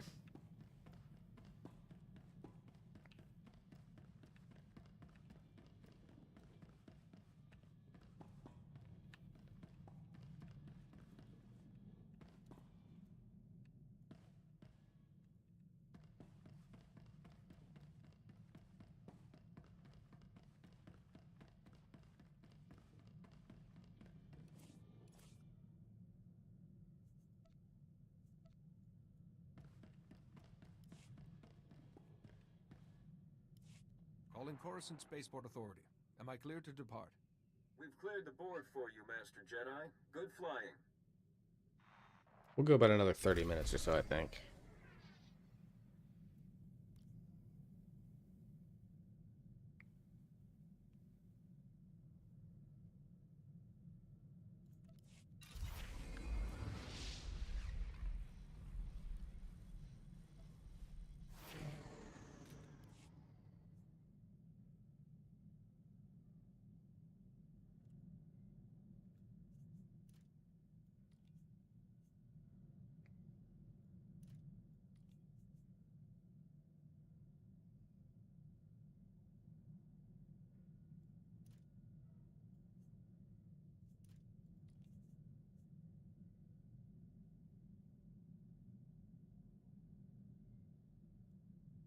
Oh, that's powerful.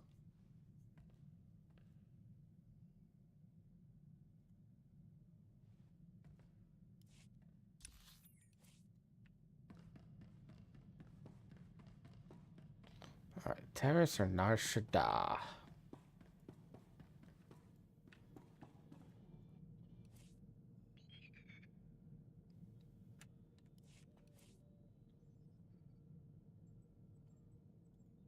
Level 15. I am level 15.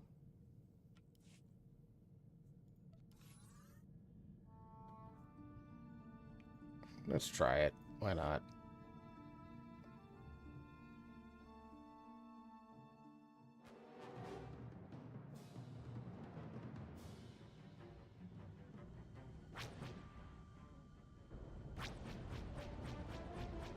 Shuttle sighted and pursuing.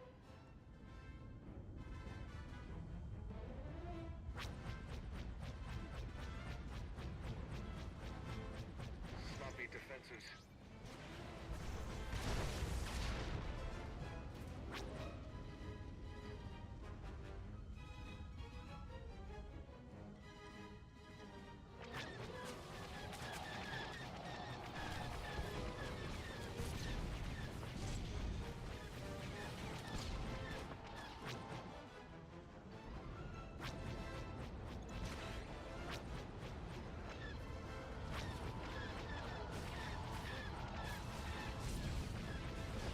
The fact that I can move with the mouse makes that life much easier. Clearing a path.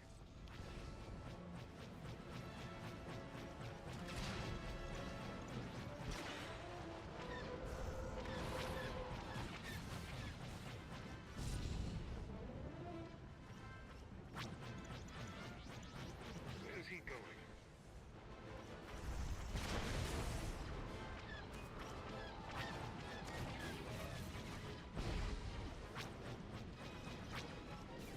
Keep trying to shoot things on the ship, but I don't think I'm intended to.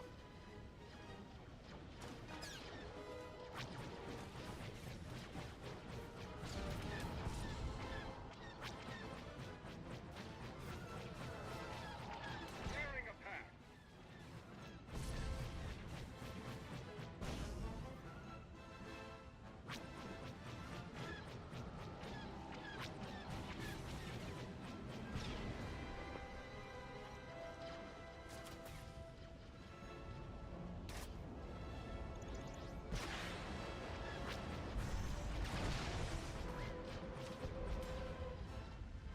Take out 5 more.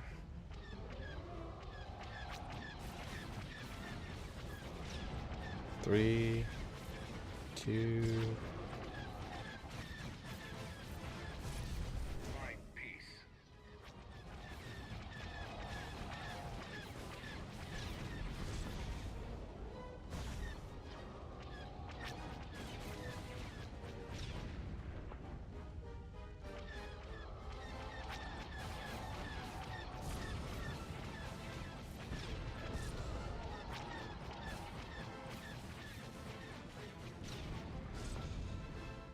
Okay, 35 more seconds.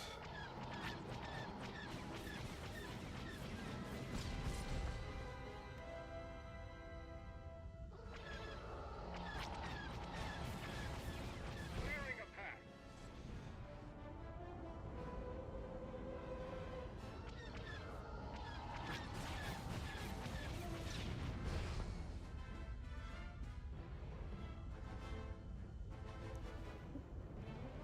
Or more last ditch effort, maybe?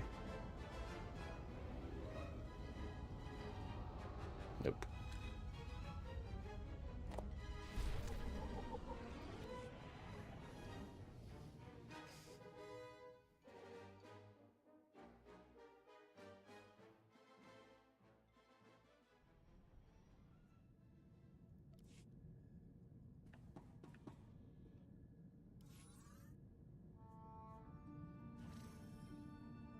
That was 16 to 20, 20 to 24. All right.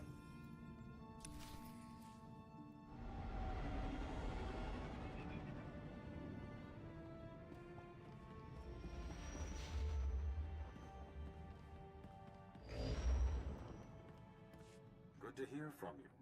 The Council has sensed your arrival on Terrace. An intriguing world. This planet wasn't part of my studies at the temple. Centuries ago, Terrace was like Coruscant, a vibrant city world.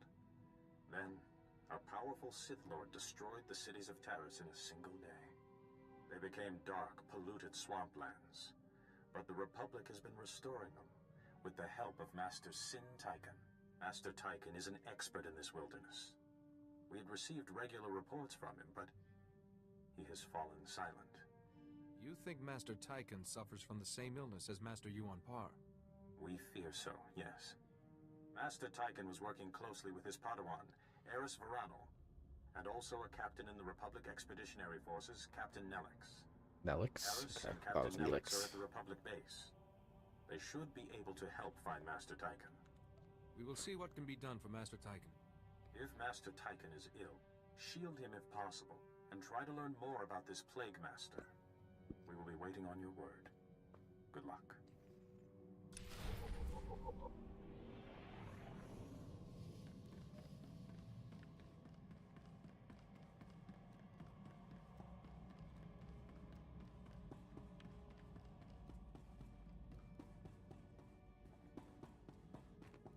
Assuming by exiting the ship it'll land. Yeah. The classic Star Wars shot. Alright. Well, now that I am at that time where I'm getting close to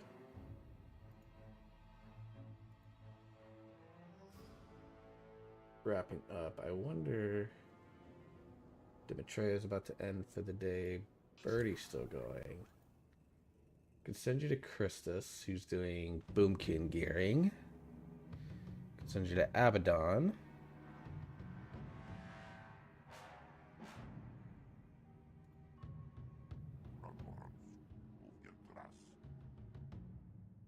Could go to Met. There's some people I got some options. Unless there's someone out there that maybe I'm not following that you want me to raid, please let me know. Like, I'm down for that.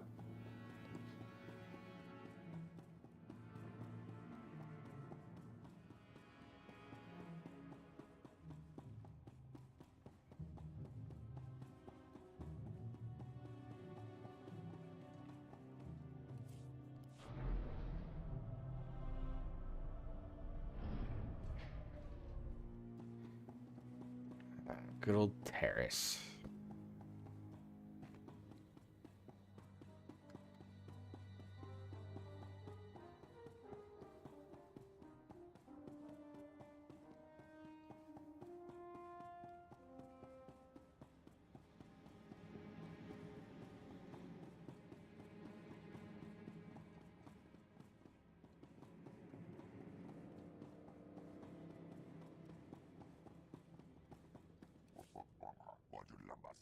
I wonder if I have a mount now that I... Nope, no mount still.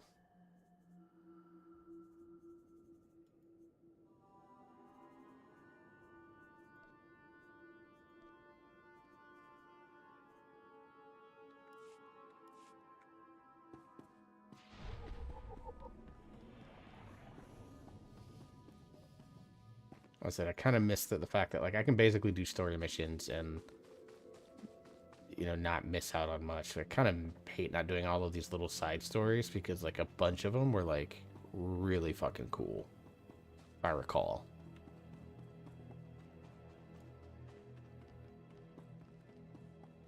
But sometimes just kill 25 of these. It's like a fun quest.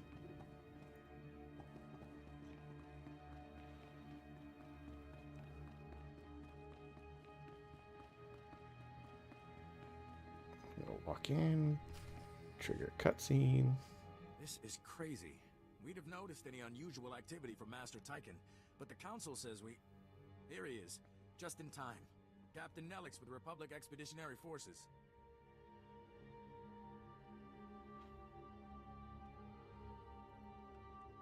It's a pleasure to meet you. Pleasure's mine. My men will be glad there's another Jedi around. Master Tychon's been a big help. This has to be a mix-up. My master is a renowned Kalish scout, a truly gifted pathfinder. Padawan Eris Verano, at your service. I have to see your master, Eris. If he's ill, only the Force can heal him. But that's what we don't understand. Master Tychon isn't ill at all. She's right. When the Council called, Master Tychon had just left with a research expedition. If he's gone rogue, it's news to us. Where is that expedition now? Those pollution readings take ages to compile. They're not due back for days. Regardless, I'm sure Master Tychon will want to meet you. I'll try and reach him. Captain Nellis, we need backup. They're gone, sir. They're all gone. Captain, can you read me? What the? That's the Expedition Guardsman, Sergeant Valoy. Where's Tychon? There must have been an accident. Those ruins are always shifting. The transmission got out. The team might still be okay. I'll get a rescue team scrambled. No, damn. I'll never get them out there in time. Give me their location. Whatever happened, the Force will protect me. Then let's hope it can protect my men, too. Meantime, I'll put a team together. Here, take a copy of the Expedition's map to guide you. Watch yourself. There's more than pollution in those swamps. Master Tychon's out in them, too. I hope the Force is watching you both. For Terrace's sake.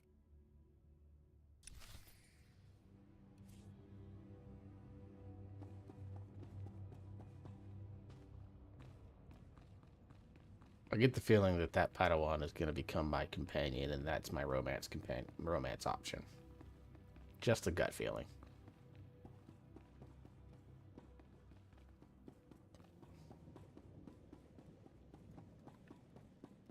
See, and this is where a mount comes in handy, but I don't have one. I don't think I'm going to get one until 20. So I got some work to do. So what we'll do is we'll hit up like the initial story here, see what's going on with this, and then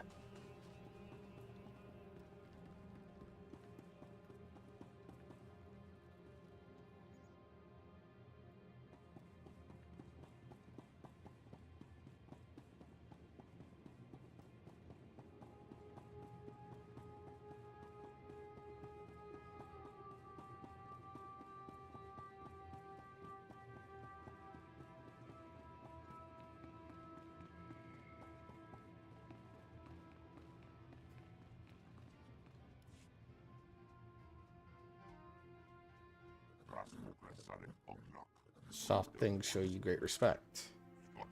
It's often province for my people to travel. Ships do not like Trandoshan passengers. Often captains say we must pay more or sleep in cargo hold. It's shameful such a thing happens in the Republic. It's some fault to some Trandoshans. Thugs have no honor or goodness, make worse for everyone. Always I was Trandoshan, not Kaizen Fess, until you on par show kindness. I was surprised that Jedi understood. Every culture has something to teach us. It was a good lesson, not to judge all the same, like I was judged. Oh, so I'll skip that line. Sorry.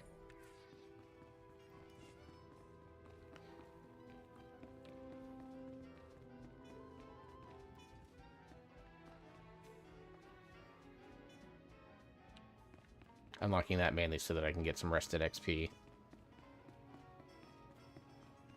Just to speed it up a little bit.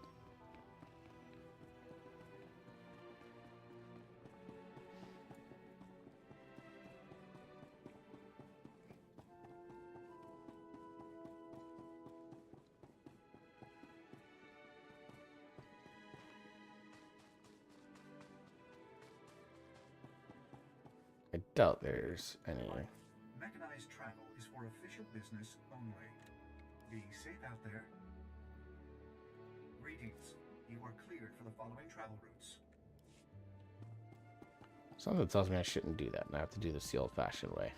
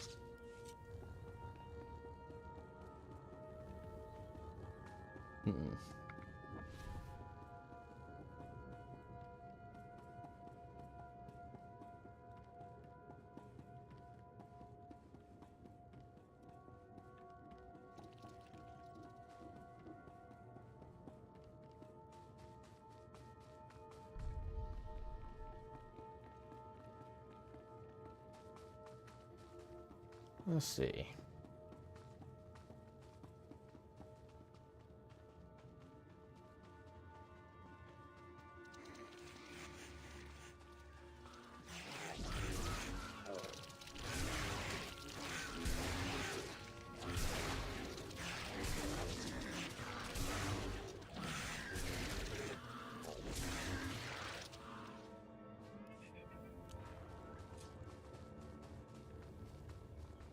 Trying to think of it's probably going to be the path that I need to take.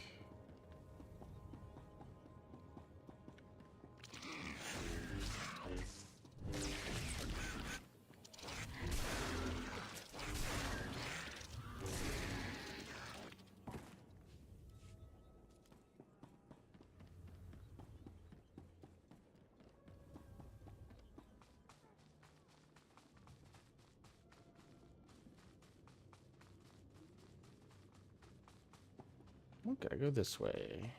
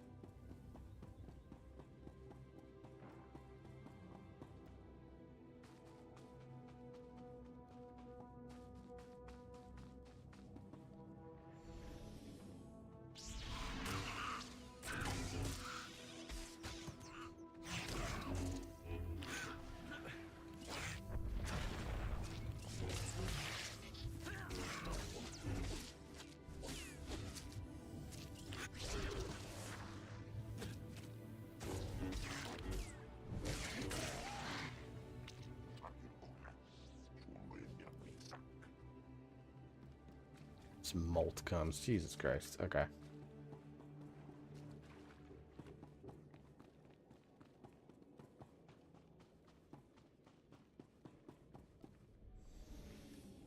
Let's attack the big guy here.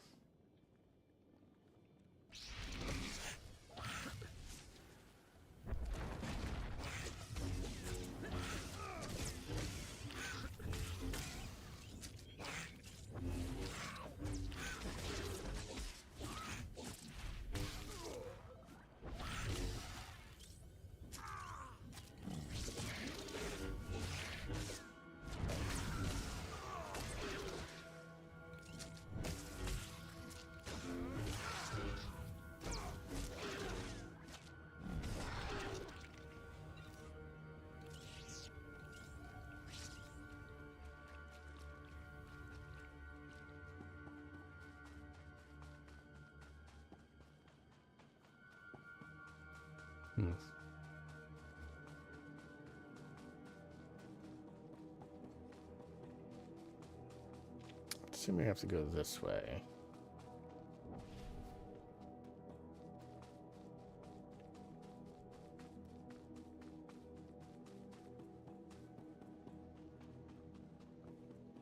Probably took the long way for no reason.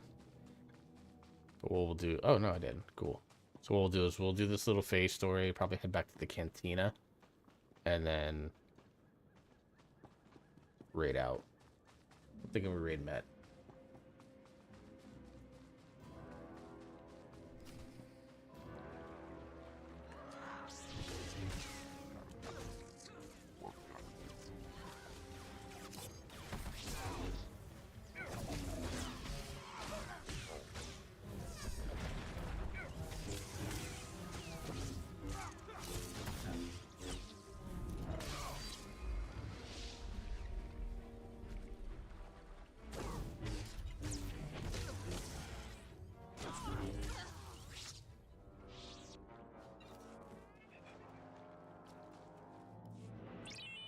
Or this is my next companion. Who knows?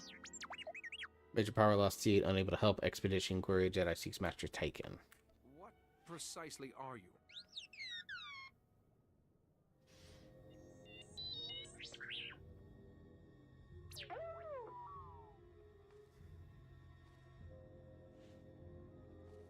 Where's the best place to begin?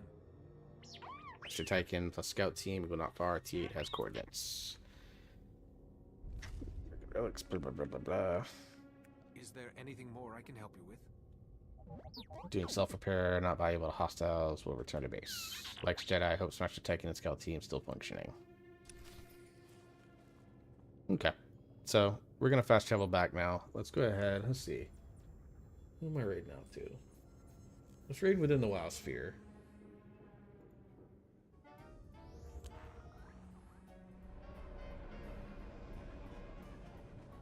Maybe someone I haven't raided in a long time.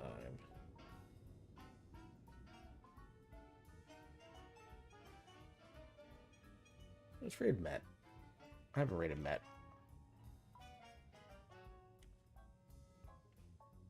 Fuck, I can't remember how to spell his name. Okay, there we go. Alright, so we're gonna raid out to Met. So I appreciate everyone hanging out tonight. I'll be back tomorrow. Some more WoW activities. I'll probably try to hit up a couple of keys, maybe see if I can snatch a heroic raid or something like that on the Evoker or the Mage. Thursday is going to be the absolute rat raid. Friday we'll probably dedicate almost entirely to the Old Republic up until Dojo raid, depending on what time I get started and stuff like that. And then this weekend and the next 2 weekends, actually, I'll have my son, so we'll be not streaming on the weekend for that. So that's kind of like the plan that I have, and we'll just keep going from there. I'll be continuing to work on uploading some new YouTube videos, trying to variety the content. To do a video up with K-pop Demon Hunters reaction from voice play. If you're interested in that, just seeing what I analyze music, basically react to it the first time and then react to it and break it down and analyze it, talk about it, cool things like that. So check that video out if you haven't. I'll be trying to put up a little bit more. I'm going to be working tomorrow after I do a couple of hours of job hunting. I'll be working on a Mythic Plus Demon Hunter video and like kind of where the spec's at, and then what to expect with the extra talents and the extra hero point talents and stuff like that. Like, how is it going to benefit the spec overall? So be on the lookout for those. I don't know when that video, the Demon Hunter video, is coming out. My hope is that it'll be by the end of the week, but I'm not going to promise that because I've got to cut and edit 3 different videos and go through the process of narrating all of that and shit like that. So it's going to take some time, but it is a project that I'm really looking forward to. So we'll go from there. So let's go ahead and get this raid started up. I appreciate everyone for hanging out, chilling with me tonight. I do appreciate it a ton. You guys are awesome. I don't like to talk about the numbers a ton, but like I think I hit the highest viewers that I've hit from a non-raid situation in quite a while earlier today. So shout outs to all of you for coming in and hanging out and following. I truly do appreciate it. Let's go give Met some love, and I will see you all tomorrow.